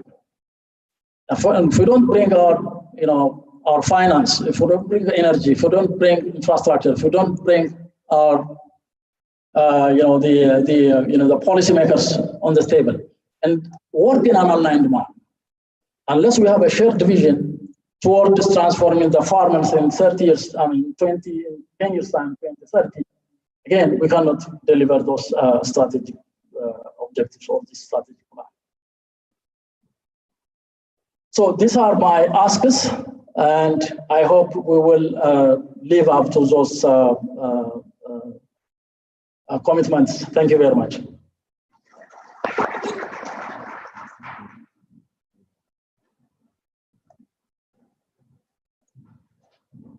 Sorry, now I call upon Dr. Chundo to take up the next session. Thank you very much.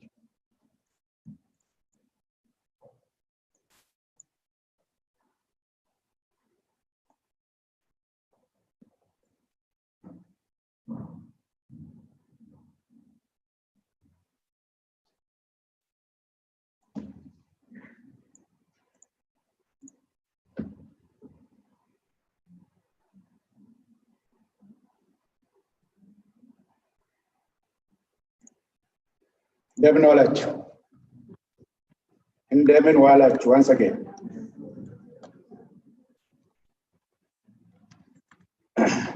Excellencies,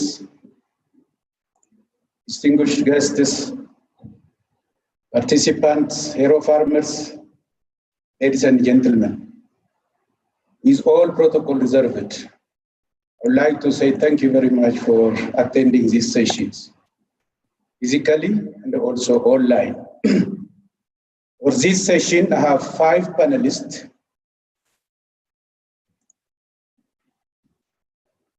Our 4 is online. It's unfortunate, but 1 is with us. I hope you'll enjoy. Don't worry. For both online panelists and also physically with us. Let me just call them one by one. The first panelist is Her Excellency Minister Ainalem, State Minister Ainalem. Ainalem is currently leading the input and marketing sector of the Ministry of Agriculture. of Ethiopia, where she has been for over 2 years as a state minister. Prior to that, she was the vice president for business development and international relationship at Wello University, where she was managed the academic, research, community service, administration, and international linkage departments. Starting as a development agent or as a DA, where she supported farmers on extension service and organizing themselves towards independently solving local problems. She then moved on to support women and the children in the district. She worked to promote the right and the welfare of women and the children, drove to make gender and the children concern as an integral part of the work of all ministers. Ladies and gentlemen, I know that moving from development agent to state minister is not an easy task. Why not you join me in really just giving a round of applause for State Minister Ayn Allen.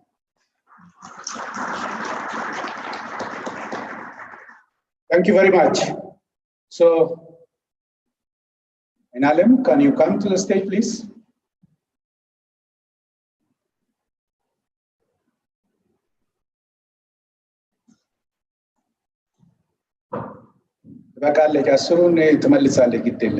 Don't worry.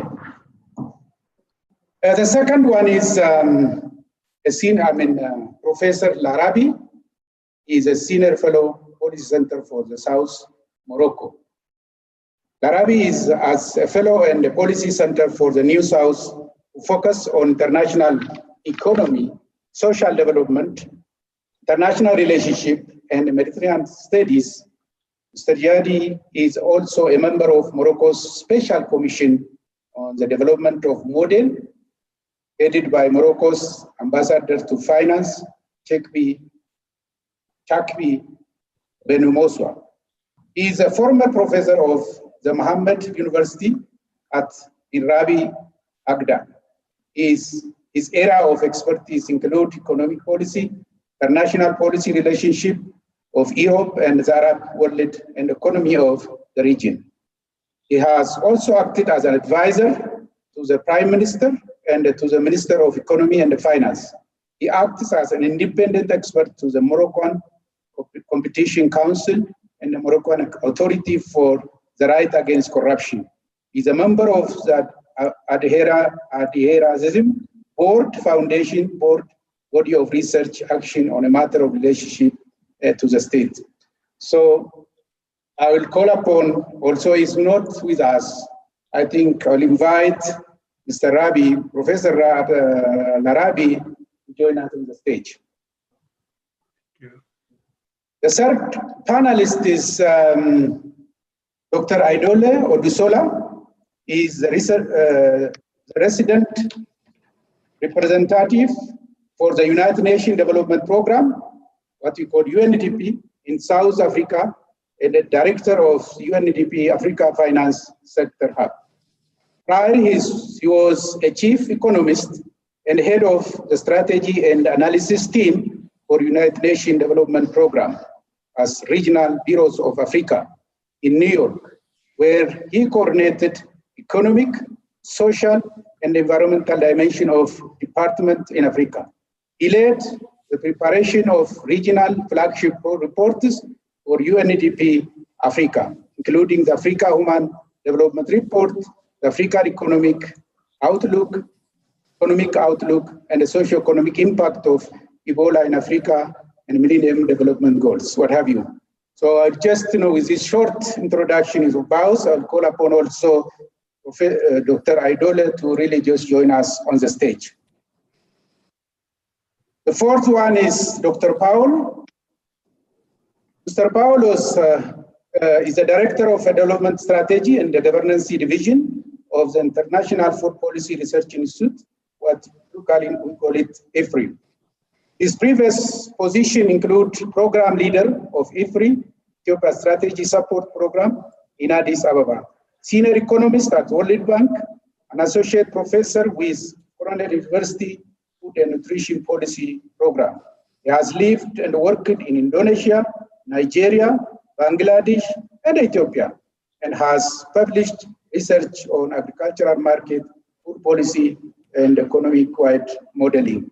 So I also call upon Dr. Idole to really join us on the stage. Last but not least, Professor Douglas, with whom I really know him through his publications, articles in the journals, and the books at different areas. Douglas Colin is a professor of development economics at Oxford University, based in the United States Department of the National Development and the Center for the Study of African Economy. The research focuses broadly on economic development and the growth with emphasis on the structural transformation that accompanies the growth process.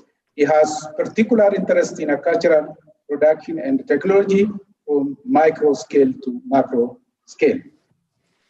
Professor Golin holds his BA degree from Harvard University and MA in International Relations from Yale University. He received his PhD in economics from the University of Minnesota in 1996.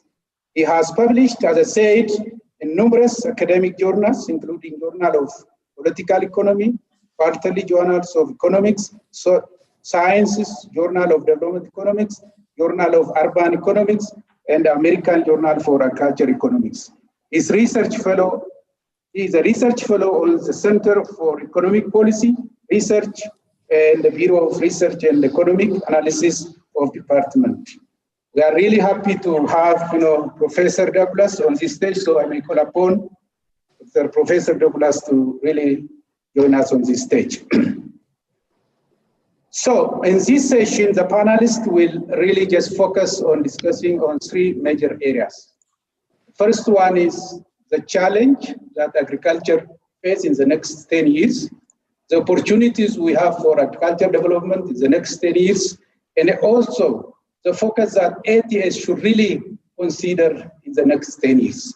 This as the frame of our topic discussion for during the panel discussion. Having said this much, let me directly go to the question, which I can really join this time. His Excellency Aina Lemadon.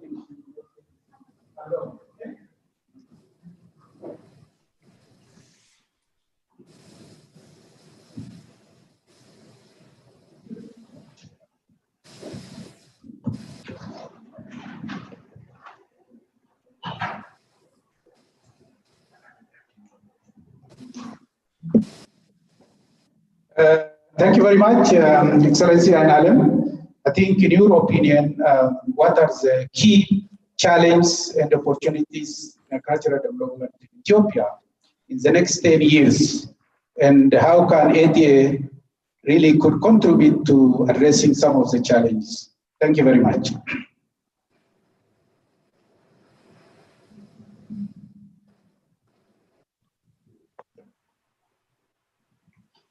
Okay, good afternoon.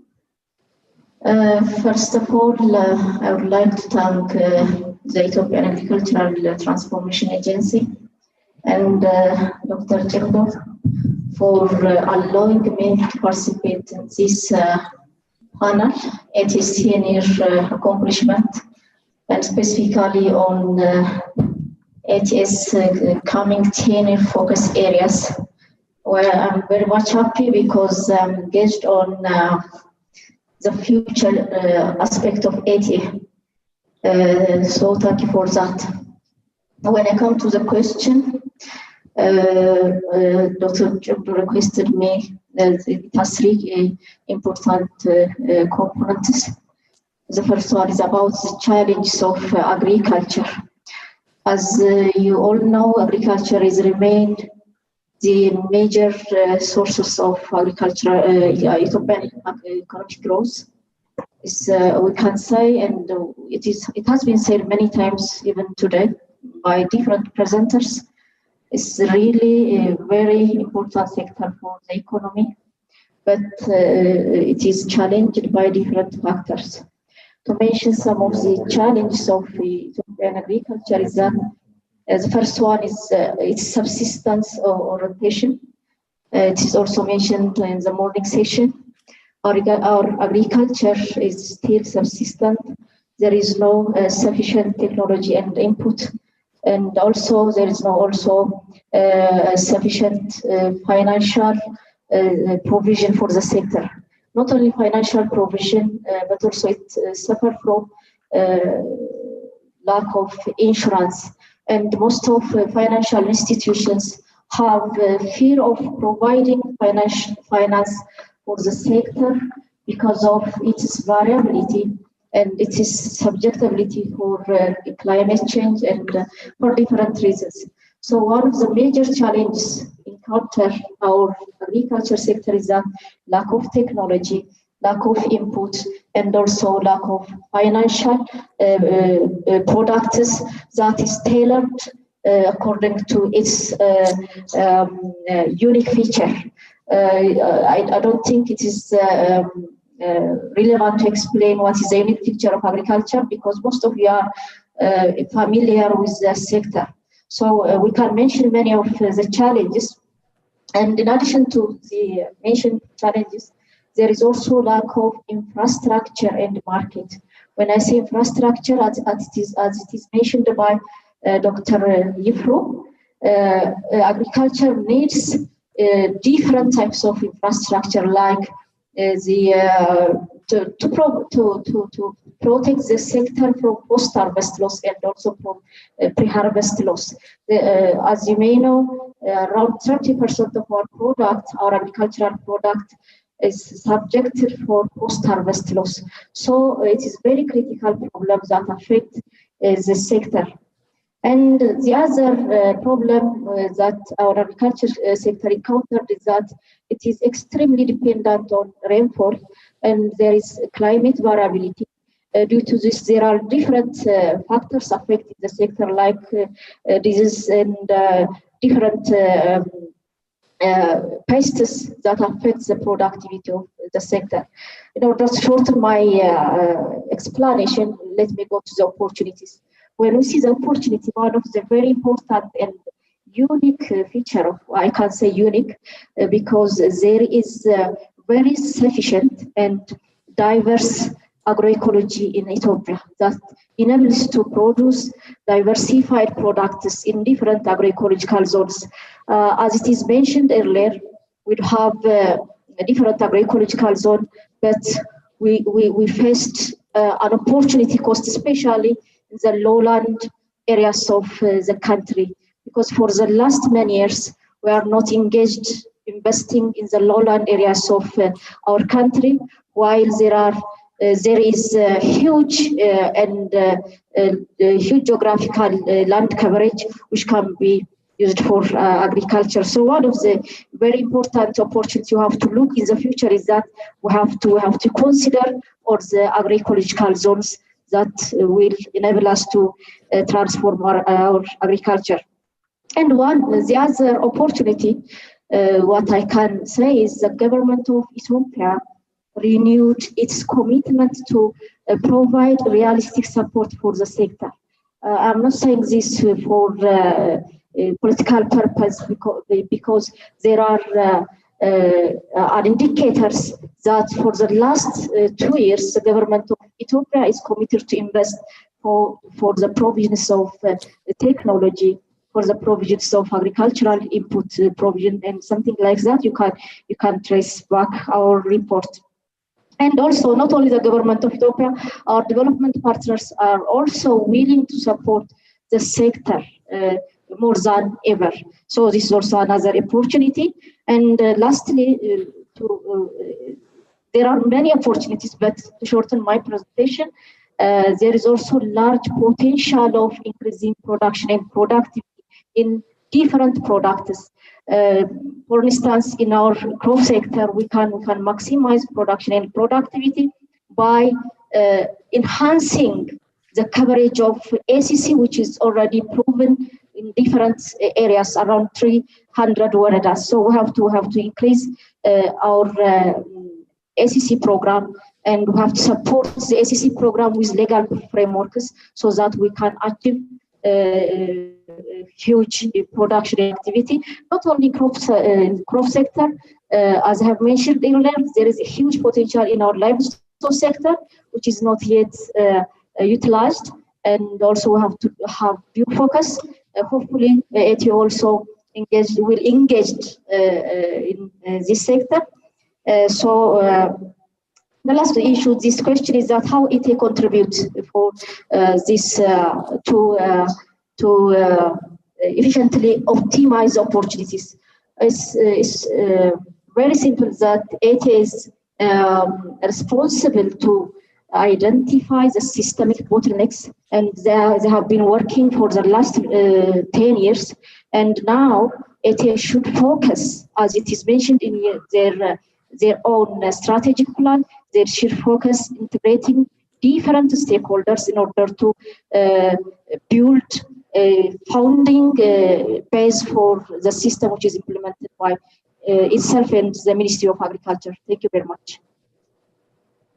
Thank you very much, Analem, for your insight and also really kind words. Question 2 goes to Paul. Paul? Yes. Paul, I understand that you work extensively in a cultural development strategy, and also I know that you also work on Ethiopia's strategy support program. That means I understand that you know everything about Ethiopia's agriculture strategy development and what have you. So using this opportunity, can you please share us your views on how and where ATA and the Ministry of Agriculture should focus their attention to make the greatest impact in the next 10 years? Thank you. Ganalo. Indominachu, Tenastalin. I'd like to start, first of all, by congratulating ATA and the Ministry of Agriculture and all those concerned on the major achievements, the success of ATA over the last 10 years. Big success by national and regional governments, the ATA staff, millions of farmers and others. Regarding the question, broadly speaking, it seems to me that the plans that have been outlined for the next 5 years seem right on target. And in particular, I think it's important to maintain attention to the cereal crops, keep the momentum going in terms of increasing productivity, ensuring that technology is available and targeted, refined to different agroecologies and farming systems. Secondly, increasingly focus on higher value products. And here it's work on the livestock sector, which I see as part of the plans for going forward, is especially important. And then third, while focusing on the high value products, that will require greater attention to post-harvest activities, processing, transport, marketing, and so forth. And I'm very happy to see that there are expanded programs planned for that going in the future. And one of the things that our own research at IFPRI has shown is that even though a lot of structural transformation is taking place in Ethiopia and is expected to take place in the future, investments in the broad agri-food systems are strongly pro-poor, and they will likely remain strongly pro-poor in the coming decade, even as there is growth in the rest of the economy. So there's a very good reason to continue to invest in agriculture and to have ATA and other programs spread agricultural technology, trying to increase productivity in terms of production, but increasingly on the higher value products and attention to off-farm activities. I'm a Signalo. My third question actually refers to Dr. Idole. Dr. Odusola, based on your extensive work on agriculture development and actually also Millennium Development Goals, what do you think are the major challenges that ATA and the Ministry of Agriculture will face in the coming 10 years? Thank you. Thank you very much, Mr. Moderator. Excellencies, distinguished panelists, all protocols observed. I just want to really appreciate the role of ATA for setting the pace for agricultural transformation on the continent, and at the same time laying the foundation for a lot of the future of agricultural growth on the continent.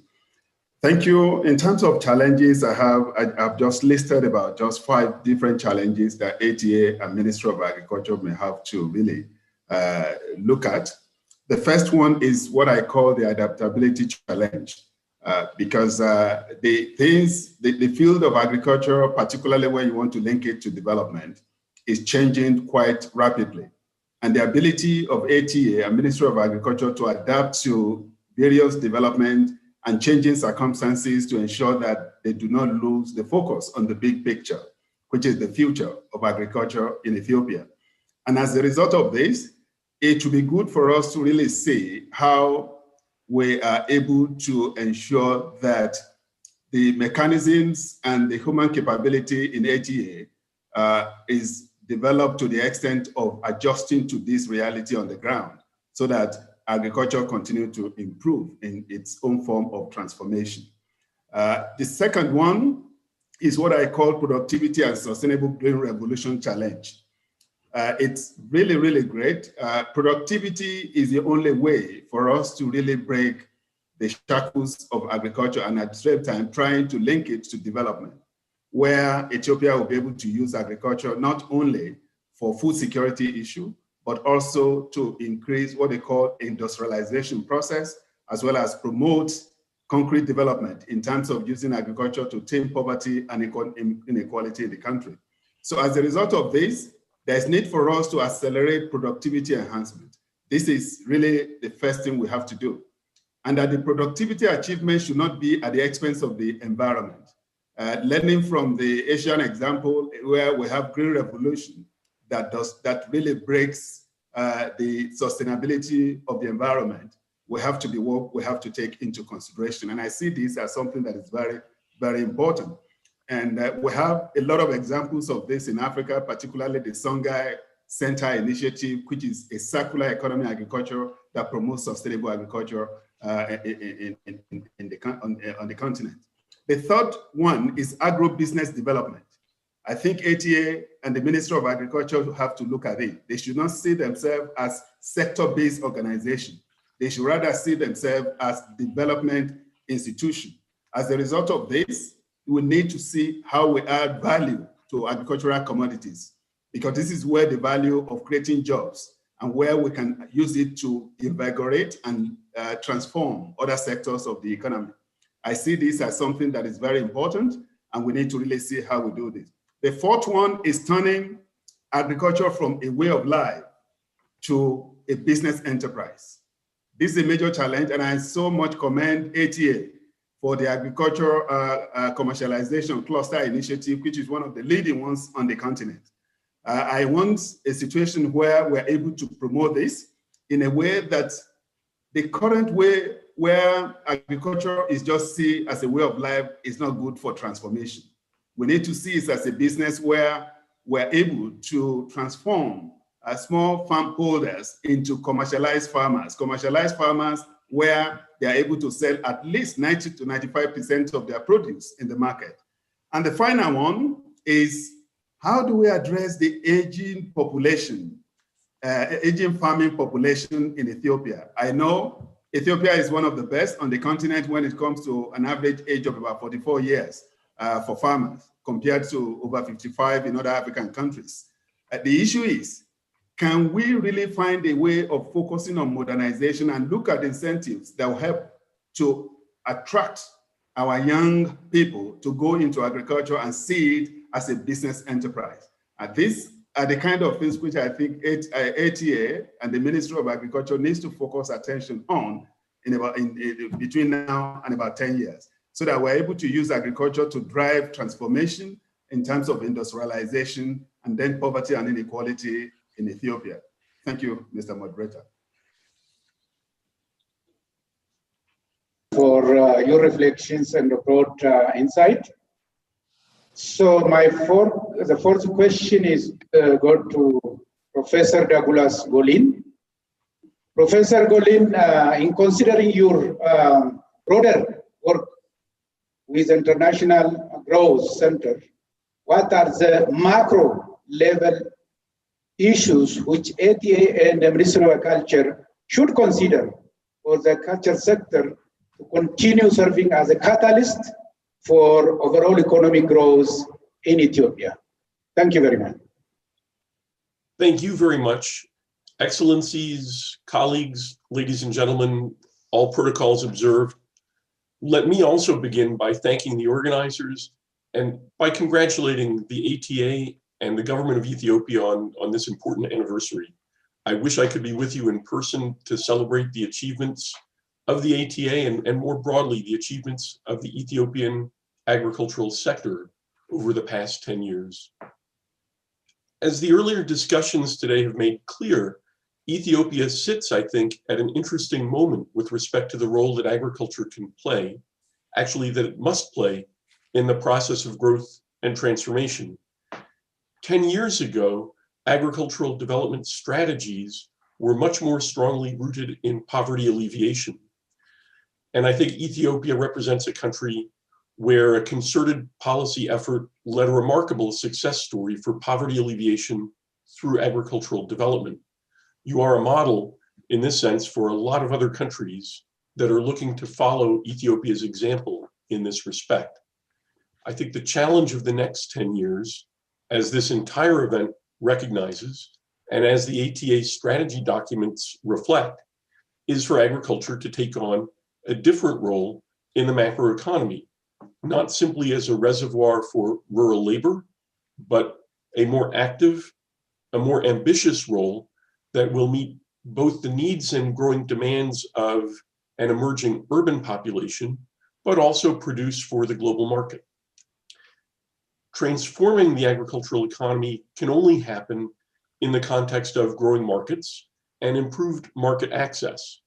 Connecting farmers to those markets, I think, is going to be key for the next stages. And so I think that means if you reflect on the macro level interventions and the macro level changes to support agricultural transformation, some of the other macro issues outside the agricultural sector become highly relevant. Transport linkages between rural and urban areas, the structure of urban food marketing and retailing, perhaps issues like FDI in the retail sector itself. I think the issues around allowing farming to take advantage of the economies of scale, which are not necessarily in the production process itself, but economies of scale related to marketing, to quality assurance, through farmer organizations, through village level clusters, as the ATA has pioneered, and even perhaps through arrangements that allow land to be used at larger scale. So I think these are all issues which are going to challenge Ethiopia in the next 10 years, and which the ATA has placed firmly at the center of its agenda. So again, my congratulations to all of you on the accomplishments of the past decade. And I join you all in looking forward to the challenges and the opportunities of the coming years. Thank you. Thank you very much, Professor Douglas. I think we are also very much happy to have you on this panelist once again. My fifth question is for Professor Larabi Jadi. Professor Jadi, from a South-South learning and cooperation point of views, what are the key issues which ATA and the Ministry of Agriculture are doing now that you think other African countries should consider to accelerate cultural transformation in their respective countries. Thank you very much. Good afternoon.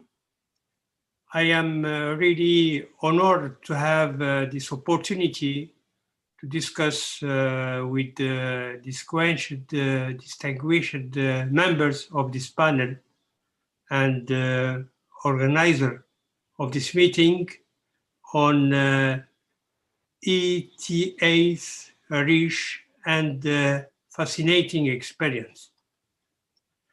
In my opinion, the key issues which the Ethiopian institutions are addressing and that can be useful for other countries in our continent in the development of their agriculture policies are precisely in terms of one, considering agriculture as a transformative sector of the whole economy.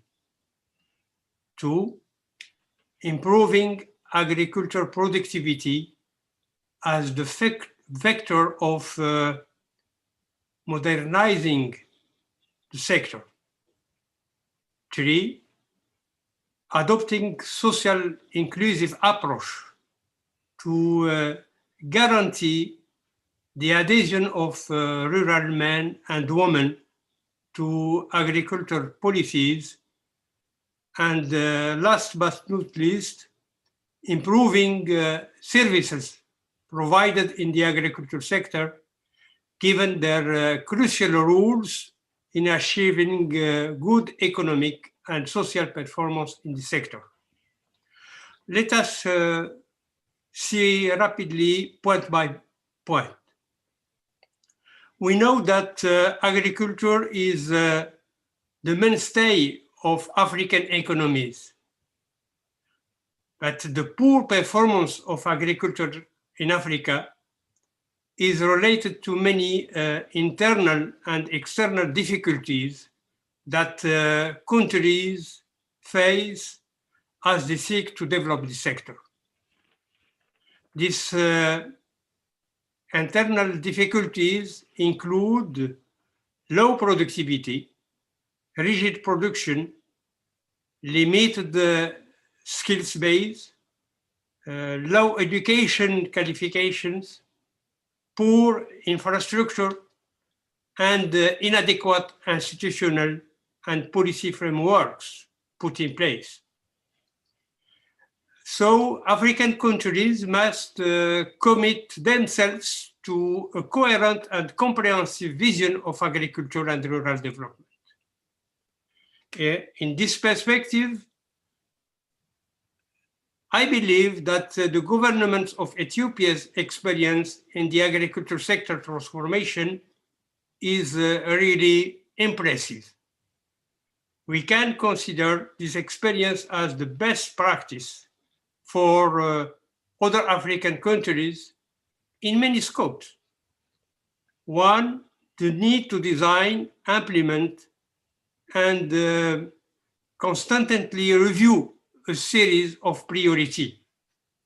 Two, maintaining sound and stable policies that encourage investment in agriculture. Three, strengthening human capital in rural areas. Four, establishing a strong institutional environment that improves access to markets, ensures dissemination of information, sets standards, and provides an adequate legal and regulatory framework, and enabling research and extension services to develop productive and robust technologies. Fostering a dynamic and inclusive growth in agriculture requires a productivity revolution in smallholder farming. Few of important barriers to the increase in farmers' productivity are linked to informational constraints, low diffusion of basic agricultural knowledge, and slow adoption of good practices and simple technologies. But in order to improve the country's agricultural productivities, African's economy should identify systematic constraints of agricultural development, support implementation of recommended solutions, support the establishment of strong linkages among agriculture and the related institutions and projects, and manage and lead the implementation of specific solutions as projects. And we know that the great majority of household farms in Africa are smallholders. And in rural areas, poverty is widespread. The lack of access to seeds, water, or pasture, and lacks of access to training, low market bargaining power, all these constraints are the key constraints in the smallholder sector. And I believe also that in local governance decision-making, women are still large absent. Gender equality, social inclusion are of paramount importance for the eradication of poverty and the construction of an equitable society. We see that in ETA's program and project, we observe changes have been made to place poverty reduction at the heart of the agriculture sector and rural development. And women in particular are often included in access to agency services. And actually in Africa, given the increasing tension between food production and food demand, as well as the poor development of profitability in agriculture sector, the impact of agricultural extension on fertilizer adoption and their had great impact in productivity. And I believe also that the empirical results of ETA's projects reveal that the role of agricultural extension service is fundamental in the fertilizer adoption mechanism. Thank you very much. Really for this very detailed explanation, Professor. So I have now completed the first round, so let me quickly go to the second round. This time, my first question goes to Dr. Odusola. Dr. Odusola, the ATA has been highly adaptive organization during the first 10 years, as you have seen this morning from Kali's presentation.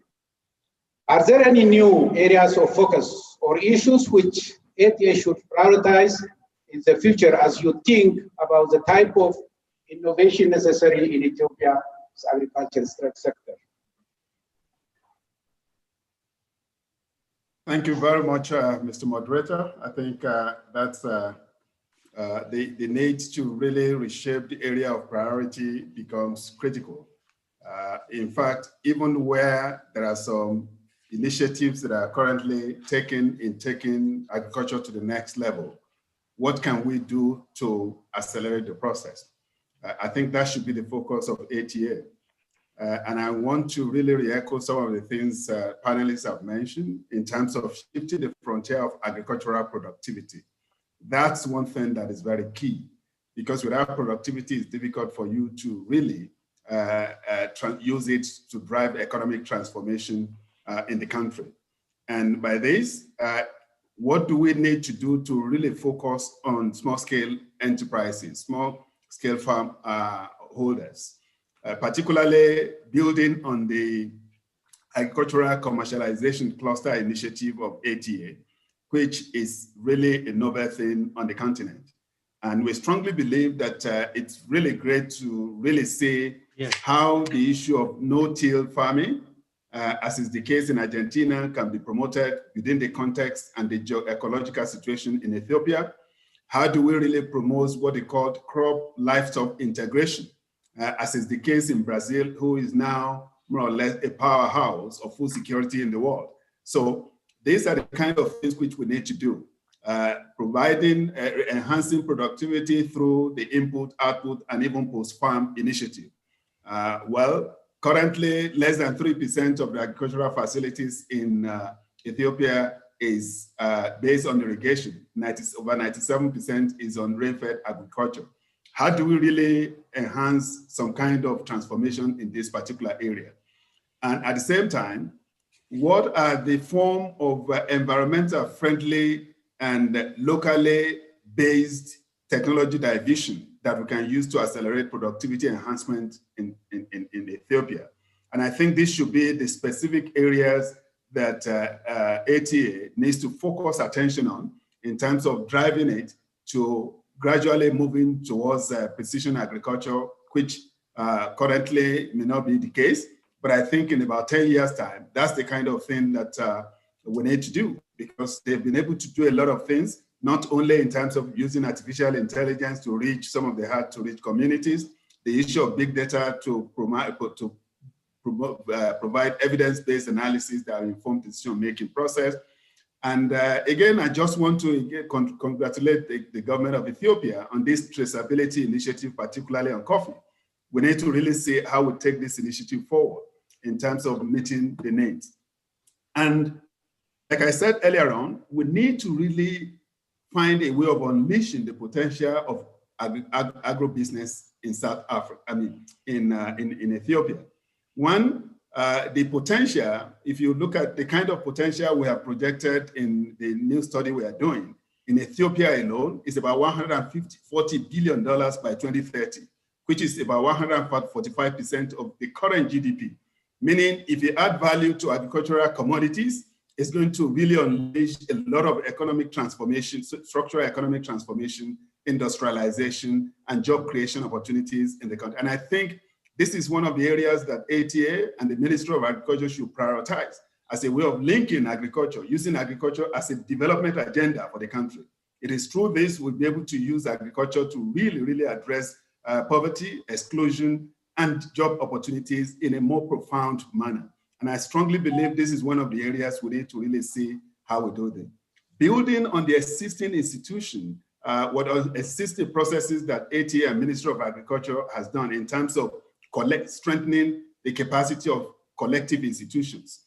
Because farming communities in most African countries are atomistic, they are very small, and the need for us to collectivate them, bring them together to enhance what they call the economies of scale, of not only in the input side, but also in the output side, and at the same time, to help diffuse technology in a more transformative manner. We think there's need for ATA to really prioritize deepening the capacity of collective institutions like cooperative societies, farming communities. This is really key. And finally, I think building on the experience ATA has done in terms of partnership. And if you look at the way countries like Brazil, Argentina, China, and even Morocco have used agriculture to really propel growth, they need to have very strong partnership. Partnership that will help them to really break the shackle of regional integration, break the shackle of global integration, so that they can enter into this market in a more favorable manner. So partnership is very key for us to use agriculture at the entry point of regional integration and global integration as well. So I think these are the areas that we need to really prioritize attention so that ATA can use agriculture to drive development agenda for Ethiopia and setting the pace for transformation in Africa. Thank you. Thank you, Dr. Odisola, for such a broad and insightful perspective. My next question refers to Professor Douglas Golin. Professor, in your work, you have emphasized the importance of technology in development process. What are really, in this regard, do you think are most important for the ATA and the Ministry of Agriculture to prioritize in this regard, which is almost a question related to Professor Dr. Odusola, sorry. So this is a great question, and I actually think it's a very fortuitous moment at which to ask this question. As many of you may know, a recent study led by the Ethiopian Central Statistics Agency in collaboration with partners in CGIAR and in the World Bank's Living Standards Measurement Surveys team has just completed a comprehensive assessment of the state of agricultural technologies in Ethiopia. And this is a study at the farm level, which documented the common practices, the use of different technologies, different crop varieties, including through DNA fingerprinting of material from farmers' fields. And this study, I think, has been extremely helpful in giving us an understanding, a really precise understanding of the diffusion of improved varieties, improved natural resource management practices, and of what farmers are actually doing. So I think this offers a clear technological baseline for understanding what's going on in Ethiopian agriculture. It also means that we can identify important areas where research doesn't yet seem to have been taken up by farmers. And it's no surprise to any of us. We already knew that there were continuing issues in the adoption of technology in agriculture. The story that comes out of the study is one of very uneven levels of technology adoption across crops and commodities, between crops and livestock, across regions and spatially within communities. And I think it's always important to emphasize that the fact that there are some technologies that have not taken off doesn't represent a failure. It actually represents an opportunity. It's good news, in fact, that there remains a lot of scope for bringing technology to Ethiopia's farmers and rural communities. I think my main message here in answering the question is a very general one. The ATA has pioneered understanding of the heterogeneity, the variability of conditions faced by farmers, for instance, with respect to soils. I heard Her Excellency the State Minister a few minutes ago also highlighting this in her remarks, emphasizing the different conditions and the different growing conditions and opportunities that face farmers in Ethiopia. This has been an important area also for academic research in the past decade or so. No two farms face exactly the same problems. No two villages have exactly the same conditions. And so I think the message for technology is to be careful not to push too hard for very specific technologies to be adopted over broad geographic spaces or to have uniform solutions. But as ATA has pioneered in recommending the differentiation of fertilizer applications across the country, but to think of the same kind of differentiation in other technologies and in other practices. As we offer more solutions, more technology choices to farming communities, we increase the potential for them to find solutions that work for them. There's a tension, of course, between that differentiation and the need that others have referred to and that I mentioned earlier for achieving the scale economies that come from having coordination across farmer groups and across communities. And that tension is a complicated one. I don't have solutions for that, but I think in striking a balance between the uniformity that allows for scale economies in production and marketing, and the differentiation that recognizes the diversity of growing conditions, striking a balance between those two things seems to me to be at the heart of the technology challenge for Ethiopian agriculture. Thanks. Okay, thank you very much again. The question, this question also refers to Professor Larabi. Professor, I have a really very interesting question for you. Do you think ATA model can be applied to benefit the cultural development in other countries? If yes, how? If not, why? Yes, I think so. And I think that by a series of interaction in or interventions in 4 ways. One, to promote development agency as an institutional model. Development agency as an institutional model. 2, to adopt the evaluation approach and the use of impact analysis tools. 3, the mobilization of the diaspora, the know-how of diaspora. And 4, to develop an international cooperation, but based on a real partnership.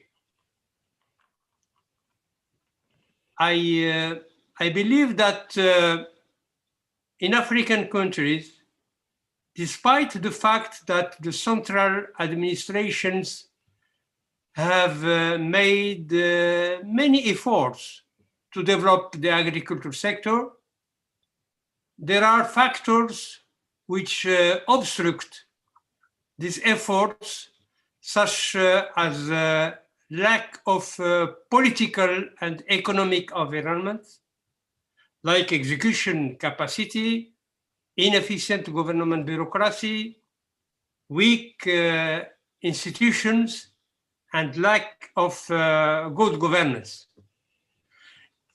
In the addition of, sorry,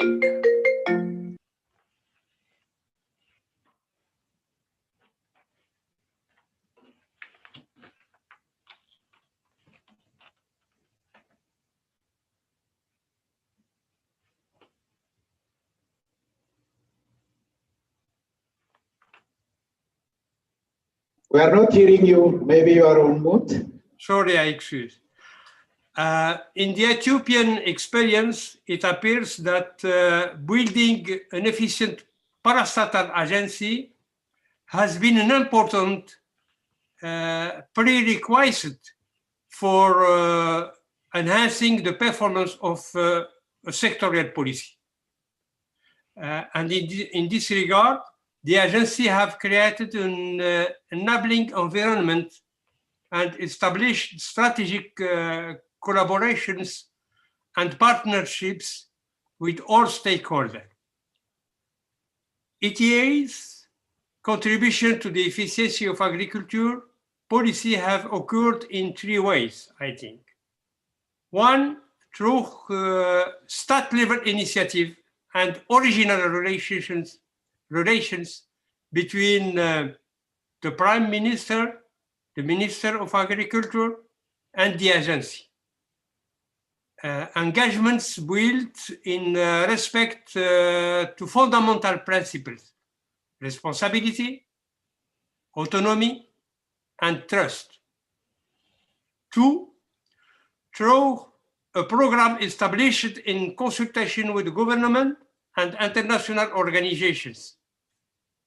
And 3rd, through an efficient organization of the agency. And despite the fact that the agency is an extension of state power, I believe that its first characteristics lies in its method of governance.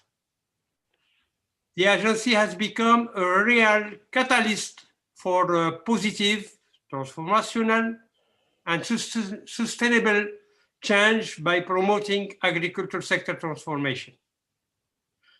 And in Africa, relatively few countries attempt to shed light on the impacts of agriculture development program. The experience of ETA underlines the role of impact evaluation methods applied to agriculture development. This evaluation approach improves the quality efficiency, and cost effectiveness of interventions as the focus on the results rather than on the inputs. The ATA experience report sheds interesting light on impact evaluation methodologies, which make use on the counterfactual and describe how they have been applied to agriculture policy in Ethiopia. And this case study is really interesting in the way that it contributes to debate of the importance of rigorously assessing the real impacts of development programs in order to influence policy making by informing all development actors, donors, implementers, governments, and community. I believe that a better understanding of this methodology and its systematic application to the evaluation of development projects will be a key tool in adopting effective development strategy in Africa. And it is well established that the diaspora members are able to make development-specific contribution to their countries of origin, I mean. And usually in Africa, evidence generally focuses on economic contribution of remittances, investments, but there is increasing evidence of non-economic contributions to good governance and capacity building. What is interesting in the ATA's experience is the good mechanism used for harnessing the contribution of the diaspora community to agriculture policy. Ethiopian diaspora has contributed to knowledge transfer and capacity building through diaspora knowledge networks, state-led initiatives that encourage diaspora members to return, and international organization-funded return program. It is recognized that members of the diaspora are able to make development-specific contribution, deriving from the absence of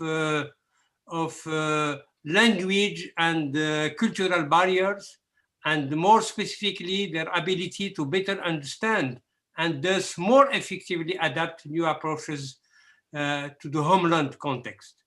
And finally, I thought that ATA's experience shows the challenge implicit in the commitment of donor agency to deliver aid for development in ways that help recipients' country to own their own development efforts.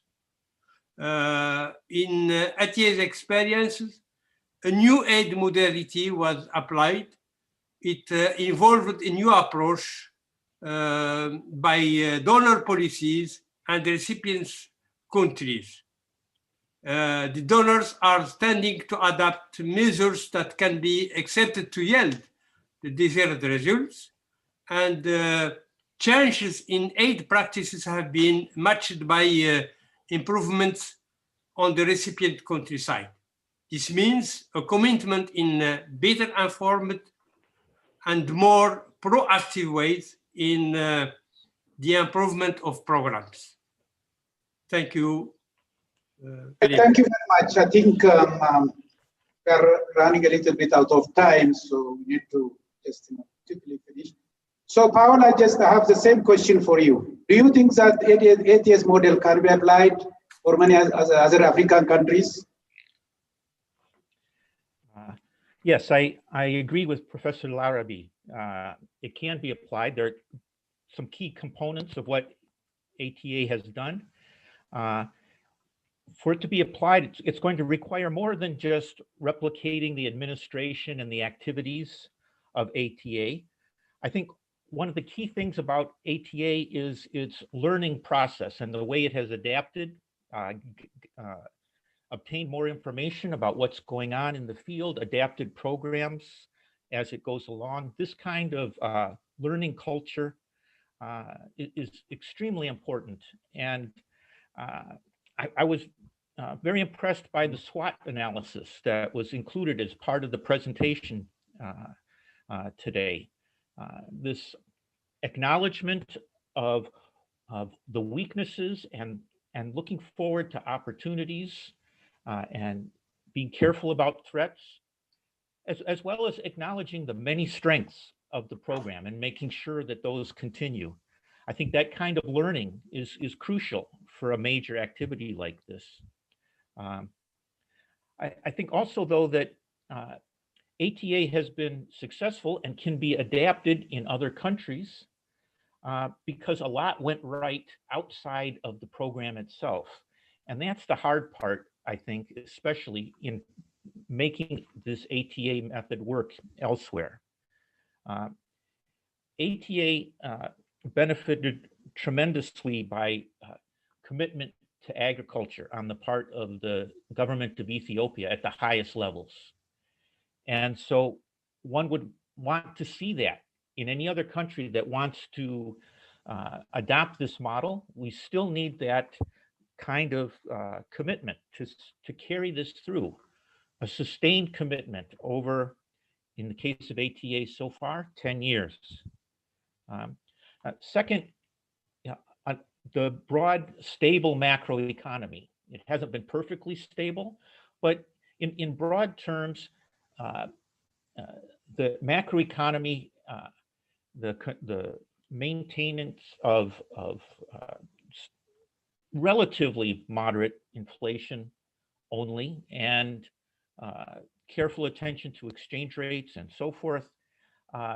It hasn't been perfectly stable, but it has been broadly supportive of growth, not just in agriculture, but for the entire economy. A third factor has been this massive investment in infrastructure, and in particular, the road network, but also in the communications and telecommunications and so forth. That's been crucial, and one would want to see that in other countries that were going to adopt an ATA model. And then fourth, this policy of working together with the private sector, promoting private sector involvement. Again, it hasn't been perhaps perfect, but broadly speaking, the private sector has been allowed to work together, and that's going to be with the agricultural production, the farmers, ATA, the government. That's going to be crucial going forward, especially as we are involved in more high value products where these markets play an enormous role in this success. I think third, I'd like to, in terms of whether ATA, the model can be successfully adopted, I think it's important to realize that the success of a program depends on its people. And so one can have the right structure of a program and the right administration, but you need the right people to make things succeed. And so in adopting or adapting the ATA model, one needs to make sure that you have the dedicated people, the sustained commitment to succeed. And to some extent, this aspect of the role of the people in the program is consistently underestimated, it seems to me, by planners. And so, in summary, I think the ATA model has been broadly hugely successful in Ethiopia. It's had strong support of policy, complementary investments, commitment by the national and local government, and those are the keys to making it work elsewhere. Amasaganalo.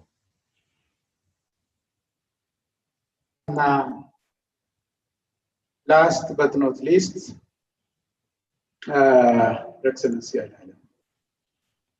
our heroes.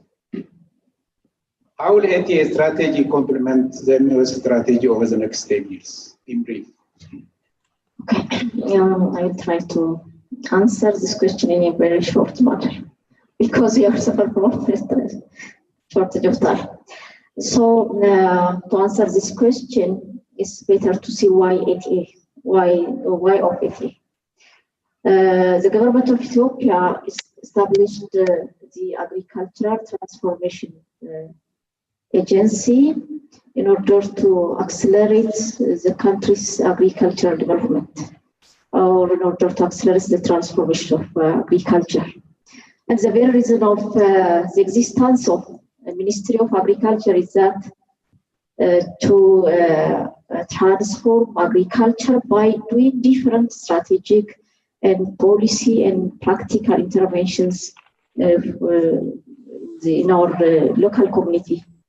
So as per my view, both ATA and the Ministry of Agriculture have shared vision, shared responsibility. I think the very reason and the difference is the scope of their responsibility. What I want to say in this panel, it is not responsible to do everything. That means it is responsible to identify systemic interventions and find solution for the systemic interventions and pilot in certain geographical locations and transfer for the Ministry of Agriculture. So Ministry of Agriculture and ATA has to be complement starting from the planning phase.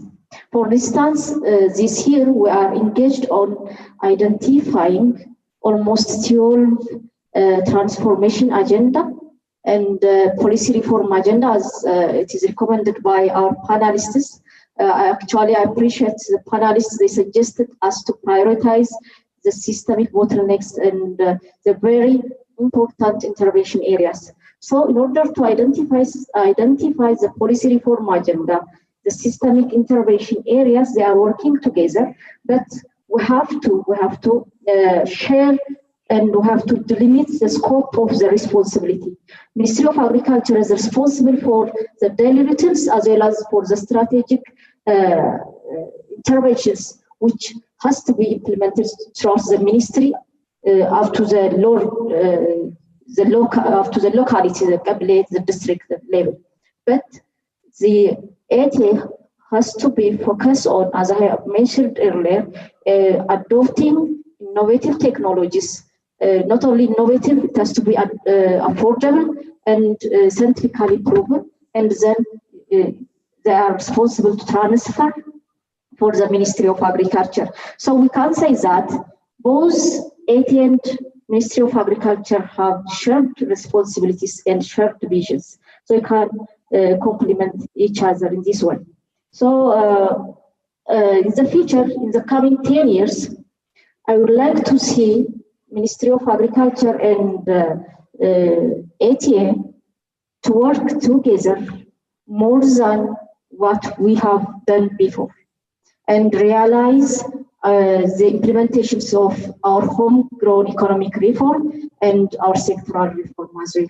And finally, achieve our shared vision, that is transformed agriculture. Thank you very much. Thank you very much, Your Excellency Alan. I think, ladies and gentlemen, with this, I'll wind up, our discussion for the interest of time and hand over the speaker to the facilitator. Thank you very much indeed.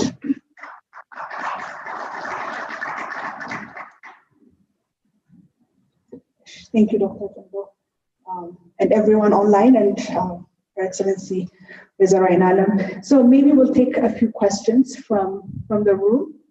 I see there's a hand up all the way in the back. And then we also have a few, and a second one here, and a third one in the back as well.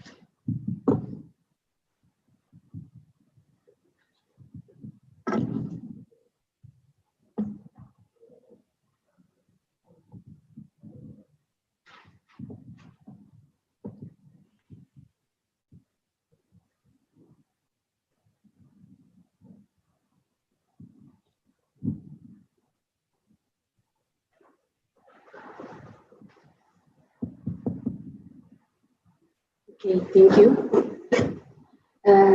Taking this opportunity, I would like to congratulate ATAT for the successes you have registered over the last 10 years. It's really impressive, and I'm glad that the embassy I'm working for has contributed towards this success, at least financially. My question is about the changes we'd like to see, and especially the changes in the Ministry of Agriculture, so that the ministry can take over from ATA after 10 years or so, actually implementing what ATA is doing now. I believe I haven't heard, or maybe I'm not informed if this has been done in the past, but it needs building capacity of the ministry, but this needs also assessing the governance and also the capacity of the ministry. I don't know, and I'm not informed whether this has been part of the ATA support for the Ministry of Agriculture in the past, whether the governance system across the different levels have been assessed and the recommendation have been made to the ministry. But I think if we are talking about real change, capacity assessment, not only in terms of delivering different services or implementing projects, but also the ministry as a whole is quite important.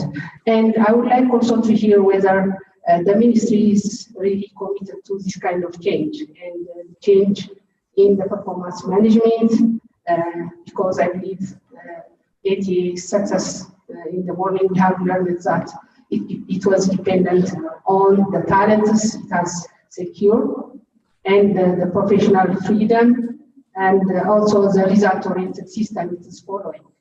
All these things, I think, need, at least gradually, should be adopted by the ministry. How the ministry and its agencies and also the bureaus in the regions are committed to this kind of change. And I think we have to start now to really achieve what we need in the coming 10 years. Thank you. Thank you. So maybe I'll give Zarina an opportunity to answer this, and then we'll go to the next question. Okay. Okay, thank you very much for the question, which is a very interesting question. The question is regarding the change in the Ministry of Agriculture and the commitment to overtake the talents and the practices, the best practices from ATA. At this time, I can assure the participant, Ministry of Agriculture is not in the same page like many years ago. And one of the policy reform area that has been identified together with Agricultural Transformation Agency is that, we have to invest to capacitate our institutions. It's not only Ministry of Agriculture at the headquarters. We have to work up to the every level in order to have a system approach. Otherwise, our agriculture system will remain continue as subsistence and less productive. So we are very committed to capacitate our staff together with development partners and ATA. So we identified one of the major limitations we are encountering in the Ministry of Agriculture is low capacity at different stage, whether it is in the ministry and at the middle stage of our institutions and at lower levels also. So we have to work and we have to invest to capacitate our institution, and it is also identified as the one of the reform agenda in our 10-year plan. And the second question is the commitment, and the commitment to use performance management and result-oriented system. As I have mentioned earlier, we are working together with ATA to identify key performance indicators. The problem is, what I have to confess, implement the key performance indicators as it is planned and evaluate whether it is implemented accordingly or not. So in this regard, Ministry of Agriculture and all the managements are committed to work with any supportive stakeholders and by itself also to use performance management system. Otherwise, we cannot ensure the transformations of our economy in general, not only agriculture, because agriculture is the backbone of our country economy. We have to work differently. So thank you very much for your question. Thank you, Zarina. So we have another question back there. If you could pass the mic, and then another one here as well. Thank you.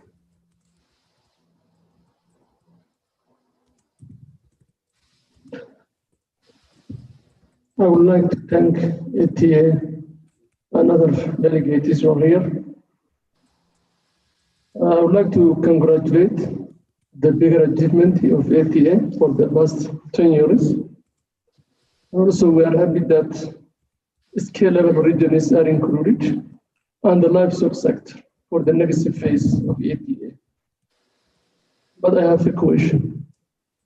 The question is, do livestock and scale-up regions will get adequate attention and compensation of the last 10 years? Because it's a matter of equity. We didn't benefit from the past. Sorry, let me be fair and frank. Therefore, the previous big brothers benefited, others they didn't benefit in the past. And the second point I would like to raise is the lowlanders have huge potentials, at the same time, huge challenges.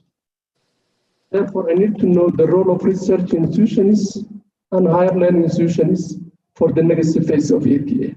Thank you very much. I think this question may also go back to the ministry, and then maybe Khalid can add a few more things to that as well. So if you want to tag team and address this issue, I think. And I think that.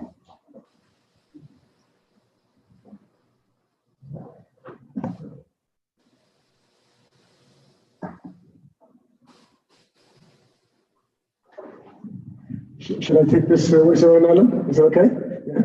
Since it relates to the ATA's upcoming 10-year strategy. So Dr. Abdelkader, thank you for that comment, because we at ATA also recognize that over the past 10 years, we have disproportionately worked, as mentioned earlier this morning, on crops in the 4 main regions of the country. And as we go forward, we are going to put a huge amount of effort in the emerging regions and in livestock. So that is absolutely a commitment that ATA has made, and we have begun working with the emerging regions to develop that strategy.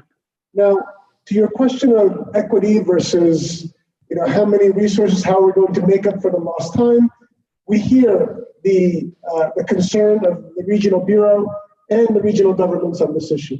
Ultimately, however, we are a government organization, and we will work at the direction of the government of Ethiopia. To the extent that we are told to focus on some areas and some issues in more intensity, we will do that.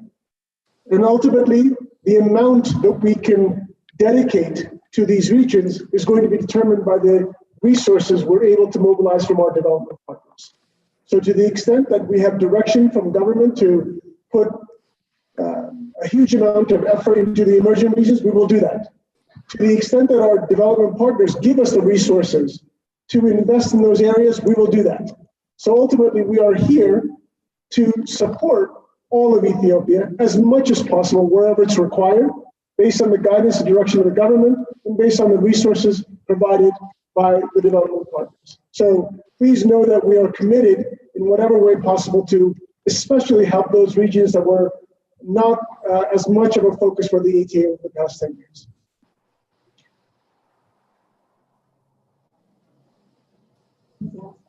Okay, I think this question is the same, yeah?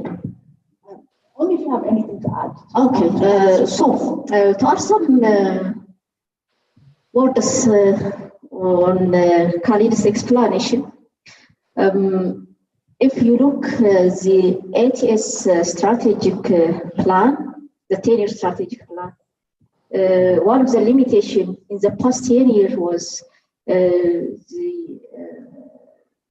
emphasis all for crop and horticulture, something like that. But in our ministry, we always urge ATA to incorporate and support the livestock sector. Not only the livestock sector, in the lowland area, in the emerging regions of our country, we lost two major opportunities. And one is, as it is mentioned by Abdul Kader, there is now huge land coverage, geographical coverage. There is a huge potential for water, for irrigation, and there is also huge potential for livestock production and productivity. So in the coming 10 years strategic plan, our top priority is to work with those emerging regions in both directions, not only for livestock. We have to follow a mixed approach because currently they are working on crop production, on horticulture, something like that.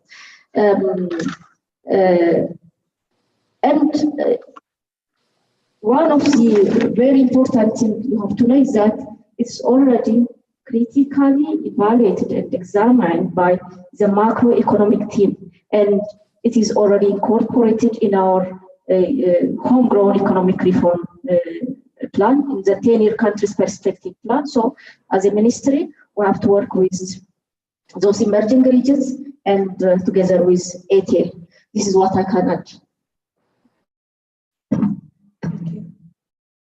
So we'll take one last question from back there, and then we'll wrap up. Okay, thank you very much. Listening from the presentation made by the CEO at the credit this morning, I personally feel that there has been a commendable work done by ATA with some also limitations. I just want to capitalize on some of the improving some of the limitation in terms of moving forward. In terms of handing over, this morning, Khalid talked about handing over of some projects to the Ministry of Agriculture. I think handing over can be taken, can be done at different levels. You can accomplish a certain project, and at the end of the day, you can hand over to a particular owner. Then there are situations where you engage partnership right from the beginning of the planning, and you go through it, and finally there is an exit strategy to hand over. That would be a smooth handing over. So whether the approach is correct or not, I think we need to follow right from the onset in the next 10 years time to come, right from the planning stage and moving forward and handing over smoothly. The second one is in terms of implementation support. In terms of implementation support, I think that establishing a DU unit is a step forward in the right direction, but that is not the limit. I would probably suggest that we need to engage the stakeholders right from the planning in terms of joint planning, joint implementation, joint evaluation, even documentation of best practices for scaling up. If you do it jointly, then you can own it, and finally that would be also one of the actions in terms of sustaining the program. The third one is in terms of linkage and the coordination. I think it is easier said than done. The coordination is a very difficult task. So what you can do, I personally observe, what is to be done in terms of coordination. First, you need to also develop mutual accountability. In fact, in terms of the relating roles and the responsibilities, and to make them accountable to that particular. Otherwise, it cannot work. The second one is ATA can also get buy-in, whatever its activities, through using the existing platforms. So that to get buy-in in terms of whatever technology is being delivered, to go ahead in terms of. But these are improvements in the way going forward. But I have an issue in terms of center of excellence, with regard to SEC. What differently are you envisioning to work in terms of SEC in the next 10 years to come with regard to crop sector? The second one is livestock may be a new thing in terms of SEC. How are you going to do it in terms of doing business in SEC for livestock? I just want to have a clarity on the ACC, but the others are complementary in terms of moving forward to this. Thank you. Thank you. So maybe Khalid, you can answer the question from here, and then we can just go into the closing remarks in the same time. So thank you for your question. I'll allow Khalid to answer all of these difficult.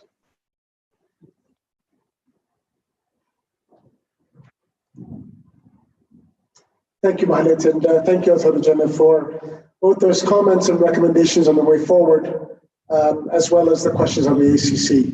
So on your comments on the way forward, your points are well taken, both when it comes to the implementation support and how we have to broaden it, the linkages and coordination, which you rightly acknowledge is not an easy task, and then when it comes to the projects of working closely together. So all your points in those areas are well taken, and I'm sure the team has taken them down as notes, but these are indeed things that we have been thinking about. So good points nonetheless. On the ACC, let me highlight, and I think it was Wazir Alam who actually mentioned this. Our approach on the ACC is very similar to what you mentioned on the project side, which is that every year the ACC work is planned with the Ministry of Agriculture and the regional governments. We don't implement the ACC program by ourselves. Even the design of the ACC itself took over a year because we were consulting with Kabale level officials to really understand which commodities to focus on, what markets they were going to target, as well as the interventions themselves. So it's been an integrated approach for planning as well as execution. Now, the most important part of the ACC is, as I said, I think it's Wazir Alam who made this point, ATA is directly supporting the implementation of ACC, the cluster approach in 300 waredas. However, the Ministry of Agriculture and the regional bureaus of agriculture are working in an additional 150 waredas. At least that was the number last year. I think it's increased this year in implementing the same approach, the same ACC crop approach outside of the areas where the ATA is already supporting the regional bureau. So the handover has actually begun to happen already in the design as well as in the implementation phase, because the ACC is expanded beyond the geographies where we are initially focused on implementing the program. So that has absolutely happened. Now, when it comes to the livestock ACC programs, here is where I think we as ATA have to be humble and say, we have learned a lot on the crop side, but livestock is different. So we have to design that program based on guidance that we get from people like Dr. Abdul Qadir and others to say, how is livestock cluster going to be different from crop clustering? There will be some similarities and there will be some differences. So we have to learn by doing.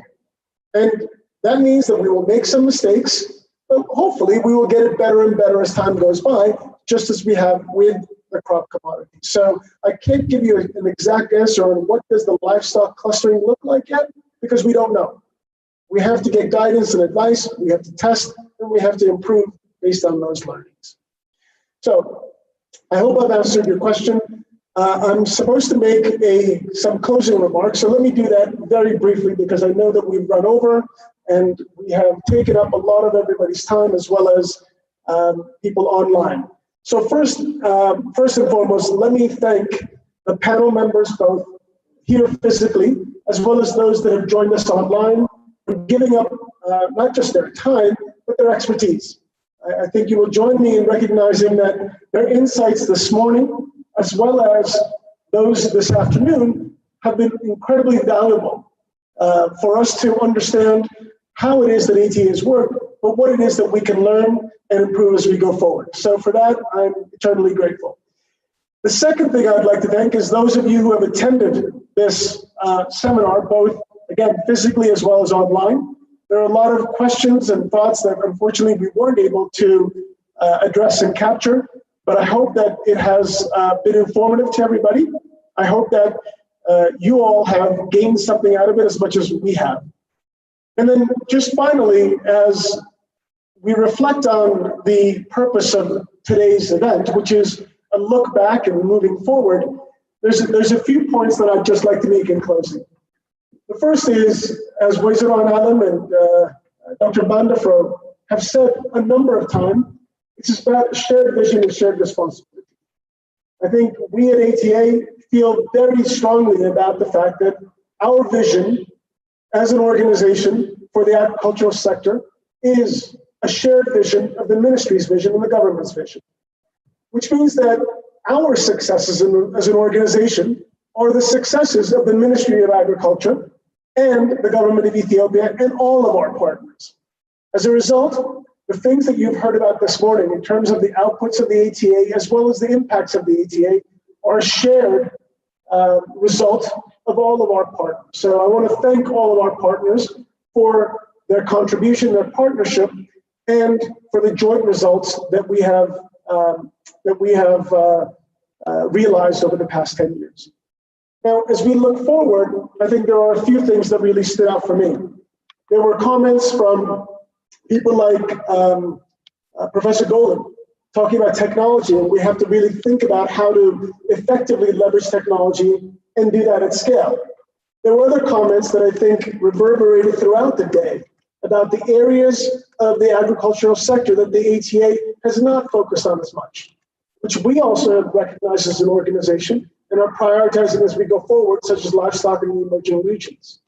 But the thing that really stands out most for me is the comment made by Professor Paul DeRoche, who said that in order for the ATA model to succeed in other countries, and I think by reflection, for the ATA to continue to succeed as we go forward, is the support and enabling environment provided by government. By that, I think it's important for all of us to recognize that as a government organization, and as one that is working so closely with the Ministry of Agriculture, our success in the past, as well as what we are able to achieve in the future, will only be possible through an alignment and through a partnership with the Ministry, the regional bureaus of agriculture, and others. And as a result, I really want to encourage all of our partners to work with us, those in the public sector, those in the private sector, as you heard from Mr. Jürgen, from Brookmalt, as well as from our development partners, to really engage and work with us, because our work, in our view at ATA, is probably a third of the way through. We have achieved some things, but there is so much more to do. And as a result, it is a journey that we are a third or halfway through. And we hope that with all of your support, that we as ATA will be able to support the Ministry of Agriculture and others to realize our vision of a transformed agricultural sector in Ethiopia that is a middle-income country by 2025, 2030, and an example for other African countries on how to leverage the agricultural sector for overall economic growth. So thank you very much to everybody for your participation and attendance, and onward to another 10 years. Thank you.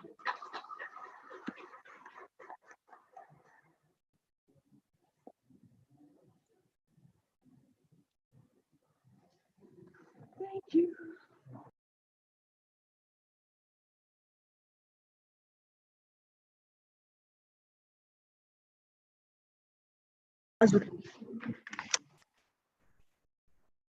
Come on. So, start video. Everyone, thank you so much for joining us. We're going to go ahead and just conclude our session online as well.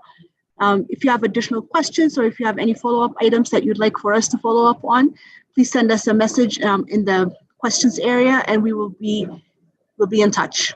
Thank you everyone for joining us. Have a great evening.